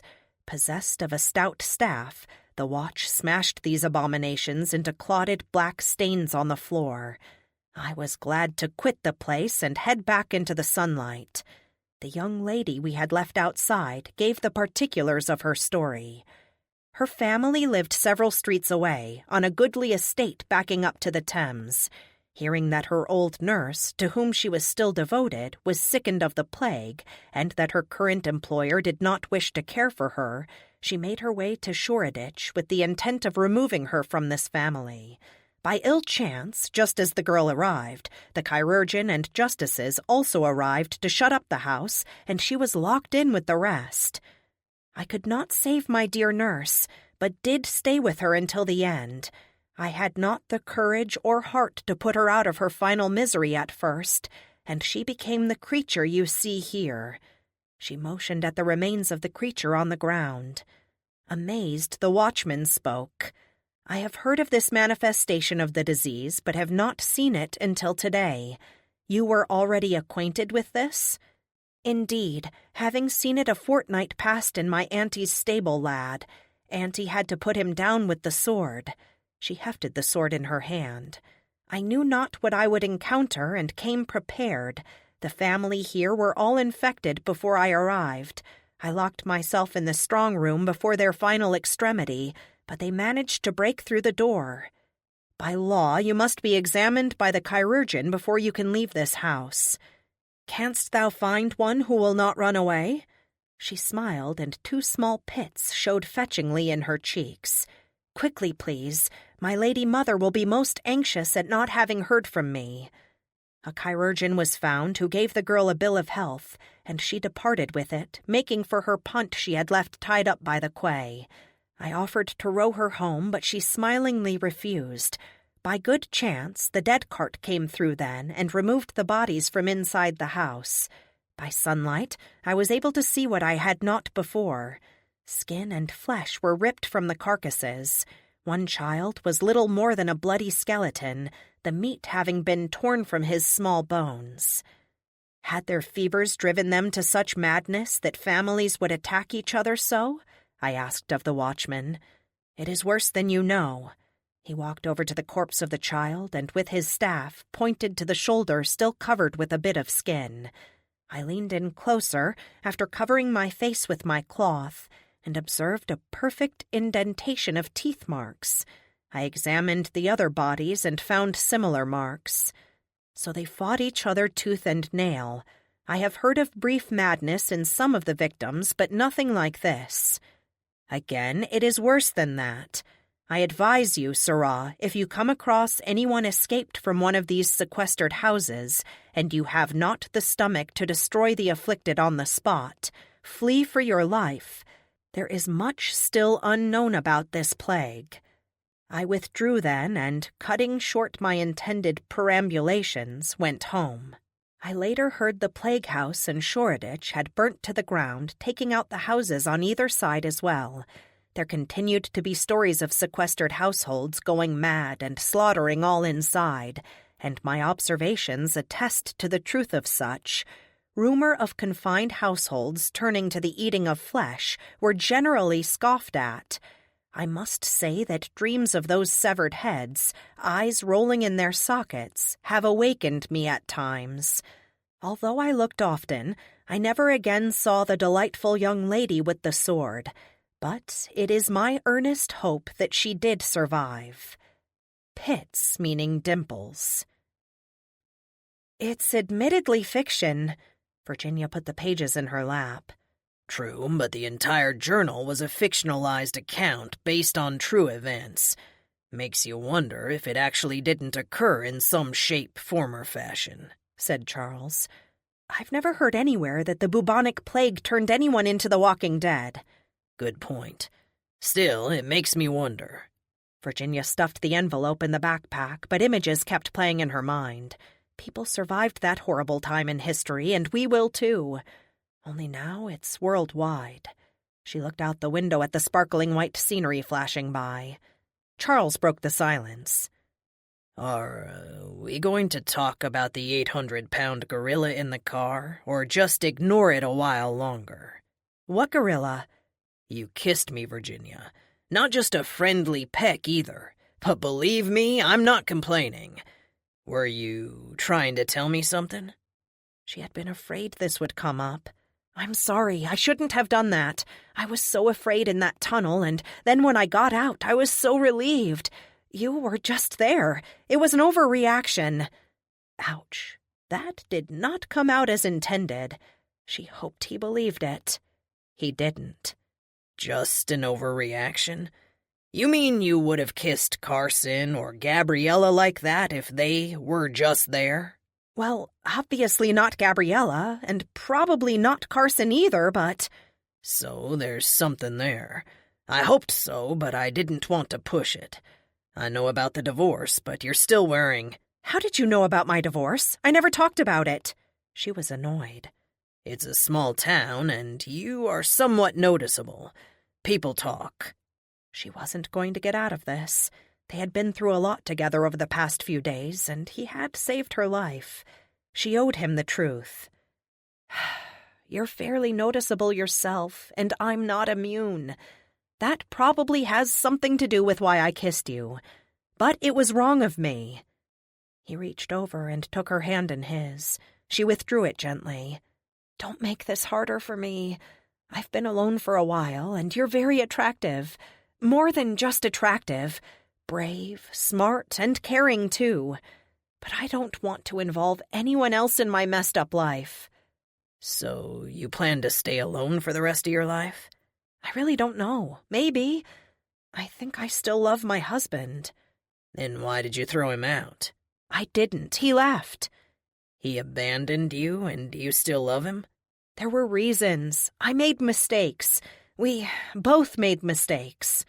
What sort of mistakes? It was money. We overspent, and then we bought more house than we could afford. A couple with 2 children shouldn't divorce over a house. You couldn't just sell it? We tried, but we owe more on it than it's worth. Neither of us are particularly financially savvy, and we listened when our realtor told us what a good idea it was to stretch and buy the more expensive house in a good neighborhood and sit back and watch the property value go up. The bank guy told us how smart we were to manage our debt this way. A year and a half ago, the lock went off the teaser interest rate, and our payment shot up another $1,500 a month. Just when the bottom fell out of the housing market. We tried to refinance, but no bank would talk to us once the value started dropping. We struggled just to put food on the table, and you wouldn't believe the cost of diapers and daycare. We both thought being in debt was normal. I grew up that way. My parents declared bankruptcy twice before they changed the laws, and my dad drove a Jag the whole time. They still live like that. Everything looks good on the outside, but if they miss a paycheck, it could all disappear like that. She snapped her fingers. We were so stupid, we had even taken out a second mortgage to pay off our student loans. We had doctor and hospital bills with the children. We fell behind on everything. The constant sense of failure from losing so much money and being so close to losing our home was just a nightmare. We argued all the time. Then I did the most idiotic thing of all. She leaned her head against the window, staring out at the rhododendrons lining the banks of tumbling hillside streams. The government forced the banks to offer that loan modification program to reduce payments. I called them. They told me we qualified in every way but one. We needed to be 3 months behind in payments. At that point, we were about a month behind, so I stopped making payments. A few weeks later, I filled out the application papers and paid the fee. Did your husband know? No, I did it on my own. My magnificent plan was to get the payments reduced and surprise him. Well, I did surprise him. He opened the mail the day the bank sent us a notice of intent to foreclose. I called them. They had no record of my application or my phone call. Did you get an attorney? Couldn't afford one. The application fee was $3,500. That was the last of our savings. Chase said they had no record of the application fee payment, but would look into it, and told me not to worry about the foreclosure notice. I eventually found out they took our $3,500 and applied it to some penalty fees no one had told us about, not an application fee. That was it for Ian. He said we lost everything because of me. He's right. You know, banks are supposed to be accountable for things like this. I know, and so do the other people they did the same thing to. But none of us matter. The banks have all the power. They were silent for a moment. A road sign indicated a gas station ahead. Anyway, that was a lifetime ago. Thanks for listening to my tale of woe. Property values and a good credit score don't matter now, do they? We should stop for gas and food if we can find it. From the road, the gas station looked perfectly normal, if deserted. A few cars remained parked in front, with no one, living or dead, inside. Leaving Daniel asleep in the back seat and locking him in, they opened the front door cautiously, guns ready, turned the pumps on, and then surveyed the shelves. Rows of brightly packaged candy, snack cakes, jerky, and chips were a beautiful sight. The refrigerated drinks were cold. They found bags behind the counter and started shoplifting with gusto. Virginia grabbed juices for Daniel, along with snack crackers. Charles picked up 2 cases of bottled water and placed them by the door. The bananas by the register were past eating, but the apples looked fine. Band-Aids, chapstick, toothbrushes, and toothpaste all went in the bag. Screams erupted outside. Dropping everything, they ran out to the pump to find an infected teen, clad in a torn, gore-drenched Superdrag t-shirt and jeans, on the hood of the Explorer. Black shreds of skin hung from his shoulders and stomach, revealing hollowed-out cavities of nothing. He groped and clawed at the windshield, behind which they saw Daniel's face, mouth open in a howl of terror. 2 more infected came around the side of the building. One, a woman, walking on legs that were little more than red-streaked bones, clutched a shoulder-strap purse tightly as she tottered forward. The other, a middle-aged man in pajamas, moved much more quickly, teeth chomping with malignant intent. Charles ran to intercept it, clubbing it to the ground with the shotgun. The thing was strong and grabbed his legs, pulling him down, mouth open wide. Virginia shot shoulder strap in the face, completely exploding her head, and tried to knock the teen off the Explorer, but couldn't get close enough. Shooting it so close to Daniel was out of the question. She hesitated and turned to Charles, who still struggled with the fast walker. Trying to knock it off him, she kicked it hard in the head. Her foot sank into the skull, malodorous black ichors pouring out of the cavity. Charles pulled free of the now weakly twitching hands, wiping the foul fluid from his face. He angrily stomped the skull into fragments before climbing onto the SUV and kicking the teen to the ground. Virginia finished it off with the gun. I can't do this anymore. I've got to find some place to get clean and sleep more than 3 hours at a time. He looked done in. Virginia unlocked the Explorer and took Daniel in her arms. I'm going to pump the gas. We're only an hour from the pass at Chapel Croft. If we... I understand you want to get there quickly, but it's almost dark. We don't want to deal with these things in the dark. He walked into the gas station. She finished pumping the gas, one-handed. Daniel refused to get down. Charles returned with their retrieved loot. There's a bed and breakfast just before you get to the Chapel Croft Pass. I don't think anyone is there this time of year, but there should be some canned stuff at least, and beds. I'm beat. She clenched her teeth in frustration. She would move heaven and earth to get to Springfield, and she'd bully Charles into it if she could. I don't know if my children are alive or dead, safe or if they are crying for help right now. I can't adequately describe that feeling, but I can tell you this. Every minute away from them is agony. Driving exhausted and making stupid mistakes might mean you never see them again. Please, I'm begging you. My in-laws have food, warm beds, and showers. Anything you want. I'll drive the rest of the way. I'm not even tired, I swear. He interrupted warily. Fine. Just get in. Let's go. Evening came on rapidly as the road grew steep and winding. Charles appeared to sleep, which suited Virginia just fine. She encountered nothing but a downed tree partially blocking the road, and saw no other vehicles until they arrived at the Chapel Croft Pass. A highway maintenance truck stood abandoned in front of the barrier pole, and Virginia pulled in behind it. The heavy steel pole, chained and padlocked, completely blocked off the road. A towering sheer cliff on the right and a yawning chasm on the left ensured she couldn't drive around it. She needed the key to the lock. Searching the state truck yielded nothing useful but a cellophane sleeve of peanuts that she handed to Daniel, telling him to get back in the Explorer. Charles still slumbered in the front passenger seat. Knowing it would wake him, but desperate to get through the barrier, she took aim with the shotgun.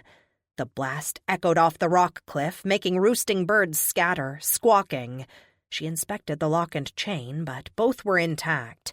She shot again to no effect. Great. Now what? Remembering Charles's axe, she headed back to the vehicle. Charles hacked at the lock and chain without success. She felt like screaming at the delay. It was fully dark now, and wispy ribbons of cloud floated across a full moon. She kicked the metal pole and turned to Charles. How far back is that bed and breakfast? So now you're ready to listen to me? I always listen to you, but I'm not going to always agree with you. Give me a break, Charles. If it weren't for this, she kicked the barrier pole again, we'd be 2 hours away from Springfield. She noticed his look of utter exhaustion and stopped her tirade. She was sure she sounded like a harpy and probably resembled one. Anyway, no harm done. None of those things found us. We can rest tonight and figure out a way to get this open tomorrow. They trudged wearily back to the Explorer, listening to the cawing birds settling back into the trees. If they had delayed their departure a few minutes longer, they would have heard something else. Slow, relentless footsteps sounded in the still night air. Drawn by the sound of the gun and the departing vehicle, a mangled, nightmarish figure emerged from the wooded hillside and stumbled slowly down the road. Chapter 17.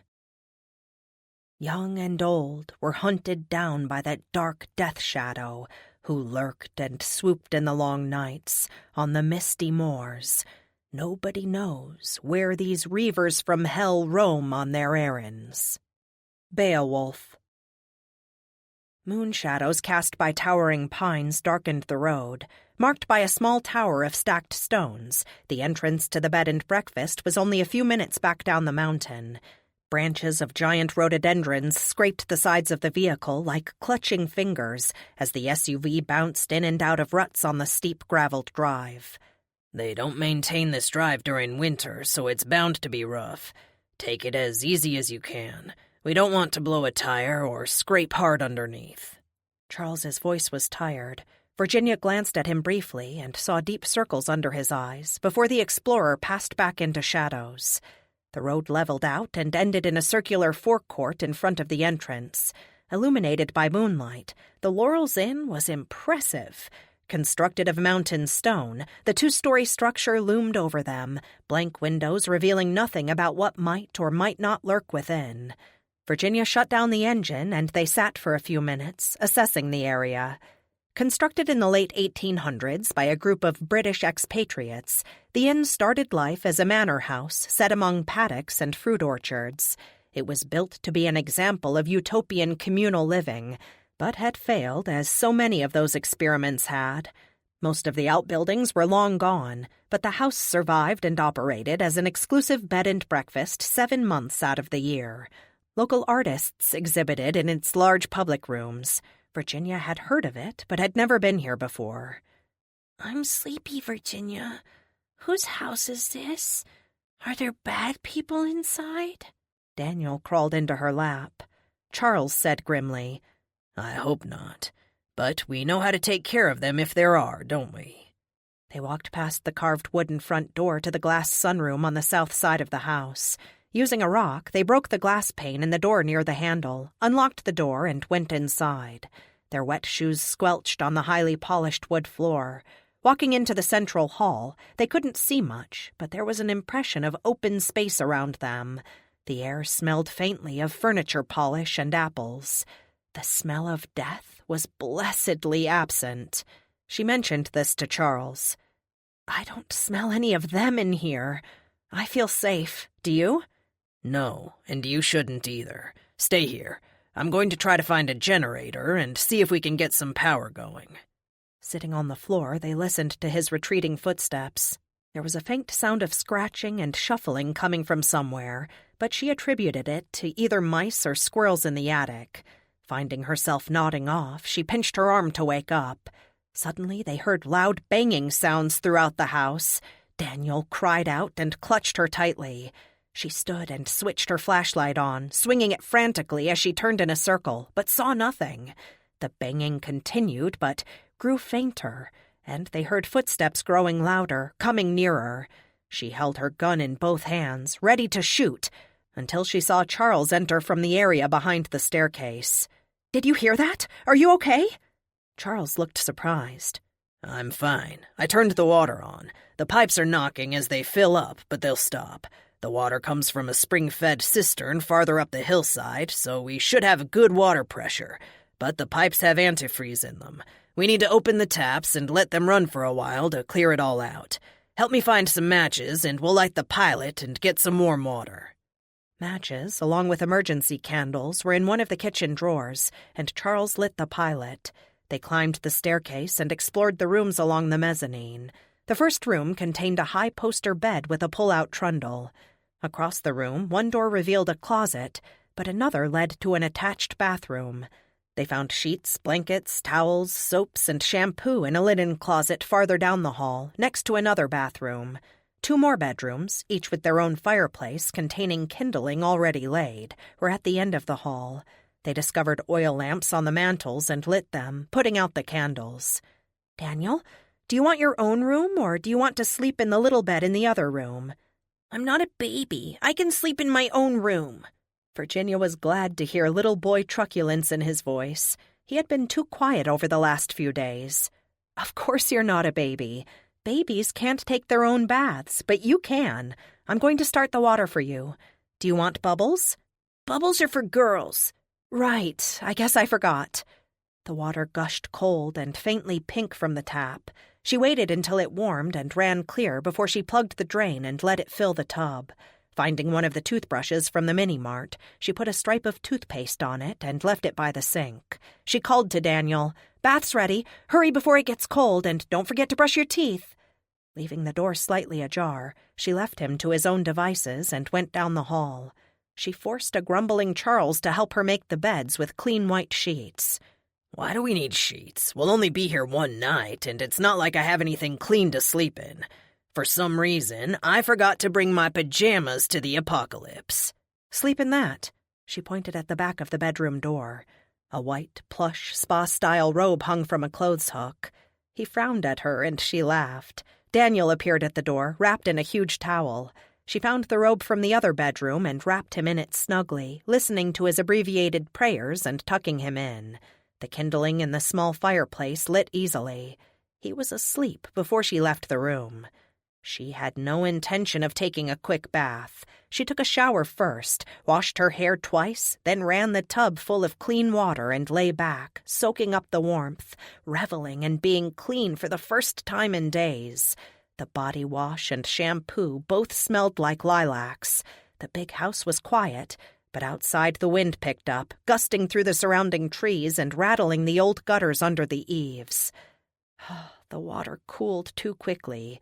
Drying off and cinching the terry robe around her waist, she walked into the bedroom, wishing this room had its own fireplace.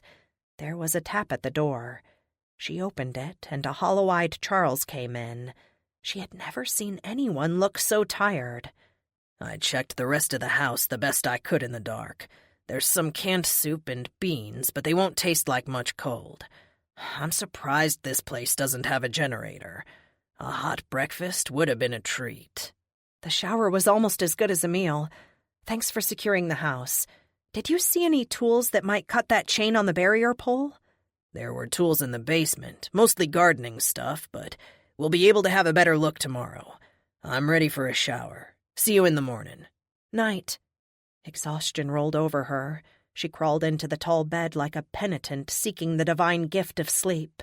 The sheets were crisp and faintly lavender-scented, and she fell asleep in minutes. The sound of breaking glass woke her. Sunlight poured through the window from a brilliantly blue sky. She didn't know how long she had slept, but she felt wide awake. Something crashed to the floor below, followed by the sound of more glass shattering. She dressed quickly and grabbed her shotgun, opening the door slowly and peering over the oak banister. She didn't see anyone. A quick look down the hallway showed that Charles's and Daniel's doors were still closed. Cautiously descending the stairs, she saw the cause of all the noise. An enormous, infected man had somehow crashed through the fragile old panes of the sunroom's glass wall and staggered about, stumbling into furniture and shelves. Glass shards protruded from his neck and chest. One arm hung limply at his side. He had no flesh left on his face, but a tag on his gore-crusted work shirt identified him as Lenny. She lifted her shotgun. "I'm so sorry." The shot exploded his head into black chunks of stinking flesh. The enormous body sank to the ground and slumped against a rocking chair, causing it to rock wildly. Footsteps sounded behind her, and she turned to see Daniel, the spa robe dragging the floor behind him. His hair stuck up all over his head, and he looked sleepy still. "Did you kill it, Virginia?" "I'm afraid I had to." "Good." Breakfast consisted of cheese crackers washed down with juice while sitting at one of the round glass tables in the dining room. Picture windows offered views of the snowy, wooded hillside behind the house. Flagstones set into the hill formed a natural stair path up into the woods. Charles still slept, and Virginia hesitated to wake him. She searched the house for tools to break the chain at the pass, but found only hedge trimmers and other lawn equipment. The cold air pouring in through the sunroom was a constant reminder of how easily something could get in. The feeling of safety she had last night was gone. Somehow they find us. Always. Covering Lenny's body with an extra sheet, she thought of something. Rolling the body to one side, she tugged his wallet out of his pocket. A photo ID card identified him as Leonard Hampshire with the State Highway Department. Excited, she went through the rest of his pockets looking for keys. Finding 2 sets, she pocketed both, sure one would unlock the barrier pole at Chapelcroft Pass. Deciding to wake Charles with the good news, she ran upstairs and knocked on his bedroom door. No answer. She eased the door open. He lay face down on the floor beside the bed. She rushed over and rolled him onto his back. He was breathing, but with obvious difficulty, and she caught her breath. He had flecks of black mucus on his lips. Her heart sank. He hadn't been bitten. He would have told her. She didn't understand what had happened. She dragged him up into the bed and covered him with the blanket, propping his head up with pillows to ease his breathing. He wasn't vomiting yet, but he needed to stay hydrated. She unconsciously jingled the keys in her pocket as she went downstairs for a cup of water. There was no question of leaving now. Hours went by. Charles grew colder despite the fire in the fireplace and extra blankets on the bed. Daniel kept watch with her, solemnly filling the cup with fresh water from the bathroom and trying to get Charles to drink. They finally settled for dribbling water into his mouth with a wet washcloth. Outside, the day continued as fair and sunny as it had started, in contrast to their death watch inside. Virginia knew she needed to restrain Charles soon. He was so weak, it was impossible to imagine him as someone to fear, but it would happen. He became restless and tossed about as evening came on. Black spittle appeared on his lips occasionally, and she wiped it away, cleaning the cloth each time, keeping Daniel away from it. When night fell, she sent Daniel to take a bath while she ripped a sheet into strips. She bound his ankles tightly to the bedposts and pulled his arms up to tie to the posts on the headboard. As she did, he cried out in pain, and she cringed but doggedly continued. His left arm seemed to cause the most pain. She pulled the arm free of the terry robe to check for bite marks. Instead, she found something entirely unexpected. A hot, raised patch of flesh, almost baseball-sized, bulged under his arm. She touched it gently, and he cried out. It was red around the edges, but dark in the center. A variation of the disease? She finished tying his hands and left to help Daniel get ready for bed.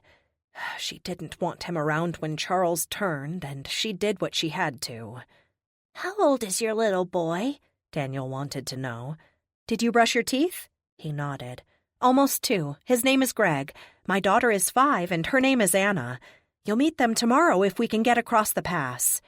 "Can we play tomorrow?" "Of course you can play. We may have to stay indoors, but we'll find something to play, I'm sure."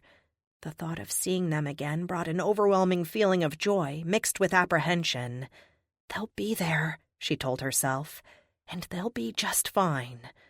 She kissed the top of his head after tucking him in, then grabbed her shotgun and went back to Charles.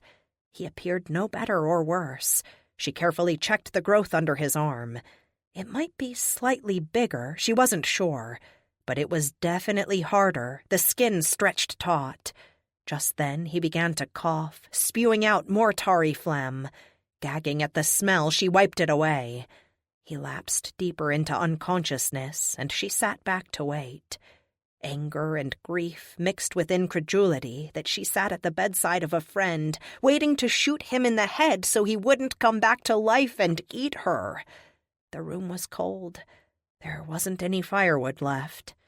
She dozed and dreamed that she was back in her attic. Anna and Greg were with her, and they were both sick, but she wasn't worried. She had the antibiotics from the pharmacy, and she knew they would be all right. Their beds were in the attic, too, and she tucked them in after they took their medicine. Anna began to cough. She held her and rubbed her back. Virginia looked out through the vent and saw the infected gathering in front of the house. A dead Yoon Lee looked up and staggered toward her, the others following gracelessly. Anna's cough grew louder and deeper. She pressed her to her bosom to muffle the sound and woke up. The bed was shaking. Charles alternately coughed and moaned. She felt along the floor for the gun, got up and turned the lamp wick higher, dreading what she had to do. "Don't shoot, Virginia. Not yet. Dear God, it hurts." His words were slurred and raspy, and his eyes, bloodshot but still blue and full of intelligence, pleaded with her. She put the gun down, soaked the washcloth with fresh water, and bathed his face. He was in agony. Not knowing what else to do, she grabbed another cloth, soaked it in hot water, and spread it like a poultice over the swelling under his arm. She heard a soft pop, and black pus poured out of the now open sore. A foul smell filled the room as she stuffed towels under the area to try to keep the discharge off the sheets. The pus changed from black to yellow as it continued to ooze, almost spurting from the abscess. Minutes passed, and the flow changed to blood mixed with pus, still pouring out in alarming amounts. She grabbed a clean towel and applied pressure to the sore. Gradually, the discharge diminished. Running more hot water, she carefully cleaned the area and packed it with rolled, clean cloths. Charles was no longer conscious, which was probably a mercy. His breath came in short, painful gasps. She gathered the soiled towels and cloths and threw them in the basement. There was a laundry area down there, but it was useless without electricity. Feeling unclean herself, she took a quick shower before going back to keep watch. Charles's breathing was more even, and he seemed to be in less pain. She settled down in the bedside chair, prepared for a long night. Outside, scudding clouds obscured the moon briefly, but nothing other than a hooting owl disturbed the quiet night. Chapter 18. I had no idea. You should have told me you were into this kind of thing. It's presumptuous of you to just spring it on me like this. She heard the words, but they made no sense. Her neck hurt and her face rested on something hard. The sun shone brightly against her eyelids. She opened her eyes and saw Charles looking at her from the bed, arms and legs still bound. She sat up in the chair, rubbing her neck and pushing her hair out of her face. I'm not a judgmental person when it comes to someone's private life, but this really isn't my idea of fun. So, if you can just untie me, we'll never speak of this again. Charles's voice was weak and he looked terrible, but he was definitely laughing at her. Tell me this first. Do I look good to you? Good enough to eat, maybe? You look good, except for the drool. She swiped at her mouth. But I don't want to eat anything unless it's been approved by the FDA and then cooked medium well. She untied him, carefully easing his left arm down. Relief at the realization he was all right coursed through her, and she smiled down at him. He took her hand and said solemnly, Thanks. I don't remember much about last night, but I do remember you being there. De nada. Are you hungry? We managed to get some water into you yesterday, but no food. Starving. I'll take whatever you have. 2 hours later, they were ready to go. Using a bedsheet, she improvised a sling to hold Charles's arm steady. The hole left by the ulceration still wept blood sporadically. His shoulder drooped oddly, as if the infection had eaten into the musculature. Sunlight danced on the windows of the old house as they drove away. By daylight, she could see the ivy vines, currently leafless, that covered the stone walls. It must be beautiful in season, all covered in green. Guiding the explorer over the rutted drive was easier in daylight. Snow still lay on the shaded hillsides, but melted and poured down in little rivulets anywhere the sun touched. That's a nice old house. I'd like to go back under different circumstances. It had a sinister reputation back in the day. The group of Brits that built it was supposed to have celebrated some sort of pagan rites a couple of times a year. Dancing around fires in the nude, sacrificing chickens, stuff like that. The springs up the hill behind it disappear underground, then branch off when they reach the house, and flow all the way to the original well the town was named for. The water is supposed to have healing properties. Charles ate cold beans from a can while she drove.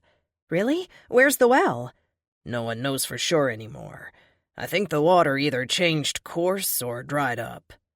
Wonder if it would heal our little epidemic going on now. Wouldn't it be great to find a cure? Or even better if we could find a time machine and just go back a little and quarantine Haiti immediately after the earthquake? We've lost so many. She was crying. The trees grew blurry and she wiped her eyes hard. Oh, I hate to cry like this, but I'm just so angry. Charles reached for her hand, then winced and drew his arm back to his chest. Don't move your arm, Charles. Ignore me. I'm just being stupid. They reached the end of the drive and turned right onto 531. A few minutes' drive brought them back to the barrier pole at the pass. A steel key from one of the key rings found in Lenny's pocket unlocked the chain securing the pole, and she dragged it out of the way. The road beyond glistened in the bright sunlight. Sunglasses. Such a small thing, but so useful. I wish I had a pair. Charles rummaged through the glove box with his good hand. No luck. We'll find another gas station and pick some up there. They drove past the barrier. High in the mountains, the cold held fast, keeping the snow from melting much on the hillsides or road. She kept her speed down and negotiated curves slowly. So, I wonder what I am now. Obviously, I'm not a full-fledged zombie, or I'd have already eaten you. She glanced back at Daniel and then looked at Charles warningly. He backtracked. Just a joke, Daniel. Virginia's too skinny to eat. Who'd want her? He continued in a lower voice. I know I'm lucky to be alive, but I don't understand why I am. I think you must have inhaled or otherwise absorbed some of the discharge from one of them. It could have happened to any of us. Think about how often we've had to fight them off. You know that black stuff must be full of bacteria for them to decay so fast. Maybe it's just an especially nasty bacterium that makes you really sick but can't emit the virus. Or maybe the virus mutated. Thanks for not shooting me. I was ready to. Reluctant, though. That bodes well for our future relationship. Our future relationship will be exactly like our current relationship. Traveling together constantly and staying at exclusive resorts? I like you better unconscious. See? I knew you liked me. Can you check the backpack and see if there are any sunglasses in there? There were not. He pulled out Bill's worn manila envelope and rifled through the contents. This one looks like something involving the U.S. military. How did your neighbor find these documents, and why did he never publish them? I would have. He meant to, but was waiting to retire so he could devote more time to his writing. Then he was diagnosed with MS. A few days ago, he became one of the new dead, and writing wasn't on his agenda anymore. Is it interesting? It was. The following document contains the first-hand account of Burton Hayes, 21-year-old signal officer attached to the Expeditionary Force of the 13th Marine Division dispatched to Haiti in 1915. This copy of the document was obtained from a private collector who inherited it from a family member. The original is stamped classified. October 2nd, 1915, arrived Port-au-Prince. Weather warm and sunny. Brief tour of the town revealed sanitation practically non-existent, with slops and pots emptied out the windows directly into streets and occasionally onto passers-by. Locals uncommunicative and hostile. Settled in, making twice-weekly sorties into the countryside, patrolling out about 4 miles before turning back. Came under fire and skirmished with the Cacos, local mercenaries, but they broke ranks quick when faced with a company of military regulars. Anytime we had one of these encounters, we had to go through health inspections. Yaws afflicted the natives, but the medics didn't seem too concerned about that for us. They were especially looking for bites and scratches they said might get putrid. By November, the novelty of the place was gone, and we were ready for some real action. Admiral Caperton dispatched the following orders. Action needed to control Cacos, who are responsible for the instability of the region. Stable government dependent upon the extermination of the Cacos. We will move out at 1700 hours. Orders subsequently came to set out for Fort Riviere, a stronghold established by the French in the 1700s. Over 100 indigenous insurgents were holed up there, and rumor was something unholy was going on. Villagers were going missing. Frightened families packed up and trekked all the way to Port-au-Prince, asking for shelter and protection. They attributed their troubles to the Zumbi, a band of mercenaries with which we were not familiar. November 16th, 1500 hours. Caught sight of the old French fort after half a day's march. Built on the crest of Montagne Noire out of massive stone blocks, Fort Riviere must have towered 4,000 feet over the sea. Our platoon, accompanied by a small force of the Haitian gendarmerie, approached from the southeast and circled around the base of the mountain to get closer to the rampart. What little road remained was overgrown, and the area around the base hadn't been cleared in so long it was gone back to jungle. We had 3 field artillery guns with us, till one mule threw a shoe. We hid the gun in the scrub before proceeding to the rendezvous point, where we met with the 10th Company. 2 pickets stayed behind to guard the gun until we could send back for it. 1900 hours. 4 men dispatched to retrieve 3rd Artillery gun returned with gun, but guarding pickets could not be found. Reported the mule dead and savaged with skeleton picked clean. Blood swathed the area and surrounding vegetation heavily trampled. Speculated the men were taken by surprise and held hostage. Assault scheduled for daylight. 0700 hours. Day dawned clear. Fort quiet, not even cooking fire smoke observed. Shelling began 0745 hours, and south wall breached at 0945 hours. Fire was not returned. Figures observed leaping from the breached area onto the plain below and slowly making for our position. No parley or surrender flags, but they appeared to be unarmed. As they closed in, exclamations of "Zombie" erupted from members of the gendarmes who began firing without authorization. The old man swore and cuffed their officers, telling them to stop their men. They ignored him. Some of the combatants went down, but, incredibly, others walked on through what became a hail of bullets. The advancing Kakos sported dreadful injuries, some with missing limbs and stripped-off skin and flesh on large portions of their bodies. Then something I have never seen before and hope to never see again occurred. 3 hissing, growling Kakos reached our line and pulled down Wilson, tearing into his body with their hands and teeth, devouring his flesh on the spot. The gendarme soldiers screamed, "Détruire la tête, seulement la tête." The old man looked blank for a moment, then shouted, "That's right, shoot the bastards in the head." We needed little encouragement, fell to, and soon covered the ground with dead Kakos. The firing stopped. Amidst the smoke and confusion, the Haitian soldiers moved onto the field, smashing the skulls of the fallen with rifle butts and large stones. We retrieved Wilson's body and wrapped him in blankets. In a lapse of judgment, we failed to set a guard on the body, and his head was destroyed by persons unknown. Orders were to fan out and take down any stragglers. We found over 20 and took them down with headshots. Our Haitian compatriots reduced those heads to greasy fragments. We later counted over 140 dead. Upon entering Fort Riviere, we found nothing alive, only more of the shambling Kakos of the type before described. 1,900 pounds of dynamite were sent for from the Grande Riviere du Nord, and the engineers leveled the accursed fort. The rotting and mutilated bodies of the 2 pickets lost before the battle were brought in by patrols. Found wandering with the Kakos not far from the base of the fort, they were shot as part of the roundup. It is believed a local Kako warlord effected the change in the men in Fort Riviere, unleashing them on the countryside to garner local allegiance through fear and intimidation. Locals who were otherwise uncooperative provided this information reluctantly. How this change was effected is still unclear, and there are elements of this engagement that remain beyond my understanding. How does a man encounter a storm of bullets and not go down? How do the dead walk? Signed by my hand on November 19, 1915.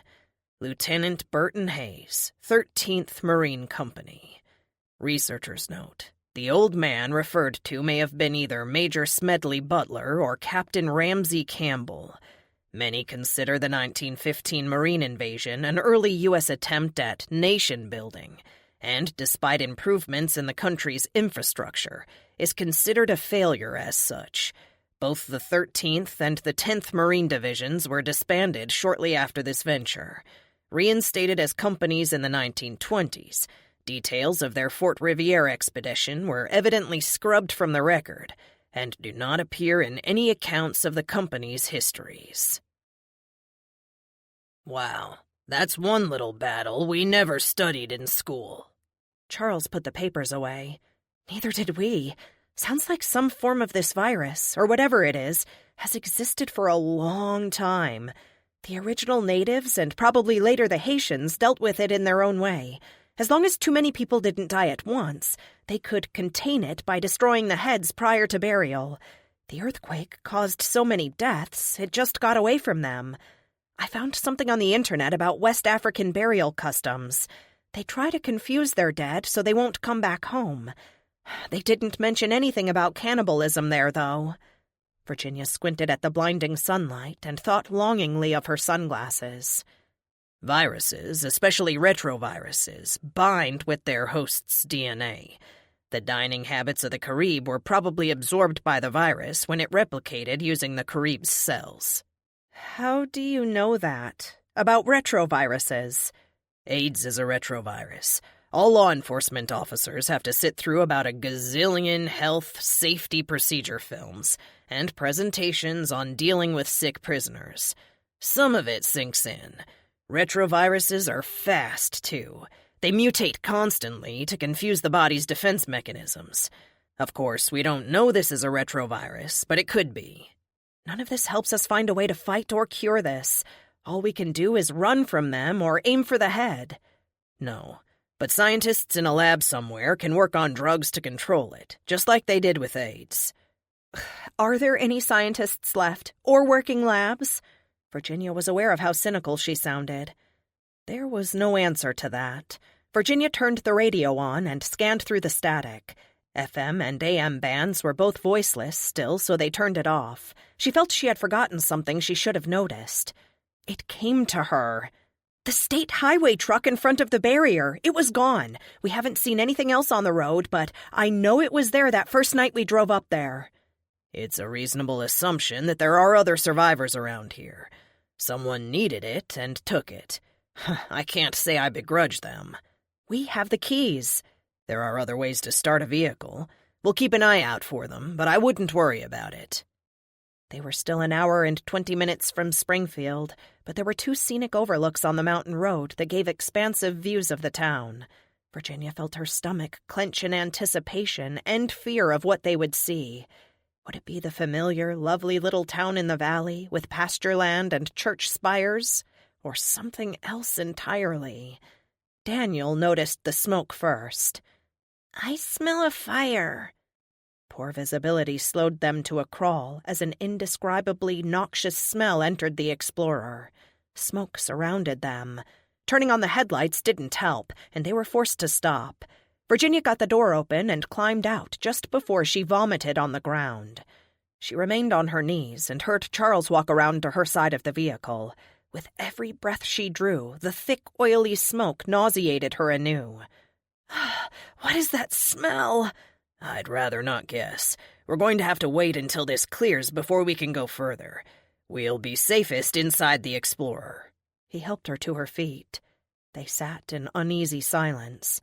Charles took her hand, and she left it there. The smell covered them, gagging them and stinging their eyes. Daniel vomited. Virginia gave him one of the bottled waters to rinse his mouth. She opened the door so he could spit, and that's when they heard it. A vehicle engine, the sound somehow shocking in its normalcy, roared past them. Whoever it was moved slowly and didn't stop. The sound passed them, heading down the mountain road, and faded away to be replaced by another, more sinister sound. Moans, faint first, then growing louder, arose from the smoke all around them. They couldn't see anything. They locked the car doors and huddled inside. Daniel crawled into the front seat and buried his face in Virginia's shoulder. Rotten, decaying hands beat on the windows. Faces, skin hanging in shreds, drifted in and out of view as the smoke billowed. An old woman pressed her toothless mouth against the glass and gnawed, blackened tongue licking at the window's edge. The pounding on the vehicle grew more insistent as the crowd of dead grew. Virginia couldn't stand any more. Daniel, get in the back and buckle up. If that other vehicle could make it down the mountain, so can we. We're getting out of here. The engine roared, and they inched through the grasping, gibbering throng. Rotten and somehow frail-looking, their hunger drove them nevertheless, and the walkers threw themselves at the vehicle. After what felt like a lifetime, they caught a glimpse of blue sky, and then the metal guardrail girding the left side of the mountain road. They cautiously picked up speed and left the dead and the smoke behind. What were they doing up here? I didn't know that many people lived in the area. Charles continued to peer behind them. I suspect they came from that new one-level living place. We should be able to see it right about now. They drove slowly past the gates of a luxury retirement community. A sign read, Stone Mountain Villas, active living for active seniors. A few elderly dead, some in golfing attire, roamed the streets inside the gates. The sound of the vehicle attracted them, and they reached withered arms yearningly toward the road. They were not a serious threat, more to be pitied than feared. They're definitely active, but probably not the way they'd planned. Virginia was still nauseated from the lingering smoke. Why didn't you want to guess what's burning? Do you think the smoke is dangerous?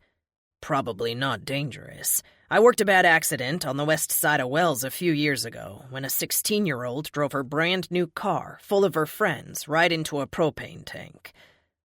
That's the only time I've ever smelled human bodies burning. But you never forget it. They rounded a curve and pulled off on the first scenic overlook. Drifting layers of smoke obscured the valley. This smells much worse. There are a lot of bodies burning down there. Virginia felt a jolt of fear and strained to see through the concealing smoke. Please, God, she thought, let me find them alive and well. Please. The air felt warmer now, and snow patches were sparse. They crested the mountain and headed downhill. Swerving around abandoned cars, they reached the outskirts of town. Springfield was an old town, established in the glacier-carved valley when the extensive anthracite deposits were discovered in the area. Coal companies bought out the mineral rights from the few local landowners, quickly established a company store economy, and built a shanty town, importing cheap immigrant and Negro labor. Then, in one of the few successful worker uprisings of the time, the miners demanded and got a 9-hour workday, wages paid in actual currency, alternatives to company stores, and the right to measure the accuracy of the scales that weighed their carts at the end of the day. Blacks and whites stood side by side and insisted on their rights as human beings, and it worked. A charming, small city gradually replaced the coal shacks. The town was proud of its contentious past, but the coal deposits were long exhausted, and the mine shafts locked for over 40 years. The natural beauty of the area remained, and the town now boasted assorted retirement and golfing communities. A lake, gouged out of the earth when the glaciers retreated after the last ice age, attracted water sports enthusiasts, including anglers. The water looked choppy today, and the few boats at the dock bobbed in the breeze. Anna caught her first bluegill right over there. Virginia pointed to a small pebbly beach bordered by birches and hemlocks. She was so excited when she landed it, and then cried when she found out it couldn't breathe out of water. We threw it back. I know how to fish, Daniel exclaimed. Can we go fishing after we get her? We'll see. Virginia was suddenly terribly afraid of what she would find at her in-laws. The nightmare she had in the attic was tormenting her, and she fought down her fear. The smoke thickened again, and they slowed down, unable to see more than a few feet in any direction. We haven't seen anyone yet, alive or otherwise. Do you think the town was abandoned? Charles chose his words carefully when he replied. Virginia, this town wasn't abandoned. Like I said, there are a lot of bodies burning here. Someone had to organize a collection process. We should run into them soon, and then we'll... Virginia stomped the brakes as something hit the side of the Explorer, and they heard, "Everyone out of the vehicle now!" Chapter 19. And the Lord said unto Satan, Whence comest thou? Then Satan answered the Lord, and said, From going to and fro in the earth, and from walking up and down in it. Job, chapter 1, verse 7. They complied, but only after tucking handguns into the back of their waistbands, out of sight. Once out on the road, they still couldn't see who had stopped them. Bandanas over their mouths and noses obscured their features.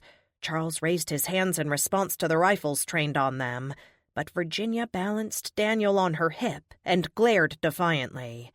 State your business here. We're here to find my children. That's all I want, and as soon as we find them, we'll be out of your way. Daniel began to cough. What's wrong with him? Have you been in close contact with any infected persons? Who hasn't been in contact with the infected? The smoke is choking him. Other than that, he's fine. One of their interrogators offered a cloth from fingers tipped with chipped blue nail polish. Virginia took it and tied it over Daniel's mouth and nose. "Thanks." "You're welcome. You should get him and yourselves out of here as soon as you can. The infected are still active." "We plan to. Can you tell me what happened here?" Charles held up his badge. The rifles went down. "The wind is changing again. Come this way, but watch your step." Tendrils of smoke swirled around them. This way took them into an elementary school office. Their hosts removed their jackets and bandanas. They introduced themselves as Riley and Shannon Daly, father and daughter. "We were finishing up some checks outside the pit, and we heard your engine. Where did you come from?" "Tunbridge Wells. I'm Virginia. This is Daniel." "Charles McDonough." Charles extended his hand. "I'm the town constable in Wells. The virus hit us hard, and it's taken us a week to get over the mountain. How bad is it here?" Riley sat down in a swivel office chair. He turned toward a map on the wall above the desk. "How bad? That bad." He pointed to areas on the map marked X in thick black marker. "Someone started marking off areas that had cases of the virus when this first started. Do you see any clear areas? No? Right, because there aren't any. What's burning?" Shannon said something unintelligible and left the room. They heard sobs from down a hallway. Riley stood up, then sat back down. "Just her mother and sister and most of the people she's known her entire life. We were hard hit, too. Until the day before yesterday, we were still hiding out, and the dead filled the streets. When the guardsmen showed up, we thought for some reason everything would get back to normal. Looking back, I don't know why we thought that, but it was just so good to hear news from outside, to know that other people were still alive. Can't keep the old USA down, right? Can't beat the weekend warriors."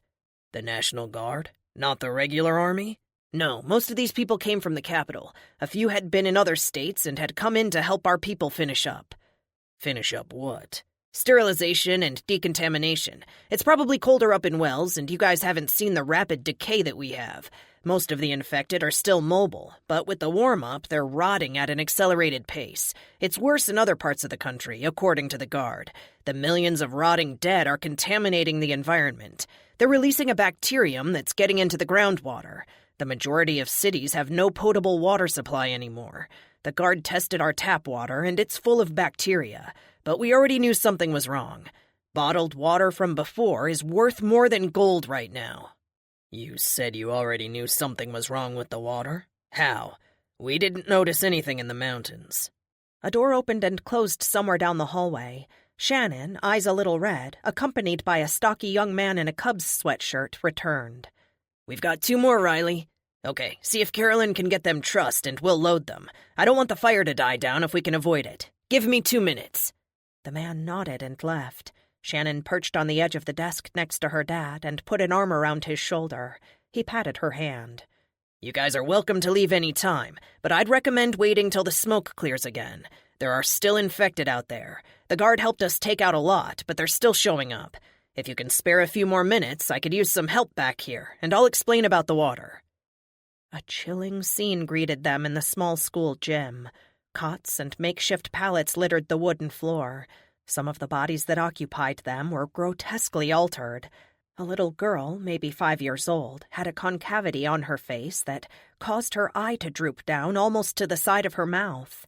She broke into a heartbreakingly sweet smile when she saw Daniel, and the motion caused her eye socket to flop to one side as the skin of her cheek closed around it. The smell of decay and unwashed bodies hung in the air, along with the lingering tang of smoke. "We weren't sure at first, but the testing confirmed there are bacteria in the water. We think it's causing the infections. It starts with chills, and then we're seeing infected boils. The victims don't always survive, but do better if the boil bursts and drains. We're experimenting with lancing, but you have to do it at the right time. The bacteria are actually eating into cartilage and bone structure. The bio guy with the Guard said it's the same bacteria they cultured from the rotted tissue of the dead." Similar facial deformities marked several others. One man's arm hung uselessly at his side, but he used his good hand to wipe the brow of an elderly woman who groaned in pain and clawed at her chest. Near a set of fire doors, 2 bodies lay trussed in twine. Virginia took the feet of the first body, and Shannon grabbed the shoulders. Charles held the door open, and they loaded it onto a four-wheel ATV waiting outside. The second body was heavier, and they had to drag it. Some of the twine fell away, an arm swung free, and Virginia saw a black, rotted cavity revealing part of a lung and heart underneath blackened ribs. They heaved the body onto an ATV. When the boils form too near vital organs, we tend to lose them. Charles shuddered, and his arm twitched in its sling. The Guard helped us get a designated burn area started. This is biological warfare on a massive scale.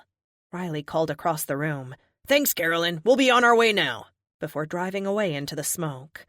Virginia looked to see if this Carolyn might be her mother-in-law, but saw a tired-looking, black-haired woman in blue scrubs who gave her a little wave. She smiled and waved back, then walked over. Dread and fear made it hard to speak, but she swallowed hard and asked, "Do you know the Dares? Dan and Carolyn?"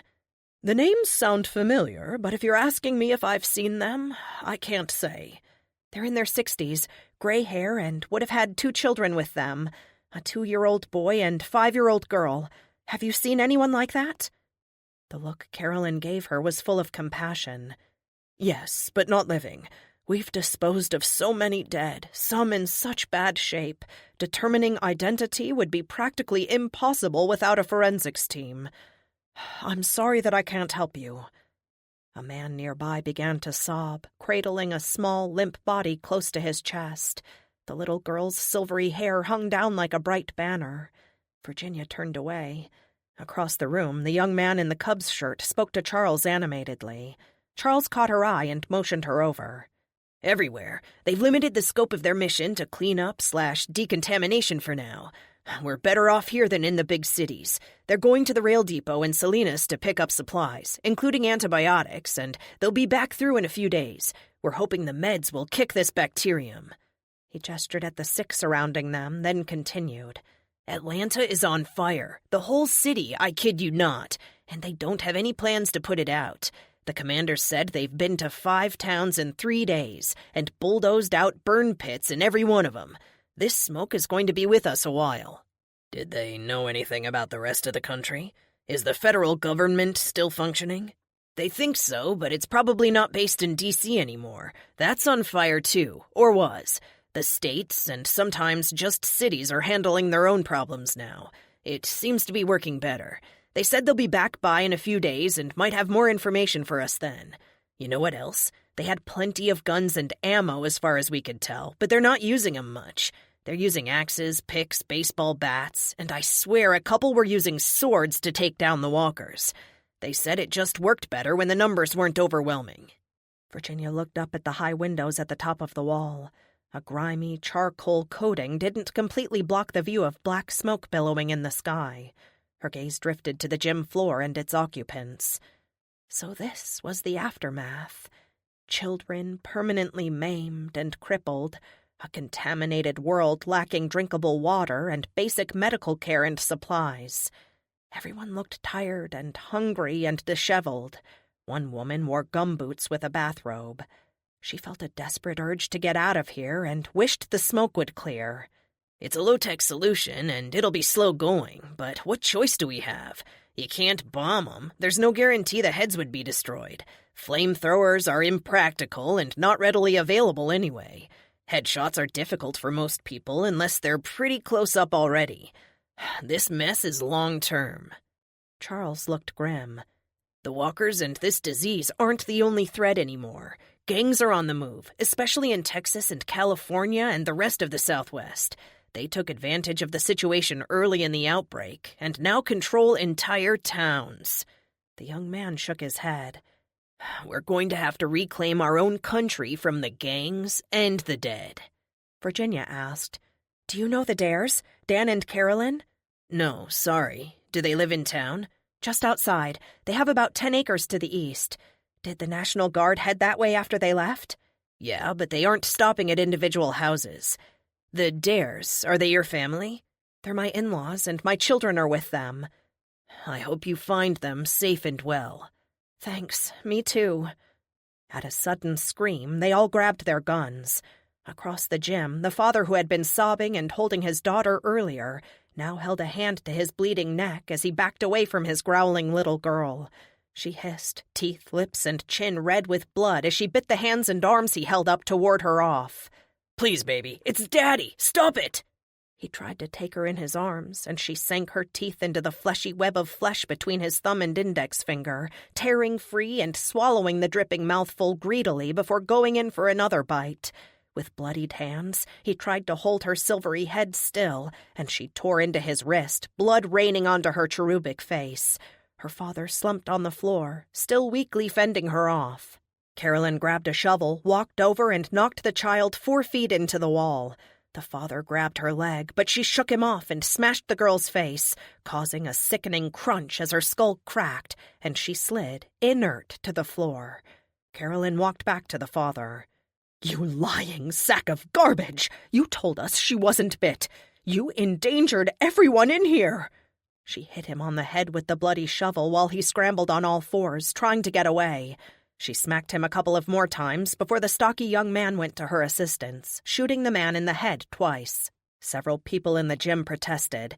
Carolyn took the body by the legs and dragged him to the doors. She threw the little girl's body on top, then turned to address the crowd.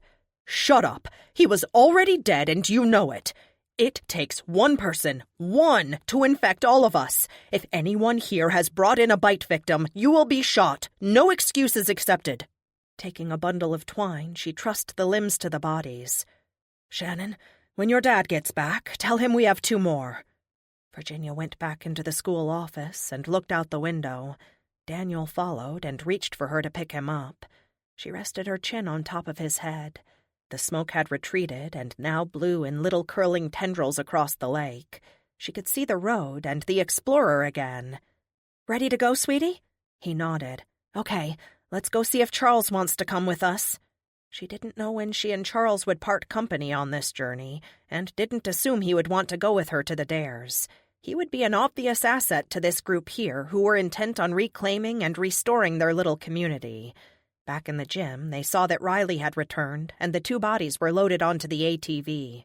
Charles closed the doors, and she caught his eye. "The wind has shifted enough to see the road again, so I'm leaving. I'm not asking you to go with us, but you know I'd welcome your help." Charles looked surprised. "Of course I'm going with you. We're the 3 amigos, right, Daniel?" He gave Virginia a look that made her slightly uncomfortable. "We're together for the long haul. Now, let's go get Anna and Greg. Daniel needs someone to play with." Hearing him say their names aloud almost made her cry. She was still so desperately afraid of what she might find. She swallowed her fear, jingled the keys, and smiled. "Off we go, then." The SUV started with a roar. Derelict cars, some with moving, decaying bodies still inside, partially blocked the road east. Black and gray rotted skulls turned, and withered arms reached for them as they slowly wove their way through. The wind continued to keep the smoke away, and they soon picked up speed. The gas hand registered 1/4 of a tank, and Virginia estimated they were about 5 miles away, so they should be fine. They noted dead and mostly devoured cattle in the fields surrounding them. The placid creatures wouldn't have stood a chance against the ravenous dead. Some of them, wandering at a distance, heard the explorer and began to slowly stumble toward the road. Charles watched them come. "I'd hoped to travel without a ghoul entourage. We don't want to lead them to your in-laws. I wish we had a distraction, something to draw them away." "What is that?"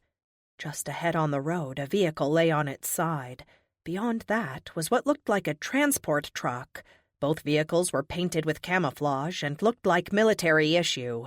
They couldn't get around them and stopped, drawing their guns and getting out to look around.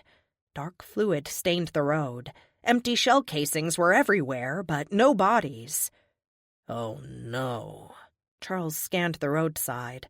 "What?" "Get back in the vehicle. Hurry!" Charles picked up Daniel with his good arm. Virginia opened the door and they scrambled inside. The dead in the field grew closer. They all looked oddly similar, and she realized why. All were dressed in green and camouflage with high and tight haircuts. This was what was left of the National Guard Company.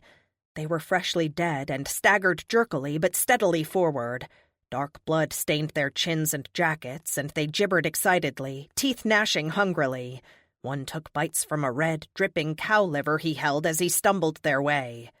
Oh, the whole platoon dead. They must have had an infected with them and didn't know. Those supplies won't be coming now. We're going to have to drive around this. Can you get this through that ditch? Oh, I seriously doubt it. The bank is too high. I'm backing up. Hold on. Virginia reversed, hitting a dead soldier behind them. Another grabbed the side view mirror and held on, clawing out the window with what was left of his hand, shredded face covered with dirt and small gravel. Virginia hit the brakes hard and he slipped under the wheels. She took a left, jolting up the bank, their heads hitting the roof hard. Daniel screamed. "I'm sorry, baby. Hold tight." She could have gone back to the town, but they were close, so close to Anna and Greg. She couldn't stop now. The front wheels bit into the bank, but the rusty barbed wire fence at the top was sturdier than it looked. They couldn't break through it, and they lost their forward momentum. They slid backwards, down into the ditch. She gave it more gas, but could not gain traction. The wheels spun futilely as more camouflage-clad dead moved in.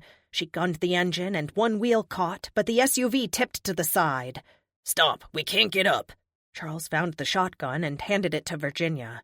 I want you to take Daniel and run. I'll cover you with the pistol. You'll follow? Of course. Now go. She climbed into the back seat and unbuckled Daniel, watching the infected close in. How many were there? Oh, too many. It's too late. I can't get past them. Charles slammed his fist into the dash. A pallid, blood-stained face, teeth bared in a grimace of hunger, pressed against the passenger window. Dead GIs fell from the bank onto the hood, rocking the Explorer and groping their way to the windshield where they began a relentless, pounding assault on the glass. The bodies were not that damaged and still strong. Several had rifles slung over their shoulders, but were no longer capable of knowing what they were used for. There were so many on them now, the vehicle interior grew dim, and the noise drowned out speech. Charles put his good arm around Virginia and Daniel, and the three of them huddled, waiting for the glass to fracture. The dead never gave up until they got their meal. Chapter 20.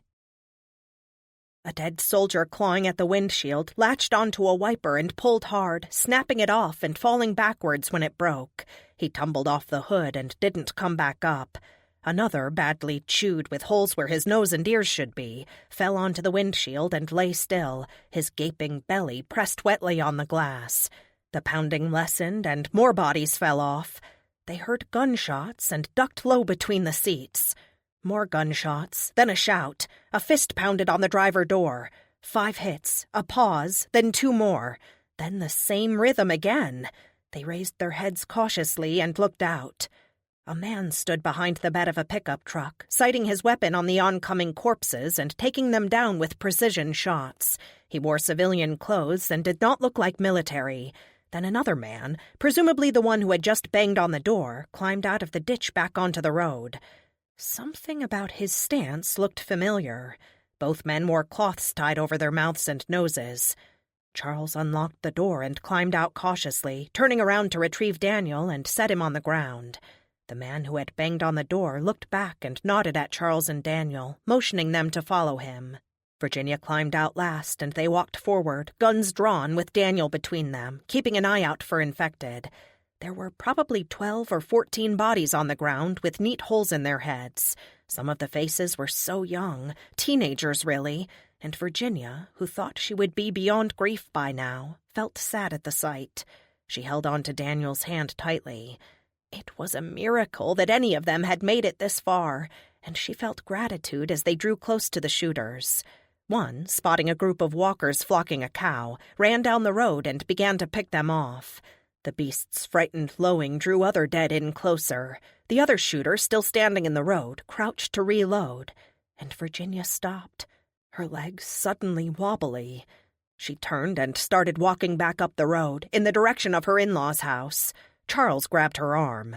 It might be a good idea to join up with these two if we can, Virginia. There's strength in numbers. Or at least thank them. I don't have time for this. I need to get to my children. You don't have to come with me. What's wrong with you? Nothing is wrong with me. She shook him off and kept walking. She heard him walk back to the shooters. The gunfire ceased. She sped up until Daniel protested. His little legs couldn't keep up. She slowed down and soon heard footsteps approaching fast behind her. "Virginia?" She kept walking. "Hey, Virginia!" The speaker caught up with her. She ignored him and sped up. He kept pace. "You could at least thank me. I saved your life back there." The sound of his voice made her angry. "No, you didn't. I was fine." "You wouldn't have been fine in a few more minutes." Her husband put a hand on her shoulder. She shrugged off his hand and then turned and faced him.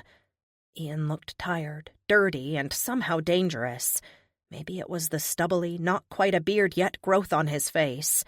She realized she had already relegated him to the past, and his presence here confused and upset her. Her mouth opened, then closed. She could not think of a single thing to say to him. She turned around and trudged on. "Where are you going?" "To your mom and dad's house. The children are there."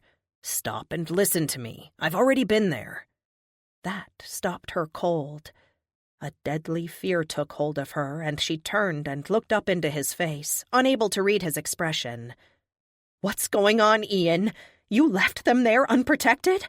"Virginia, I didn't—" Angry shouts followed by a gunshot down the road stopped whatever he was going to say. Charles had somehow knocked the other shooter to the ground and had his pistol pressed against the back of his head. The man on the ground screamed at him and called Ian's name.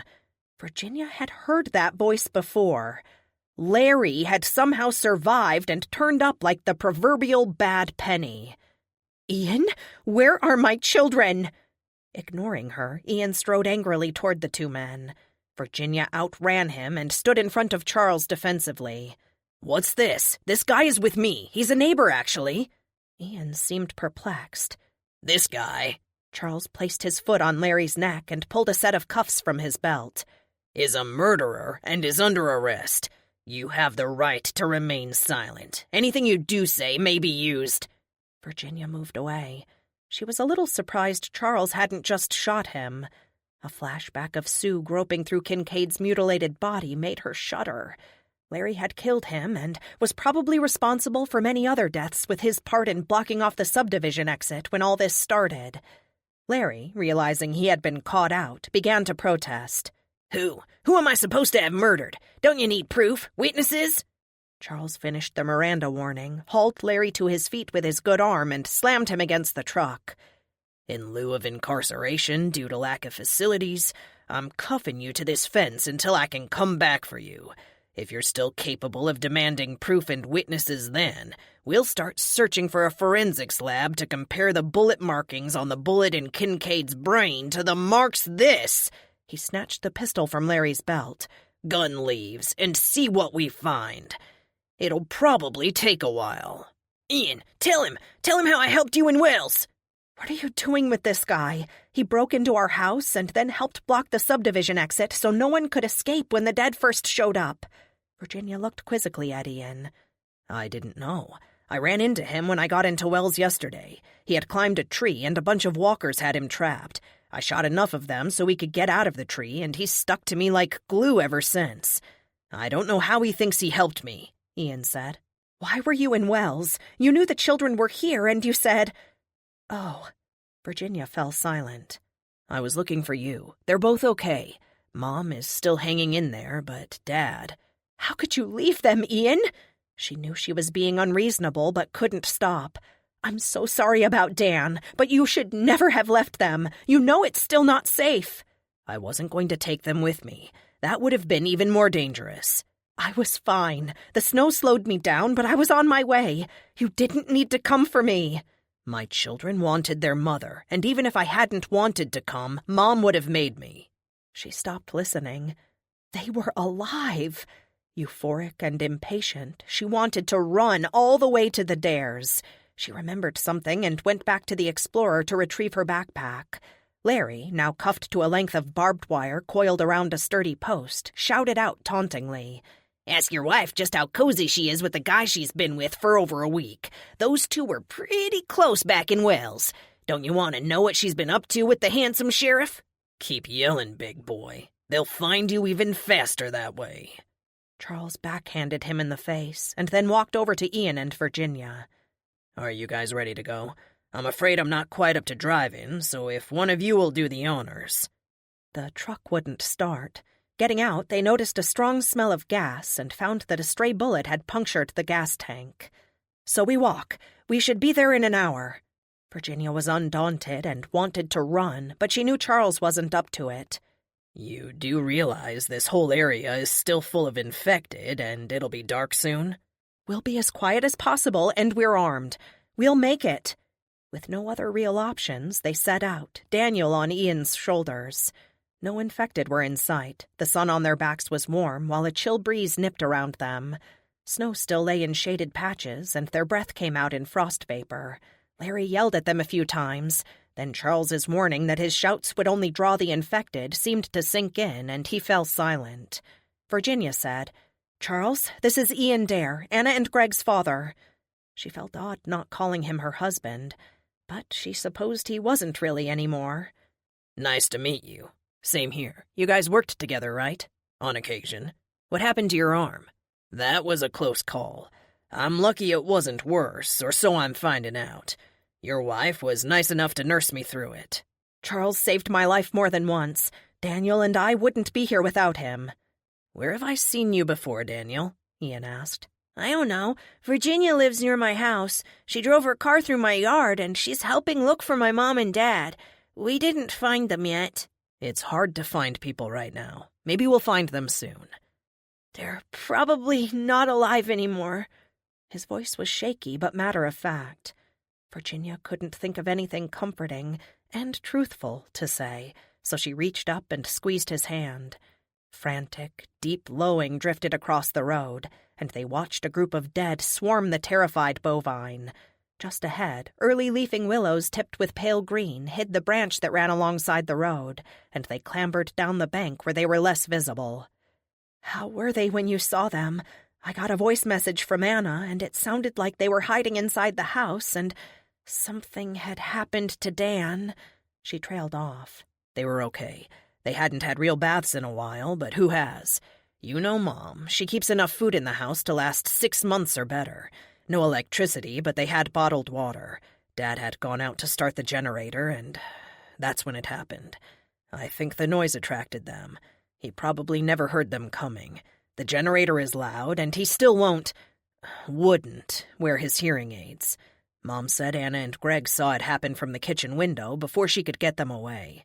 When I got there, I had to take out the 2 walkers, and then—" He stopped talking. The stream gurgled and splashed over the rocks in the stream bed. The bank grew steeper, and they had to climb back onto the road, which appeared deserted. Charles walked ahead, gun drawn, while Ian lagged behind a little with Virginia. Screams sounded in the distance. They instinctively formed a circle, facing outward, guns ready. They realized they were probably hearing Larry die. Virginia shuddered. They waited a few minutes, then moved on cautiously. "How did you get back here? Planes are down, right?" "Hitched a ride in a military chopper that was headed down to the CDC in Atlanta. I hiked up to the pass at Chapel Croft and took a state truck someone had abandoned near the barrier." "So you took it. We wondered who had." "You saw it? Where were you?" "We had to backtrack that night because we couldn't move the barrier pole. We broke into the inn and spent the night there. I found the keys to the pole, and we're the ones who unlocked it this morning." "The Laurels? Just the 2 of you?" He frowned. "No, Ian, the 3 of us. Daniel has been with me almost from the beginning." "Should I ask what's been going on with the handsome sheriff?" "I don't think you should. I can't imagine why it would be any of your business." "Really?" "Really. Don't be stupid. You know me. You don't know Charles, but he's been a true friend throughout this whole nightmare, and—" He took her hand before she could snatch it away. "You're still wearing my ring." "It doesn't mean anything. I just thought someone might break into the house and steal it." "Virginia, you're not supposed to say stupid," Daniel said. "You're right. I'll try not to say it again." She walked faster until she caught up with Charles. He smiled at her, then looked back at Ian. "What was D.C. like when you got out?" "Smoky and filled with infected. The higher-ups already knew the virus had jumped into the general population, and they left hours before the announcement about the successful sterilization. When word leaked that the virus had not been contained at Fort Belvoir, pandemonium broke out. Commuters stuffed themselves into the metro trains like cattle. The automated trains ran for a while, but finally breakdowns stranded thousands of people in the tunnels. There were infected among them. Even before I left, no one went near the underground entrances anymore. There are probably countless thousands of zombies roaming down there. The interstates leading out of the city were worse. Some of the smoke cleared by the time I flew out in the chopper. I-495 was completely impassable and full of roving dead. You said the chopper was headed to the CDC. Any news on a cure or vaccine? Obviously, Charles had overheard their previous conversation. Sorry, that's way above my pay grade and access level. I was just grateful for the ride. Everyone wants out, or rather, everyone still alive does. There are some hardened, fully stocked shelters being held in reserve for officials who are probably dead or worse. They need to open them up. The old protocols don't apply anymore. Did you make it to our house? The whole neighborhood was infested when Daniel and I got out. Did you see anyone left alive? No, but I didn't look too hard.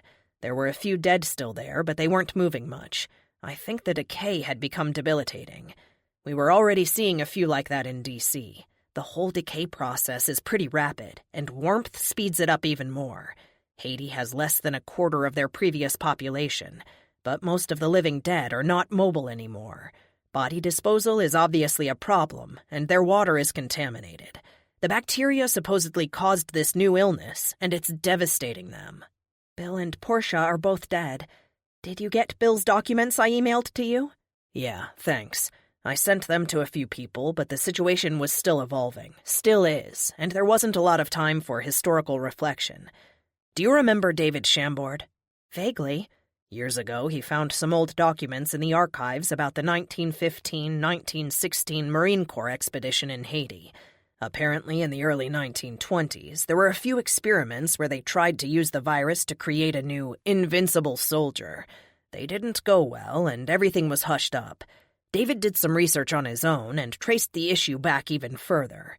Some Portuguese traders and priests in Africa encountered something like it in the 1400s. Our own government tried to harness this and use it in the military? It's not that surprising. Think about the LSD experiments they tried on people in the 50s and 60s. And don't forget the Tuskegee syphilis research. Why didn't they start looking for a cure back then? They tried, but science was more primitive then, and I guess the issue hasn't been revisited. Have you ever wondered why Haiti is as isolated as it is? I think it started as a deliberate policy to keep the genetic component confined to the island. They came to a fork in the road and took the uphill road to the right. An old white farmhouse crowned the gently sloping hillside. Blown-out windows and a partially collapsed roof made the once picturesque farm look desolate. An older woman in a nightgown, stained dark red, clawed at the front porch windows, dragging two mangled legs behind her. She heard them walking, turned her head toward the road, and dragged herself to the porch steps, tumbling down to the ground. One leg broke off and remained on the porch. She rose up on her arms, and they saw the fall had broken something in her neck. Her head now wobbled crazily on her back and shoulders, making her look headless from the front. Still, she pulled herself toward the road. I don't think she's worth risking a gunshot for. We'd just draw attention to ourselves. How far are we now from your folks' house, Ian? Charles asked. Ian stared at the woman crawling toward them. About 30 minutes. We'll make it before dark, then. Good. Walking on in silence, they saw more abandoned houses. A burned-out gas station added to the air of lethal desolation. The sun fell behind a copse of bare trees to the west, and a chill wind picked up, sending gray clouds scudding across the horizon. Coming round a bend, they passed between two blue spruces Carolyn had planted to mark the driveway and the beginning of the property. Pea gravel crunched softly under their feet. The tall stone and stucco house looked deserted. No smoke poured from either of the two chimneys, and Ian frowned when he noticed. Are they out of firewood? There was plenty when I left. Virginia quickened her pace. She pulled Greg's blanket from the backpack and folded it over her shoulder. It still held that indescribably fresh baby smell. The thought of holding him again made her feel she could dance all the way to the door. To the side of the house, a freshly dug mound of earth marked where Ian had buried Dan. 2 bodies, badly decomposed, lay at the edge of the woodland. I'll miss him. He was a wonderful father-in-law and grandfather. He was the best dad in the world. He died trying to keep my children safe. I'll never forget that. And I want them to understand what he did when they're older. Ian's mouth hardened into a straight line, and he walked faster, pulling ahead of her. She hurried to catch up and slipped on a patch of ice. He caught her, and his arms around her felt so familiar, so right. Angry with herself, she pulled away and walked on, reaching the front walkway. She stopped so fast she skidded, shock turning to fear and dread. The front door stood wide open. Chapter 21. The door framed gaping darkness within. An overturned stone urn partially blocked the doorway. Dirt and pansies trampled on the steps. Blood rushed to her head and pounded in her ears. She turned around, looking at Ian and Charles in mute appeal, wanting someone to tell her everything was okay. And she saw them, the rest of the dead platoon, shambling out from the woodland. The zombie at the head of the pack stumped forward on legs that were little more than sinew and bone, skin flapping around the enormous hole where his stomach used to be. Still unable to speak, she pointed. Daniel looked and screamed, then ran into her arms, knocking her down. Charles and Ian ran, scooping up her and Daniel and slamming the front door. Scratching and pounding, the frustrated dead soon massed against the doors and windows. Virginia moved from room to room, searching frenziedly. The closed blinds and curtains made the house dark and dismal. She found no one. There were no signs of violence, no bodies, no blood. Upstairs she went into their room and sank to the floor between the twin beds. Bright checkered curtains filtered the sunlight from the windows, making the room blue and shadowy. She took the pillows from the unmade beds in her arms, holding them tight and closing her eyes. Despair, deeper than she had ever experienced, washed over her. What now?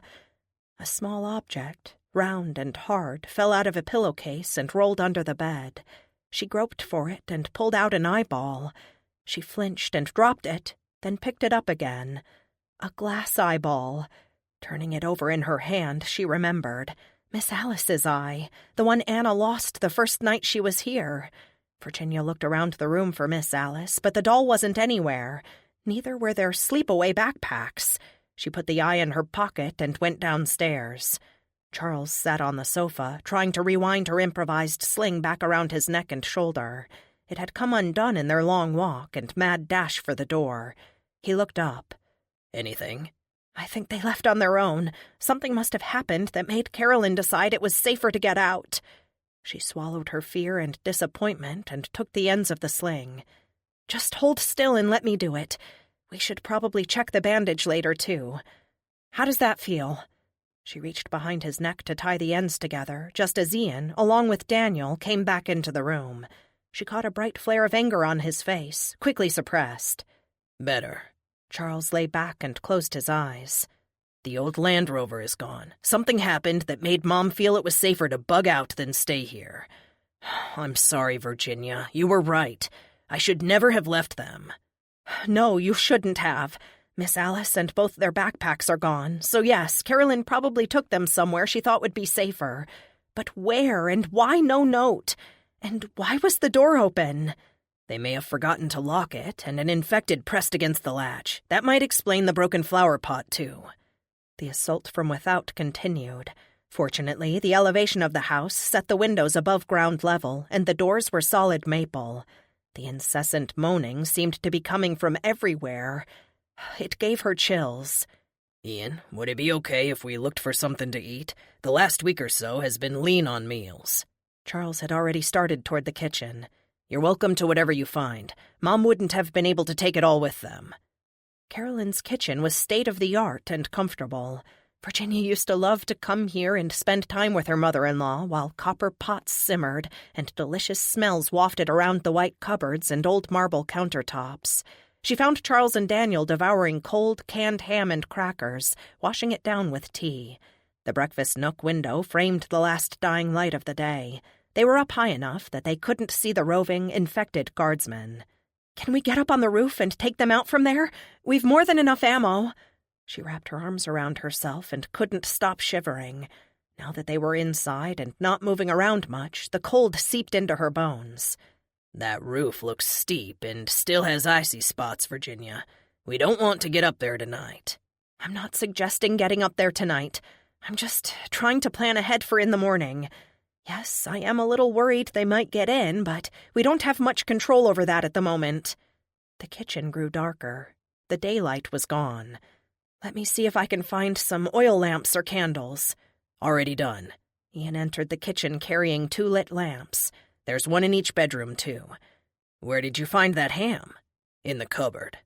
They all sat around the little table and ate. The oil lamps cast a warm glow, and if they ignored the blows on the house, it seemed almost like a normal winter evening.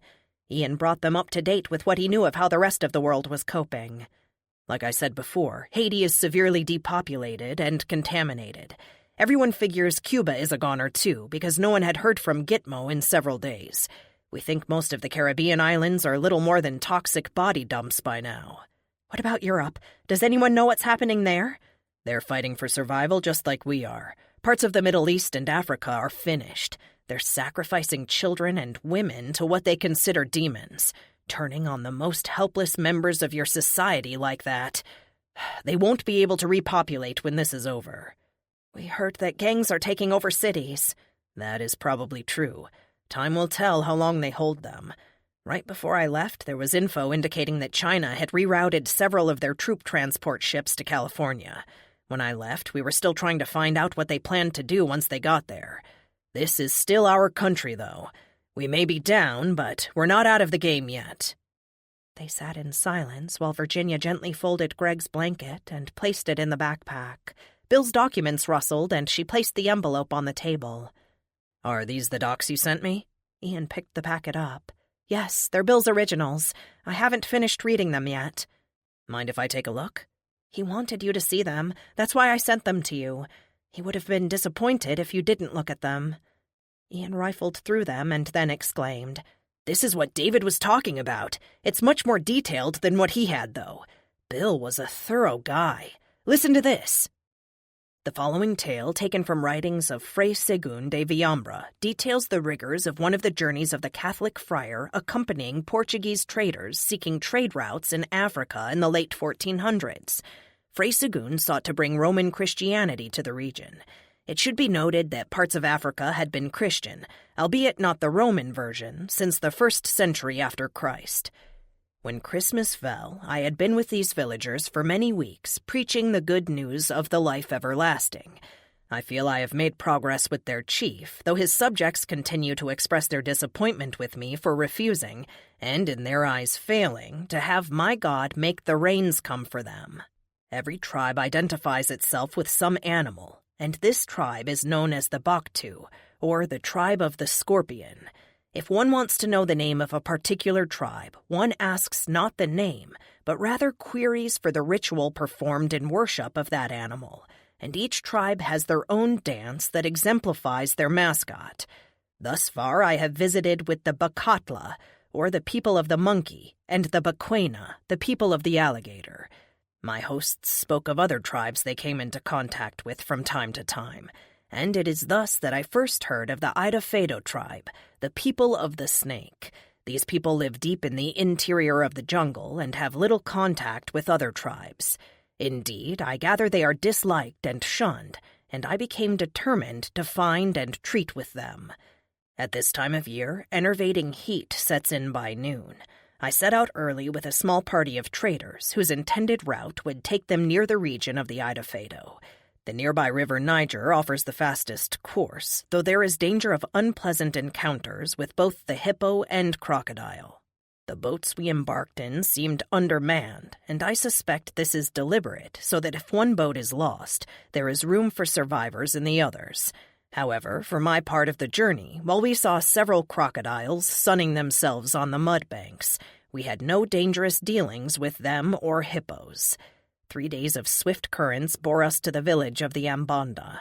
Built on a long, rocky slope leading down to the river, it is a clean and handsome town with clearly marked streets built on varying levels of exposed rock strata. The Ambanda are a tall people who knock out the front teeth, top and bottom, as symbols of status or marks of beauty. My trading companions were well received, as was I, until they were told of my destination. The holy man, or Unkomfu, advised me to not risk the death or enchantment he was sure would befall me if I continued on. When I told him that my God would protect me, and indeed was with me at all times, he demanded I show him to the village, and was scornful when I explained that my God is most high and can only be seen when he wishes to be seen. He proudly led me to a shrine and showed me his god, an orb of black stone that can be seen any time he wishes, and he advised me to acquire such a god, as it is more practical than the unreliable one I appear to have. Thanking him for his advice, I resolved to spend time with this tribe on my return from the Idafedo. The Ambanda escorted me a goodly way into the forest before sorrowfully bidding me goodbye. They were convinced I would never leave the Idafedo village alive. 5 hours later found us at a small stream that marks the northern boundary of the Idafedo domain. This stream flows into a noisome swamp that forms the southern portion of their lands. Human skulls in varying stages of decay adorned a large, black wattle tree leaning over the water, an intimidating boundary marker for a people who must want to be left alone. I knelt to pray for courage and wisdom to touch the hearts of the Idafedo. An hour or so of slashing through undergrowth, and I found myself outside their humble village. Naked children stared at me open-mouthed. These children showed signs of disease and deformity on a scale I had not encountered elsewhere in Africa. Tiny heads with close-set eyes and withered limbs were just some of the afflictions on display. An elderly woman came out of a rude mud hut and shooed the children away before hobbling toward me. She limped badly, and the left side of her mouth drooped. Poking me with a stick, she seemed surprised to find me solid. Then she turned and entered the largest house in view. Within minutes, an old man burst forth and strode toward me angrily, shaking a staff from which he hung dried, coiling snake skins, making a sibilant rustling.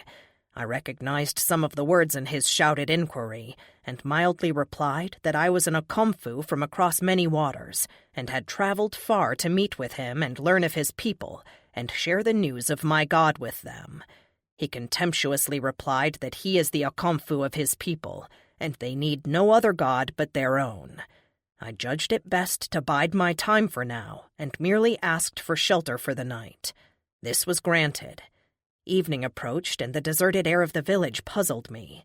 I was about to inquire of mine host concerning this, when a party of warriors emerged from the surrounding jungle, bearing several small, deer-like kills, along with 3 large chimpanzee, skinned and ready for the fire.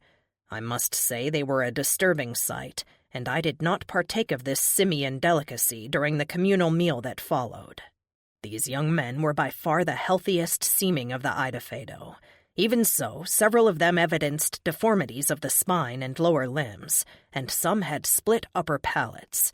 Having deposited their game with the women, they proceeded to recline in the shade and loll about, resting. They regarded me with some curiosity, and I took the opportunity to introduce myself and explain I wished to speak to them concerning the Most High God, Jesu Christ. At the mention of that most holy name, one of their number quickly sat upright and made known to me he had heard of my God before. It seems this young man, Daya, had unsuccessfully courted a young woman from the Bakatla tribe, and she knew of our Savior and had shared her knowledge with Daya. I was then invited to sit with the warriors, and I answered many of their eager questions. My heart warmed by their interest. I felt indeed that I had already made a path into their own hearts. Little did I suspect the trials that would soon follow. I was welcomed now by most of the tribesmen, and had managed to spend several days with them. On the evening of the 3rd day, I recounted the story of the death and marvelous resurrection of my Lord, and let it be clear that all who believed and were baptized would live again. That evening, More than half the tribe were baptized and partook of the sacred feast of divine body and blood, arousing much anger in their Akamfu. He raged first at me, then turned his wrath upon those baptized. So fierce was his anger that they fled into the surrounding jungle and did not return until the next morning. Tragedy now struck a family of my fledgling Christians. During the night spent hiding from the Akamfu, Daya, whom I have mentioned before, trod upon a poisonous snake, was bitten, and died by noon the following day. His sorrowing parents brought his swollen body to me, requesting that I call upon God to restore him to life at once. Their hopeful faces fell when I gently explained that I could not. Daya would awake to new life at Christ's return, and no man, not even the angels in heaven, knew when that hour would come. His mother's wails pierced my heart. Seeking an opportunity to regain his hold on his people, the Akamfu stomped over thunderously, kicking dust as he came and grinning fiercely. He told Daya's parents that he would invoke the god, the snake god of the tribe, and restore Daya to life, showing once and for all whose god was more powerful. To my distress, the couple followed him eagerly a short way from the village into the surrounding jungle. I was shocked to see two gigantic, carved stone haunches, so tall their points of termination were lost in the jungle canopy. Clearly, these people live in the ruins of a once more advanced civilization of mighty builders. Carved snakes twined on and around the giant limbs, somehow looking suppliant and menacing at the same time. An impaled goat, fly-blown and stinking, sagged from a carved serpentine pole between the huge cloven hooves. Daya's parents gently placed his body on the raised wooden trough before this abominable shrine. The day was overcast yet hot, and a scorching wind swept in, stirring up choking clouds of dust. The holy man tore the carved pole from the goat, kicking the rotted flesh out of the way, plunged the sharp base of the stick into Daya's body, then sank to his knees before this horrible tableau and began a deep, guttural chant. The skies darkened throughout the afternoon, yet the heat continued to increase. Many of the Idafedo kept vigil along with Daya's stricken parents. The Akamfu chanted without surcease as sweat poured in rivulets down his body. The villagers, my new Christians, joined him, and the sound grew in volume and intensity. The winds now increased. Leaves and small twigs blew from the trees, striking us and mingling with the dirt and grit already in the air.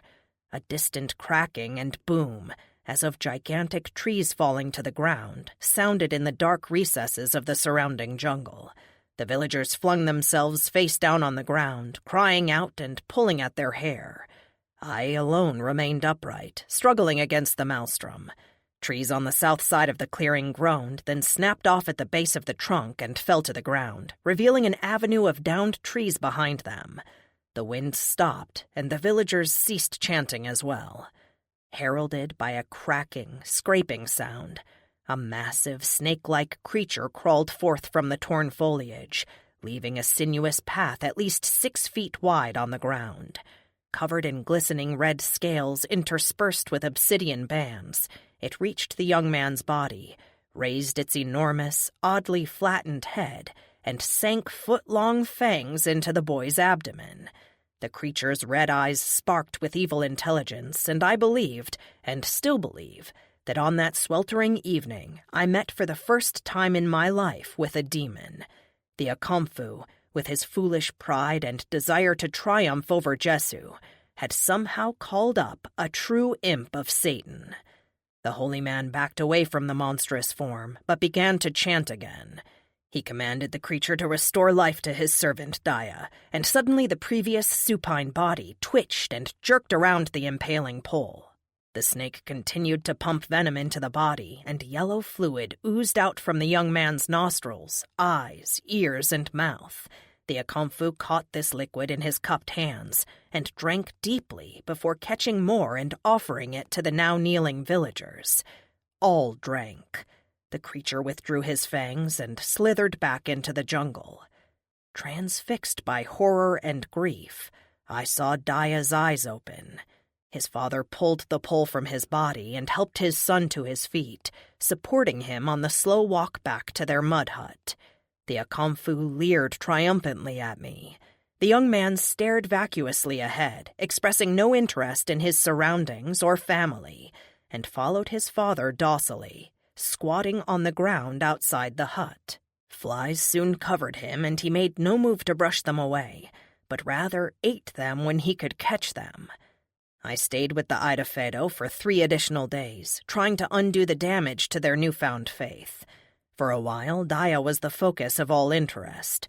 Other than making a low moaning, he never recovered his powers of speech, and his poor body decayed rapidly in the punishing heat.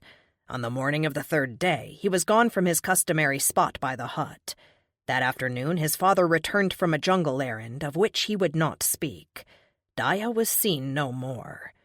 I have failed utterly in my mission to these lost lambs. They want no part of any return to life brought about by any god.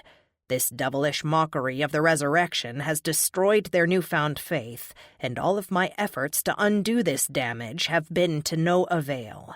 My own faith is sinfully shaken by the perturbing events in this dark jungle, and I fear I have failed my Lord as well. God will judge my efforts and intentions at my own resurrection. I hope I will not be found culpable that day. So that's where this all started? It came from some African demon? Does that mean we're supposed to find some African voodoo guy to make this all go away? Charles sounded disgusted. You're missing the point. The friar said he recognized it as coming from the devil, and that it was a mockery of the real resurrection, which is called the Word Made Flesh. I think he's saying a spiritual, evil being created a distorted, bastardized return to life to mock what God did for us with his Son. This evil has been made flesh. It's obviously real. We can take it down with weapons and maybe soon with medicines. It doesn't matter how it got started. It's part of our world now. Charles and Dean stared at her and she shrugged. That's my interpretation anyway. I'm betting it didn't get started there. It's probably been around a lot longer than that. It was just new to this friar, Charles said. Ian laid the documents on the table. The oil lamps flickered, casting irregular leaping shadows on their faces, and Virginia thought that both men looked older, with features somehow more chiseled than just a few days before. Daniel's eyelids drooped with exhaustion. She opened the fridge, looking for something else to eat. Inside, the unit was cool but not cold. She pulled out one of Carolyn's homemade cheesecakes, and as she did, a piece of paper fluttered to the floor. She brought it over to the table. Darling boy, I have been thinking of the moment I first saw you, red-faced and hungry, when you were less than a minute old. The red face went away, but the hunger has been a consistent trait, so I'm leaving this note in the fridge. I feel sure you will find it quickest there. I've been bitten.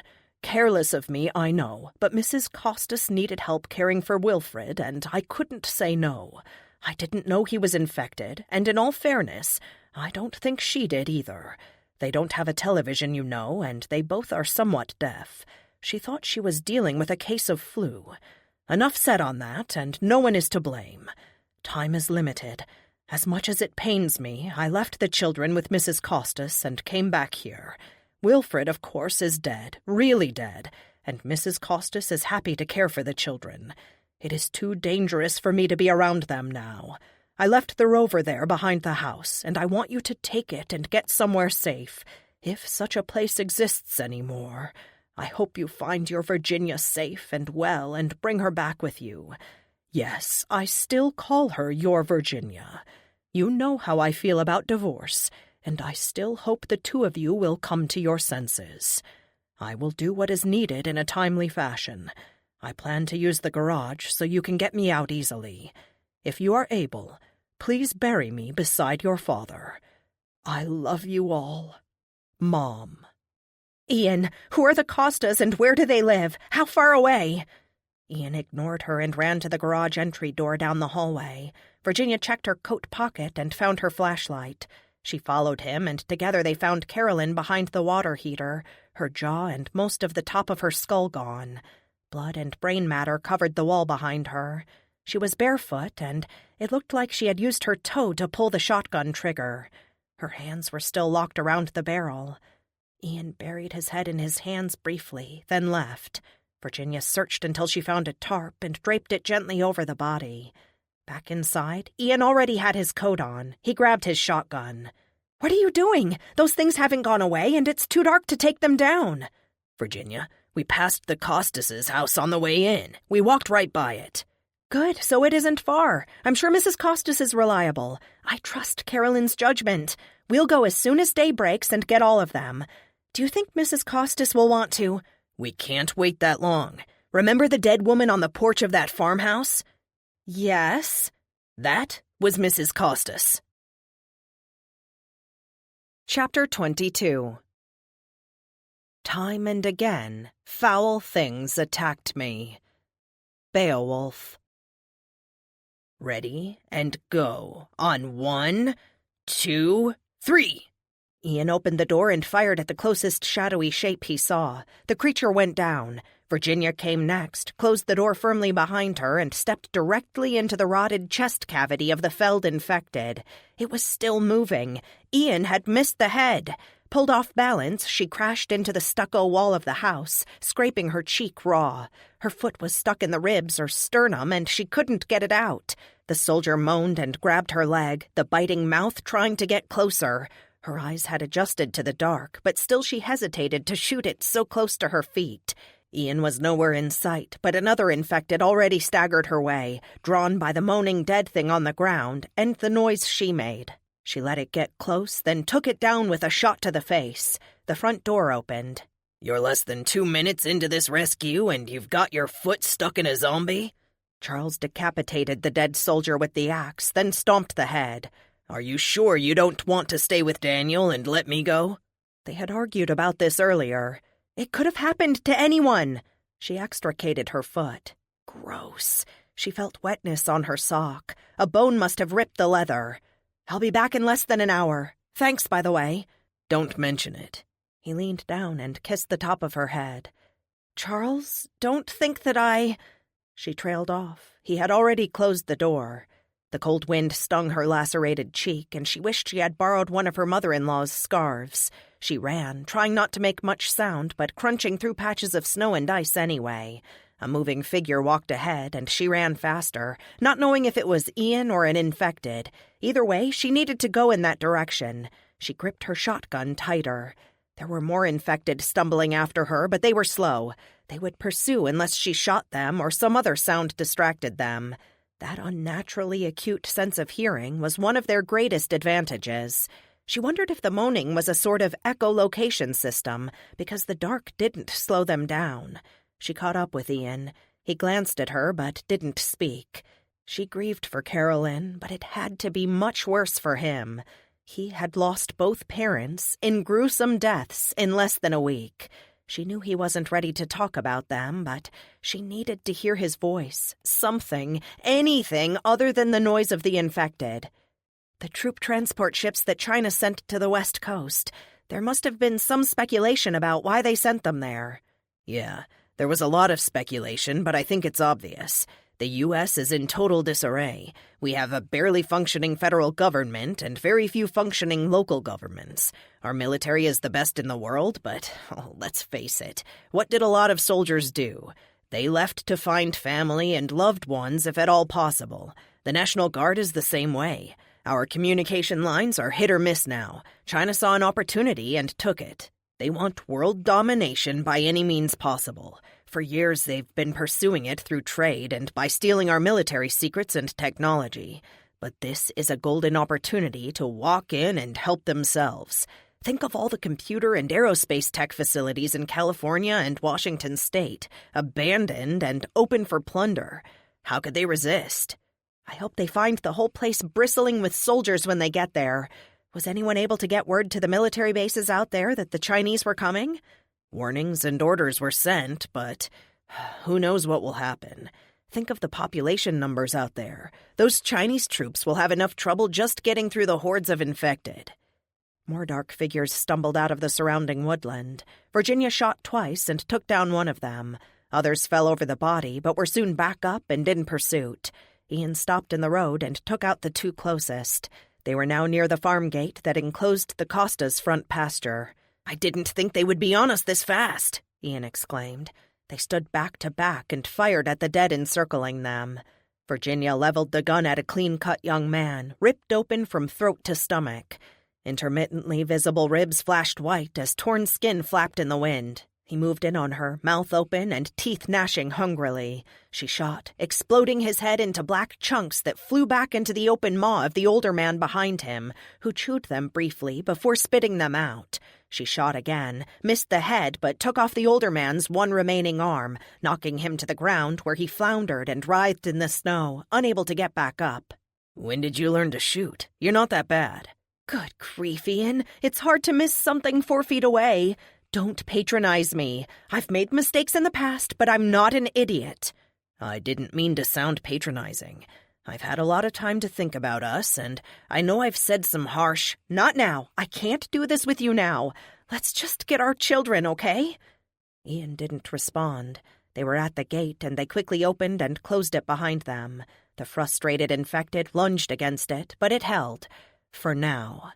Mrs. Costas was not in sight. Virginia looked at the black silhouette of the farmhouse that held everything dear in the world to her. She prayed silently and desperately to find them alive. They mounted the steps of the porch, kicking Mrs. Costas's leg to one side. Where was she?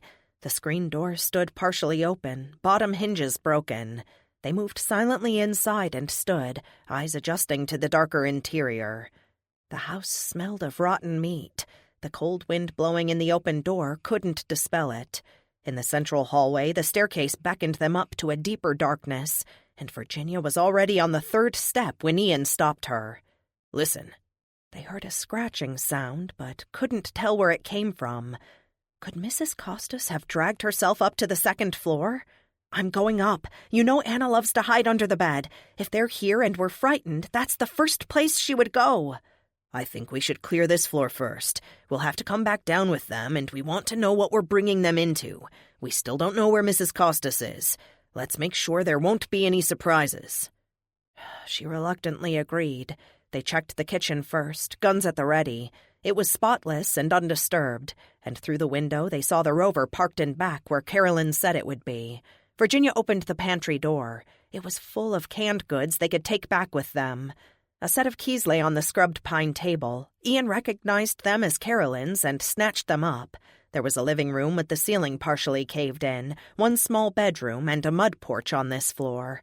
All were empty. The door to the basement was firmly closed, and they heard nothing down there, so they left it alone for now. They mounted the steps, guns drawn. Virginia thought she heard the scratching sound. She heard it again at the top of the stairs. She shined her flashlight into the hall. In front of the door at the end of the hallway, someone had placed a tall armoire, then pushed a heavy chest in front of that, effectively barricading the room. Beside the door, clawing and scratching to get in, was Mrs. Costas, head now dangling in front from her snapped neck. She had managed to shift the armoire slightly away from the door. Horrified, Virginia saw the door open a few inches. A small hand on the doorknob. "Stop! Don't try to come out, baby! Just stay where you are!" "Mom?" Virginia thought this was the most beautiful sound she had ever heard. "Yes, Dad's here too. Are you all right? Is Greg with you?" "He's asleep, but— Mom?" "What, darling?" "We're really thirsty." "Close the door, Anna. We have to move some things to get you out." "Okay, Dad." Mrs. Costas, her remaining leg thumping on the floor behind her, turned away from the door and dragged herself in their direction while they backed away. Gray, matted strands of hair hung lank around her face. Her head, still attached by sinew, rolled on her shoulders, mouth making chewing motions in gruesome anticipation. She was surprisingly fast. "Try to draw her away. I don't want to shoot toward the door." Ian shouldered his gun. Virginia ran down the hallway, stomped the wooden floor hard to get her attention, and Mrs. Costas obliged her, spinning around and moving in her direction. Ian shouted at her to get out of the way, and she stepped back into one of the bedrooms. He fired, severing the head. It tumbled through the air toward Virginia, who put her arms up in front of her face to deflect it. The still-moving mouth clamped down hard on her wrist. She screamed and beat it against the wall to make it let go. When it finally dropped off, the teeth still hung on. She felt an impulse to laugh. Dentures! She pried them off and sank to her knees and watched Ian smash the head into a greasy spot on the floor. Enraged, he kicked the crumpled body to one side. Ian took her in his arms. I'm sorry, so sorry. Oh, baby, I didn't mean for that to happen. She looked at her wrist in disbelief. The tooth marks were faint, had barely broken the skin. Anna called to them through the door, and they heard Greg crying. Looks like Mrs. Costas knew she was sick and barricaded this room against herself the best she could. She stood up and pushed the chest to the side. Together, she and Ian moved the armoire and opened the bedroom door. It was pure joy to hold them again, their arms around her neck, to hear their voices. She had wanted this, hungered for this. They were a little dirty, clothes rumpled and hair tangled, but they were alive. Anna kept glancing at the headless body down the hall. Grammy's friend put us in the bedroom and told us to take a nap, but then she put her furniture in front of the door and we couldn't get out. Get out! Greg echoed happily, rubbing his eyes. Where's Grammy? Anna asked. She got sick, but we're going back to her house as soon as we can. There are some of the sick people outside, so we have to be really careful and quiet. Can you do that? Ian's voice shook a little and he cleared his throat. Yes! Greg put his arms around his father's neck. Finding a sheet, Virginia ripped a strip away, wrapped her wrist, then sat down and gathered Greg and Anna into her lap. Mom, I thought you weren't coming. Anna's tone was full of reproach. I was on my way, darling. There was a lot more snow at home than here, but I came as fast as I could. Don't I always come to pick up my favorite daughter? In response, Anna threw her arms around her mother and began to sob. Virginia held them close, rocking back and forth. She felt a cold ache spreading up her arm. Oh, please, God, she thought. Not this fast. They went downstairs. There were fewer infected thronging the gate, and none had broken through yet. Virginia insisted they take as much canned food as possible, and the children began loading cans and jars into boxes, which she and Ian took out to the rover. Ian looked askance at her when she loaded the front passenger seat with boxes. I'm not going back with you. It'll be easier and safer if I just stay here. I'm keeping the pistol. What if you don't get sick? I'm not going to leave you here. Ian, I'm afraid. He pulled her close. His voice muffled in her hair, he said, I won't let you go again. If I get sick, you have to take care of me before the children mustn't ever see me as that. You have to promise me. Fine, I promise, but it won't be necessary. They pondered where to go next, but deliberately refrained from discussing their own fractured relationship.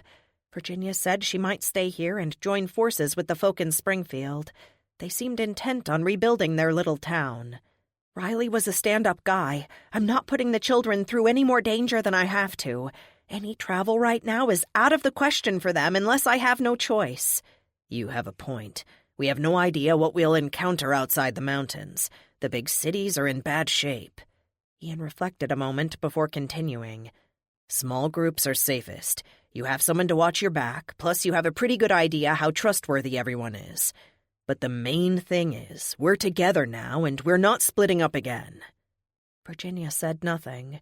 She was not the same person she had been just a week ago. She suspected Ian wasn't either. They loaded the last of the boxes. Virginia produced the glass eye from her pocket, popped it back into Miss Alice's empty socket, then zipped both children into their coats. The rover broke through the gate easily and had no trouble gaining traction, even on the icy road. They plowed through a thin line of the dead, headlights occasionally illuminating more as they shambled out of the woods. Virginia sat in back with the children, steadying the boxes and trying to ignore the ache in her wrist. It didn't hurt that much, and otherwise she felt fine. Whatever the world was now, whatever struggles lay ahead, she had her babies. Anna's eyes looked haunted, and Greg kept a constant grip on either her or Ian, but she had them back. She would walk through hell itself to keep them safe. But where was safe? Staring out into the darkness, she watched the dead careening toward them, some close enough to touch the rover before Ian drove on. Creatures appeared and disappeared as the vehicle rolled slowly along. Greg climbed onto her lap, took her face between his mittened hands, and asked, "Home now, Mommy?" She put her arms around him and held tight, savoring the sweet weight of him on her lap. "Home soon, baby." Charles must have been listening for them to come back, because as soon as they reached the driveway, the garage door went up and he was there, motioning them inside. Carolyn's body was gone. Virginia knew he couldn't have dug a grave this quickly, even with 2 good arms, and supposed he had hidden her somewhere to spare the children the sight of their dead grandmother. She gave him a grateful smile and unloaded both children, who clung to her like limpets, even after she carried them into the house. Daniel was already asleep on the sofa. She was careful not to wake him, and she climbed the stairs quietly. Introductions could wait until morning, but she decided to tell them something about him now. "In the morning, I want you to meet Daniel. He came with me from home because his parents got sick and couldn't take care of him anymore." Anna nodded solemnly, but asked, "Where's Grammy now?" Inwardly, she winced. She had hoped Ian would field this one. She felt someone sit on the bed. He was here and took Greg in his arms while she held Anna. "I want to talk to you about Grammy." Ian's voice was strained. Anna cried herself to sleep, and by the time Virginia left the room, she felt completely drained. Slumped against the wall, she slid down and dropped her head on her knees. She could sleep right here, sleep for a week at least. She must have actually dozed off when she felt arms slide underneath her, lifting her from the floor. Without opening her eyes, she knew it was Ian, and relaxed into his embrace, knowing she was safe, as safe as anyone could be in this new world. A fit of coughing overtook her. She felt a looseness in her chest, and then a sudden nausea that sent her scrambling for the bathroom. She vomited up a yellow, mucus-like mixture that tasted incredibly foul. She wiped her mouth with trembling hands. Ian stood in the doorway, looking terrified and angry at the same time. He picked her up gently and carried her into a bedroom, placing her on the bed. She rolled onto her side, not speaking, staring stoically out the window, knowing what was coming and determined to meet it without flinching. In the hallway, Ian pulled out his phone and punched in a number with a 202 area code. There was only one place he could think of to take her. Even though D.C. had been a mess when he left, he knew there were still some of his people in the city, and their medical facilities were the best in the world. They would help him, if they were still alive. This concludes Contagion by L.I. Albamont, narrated by Emily Beresford. Copyright 2011 by L.I. Albamont.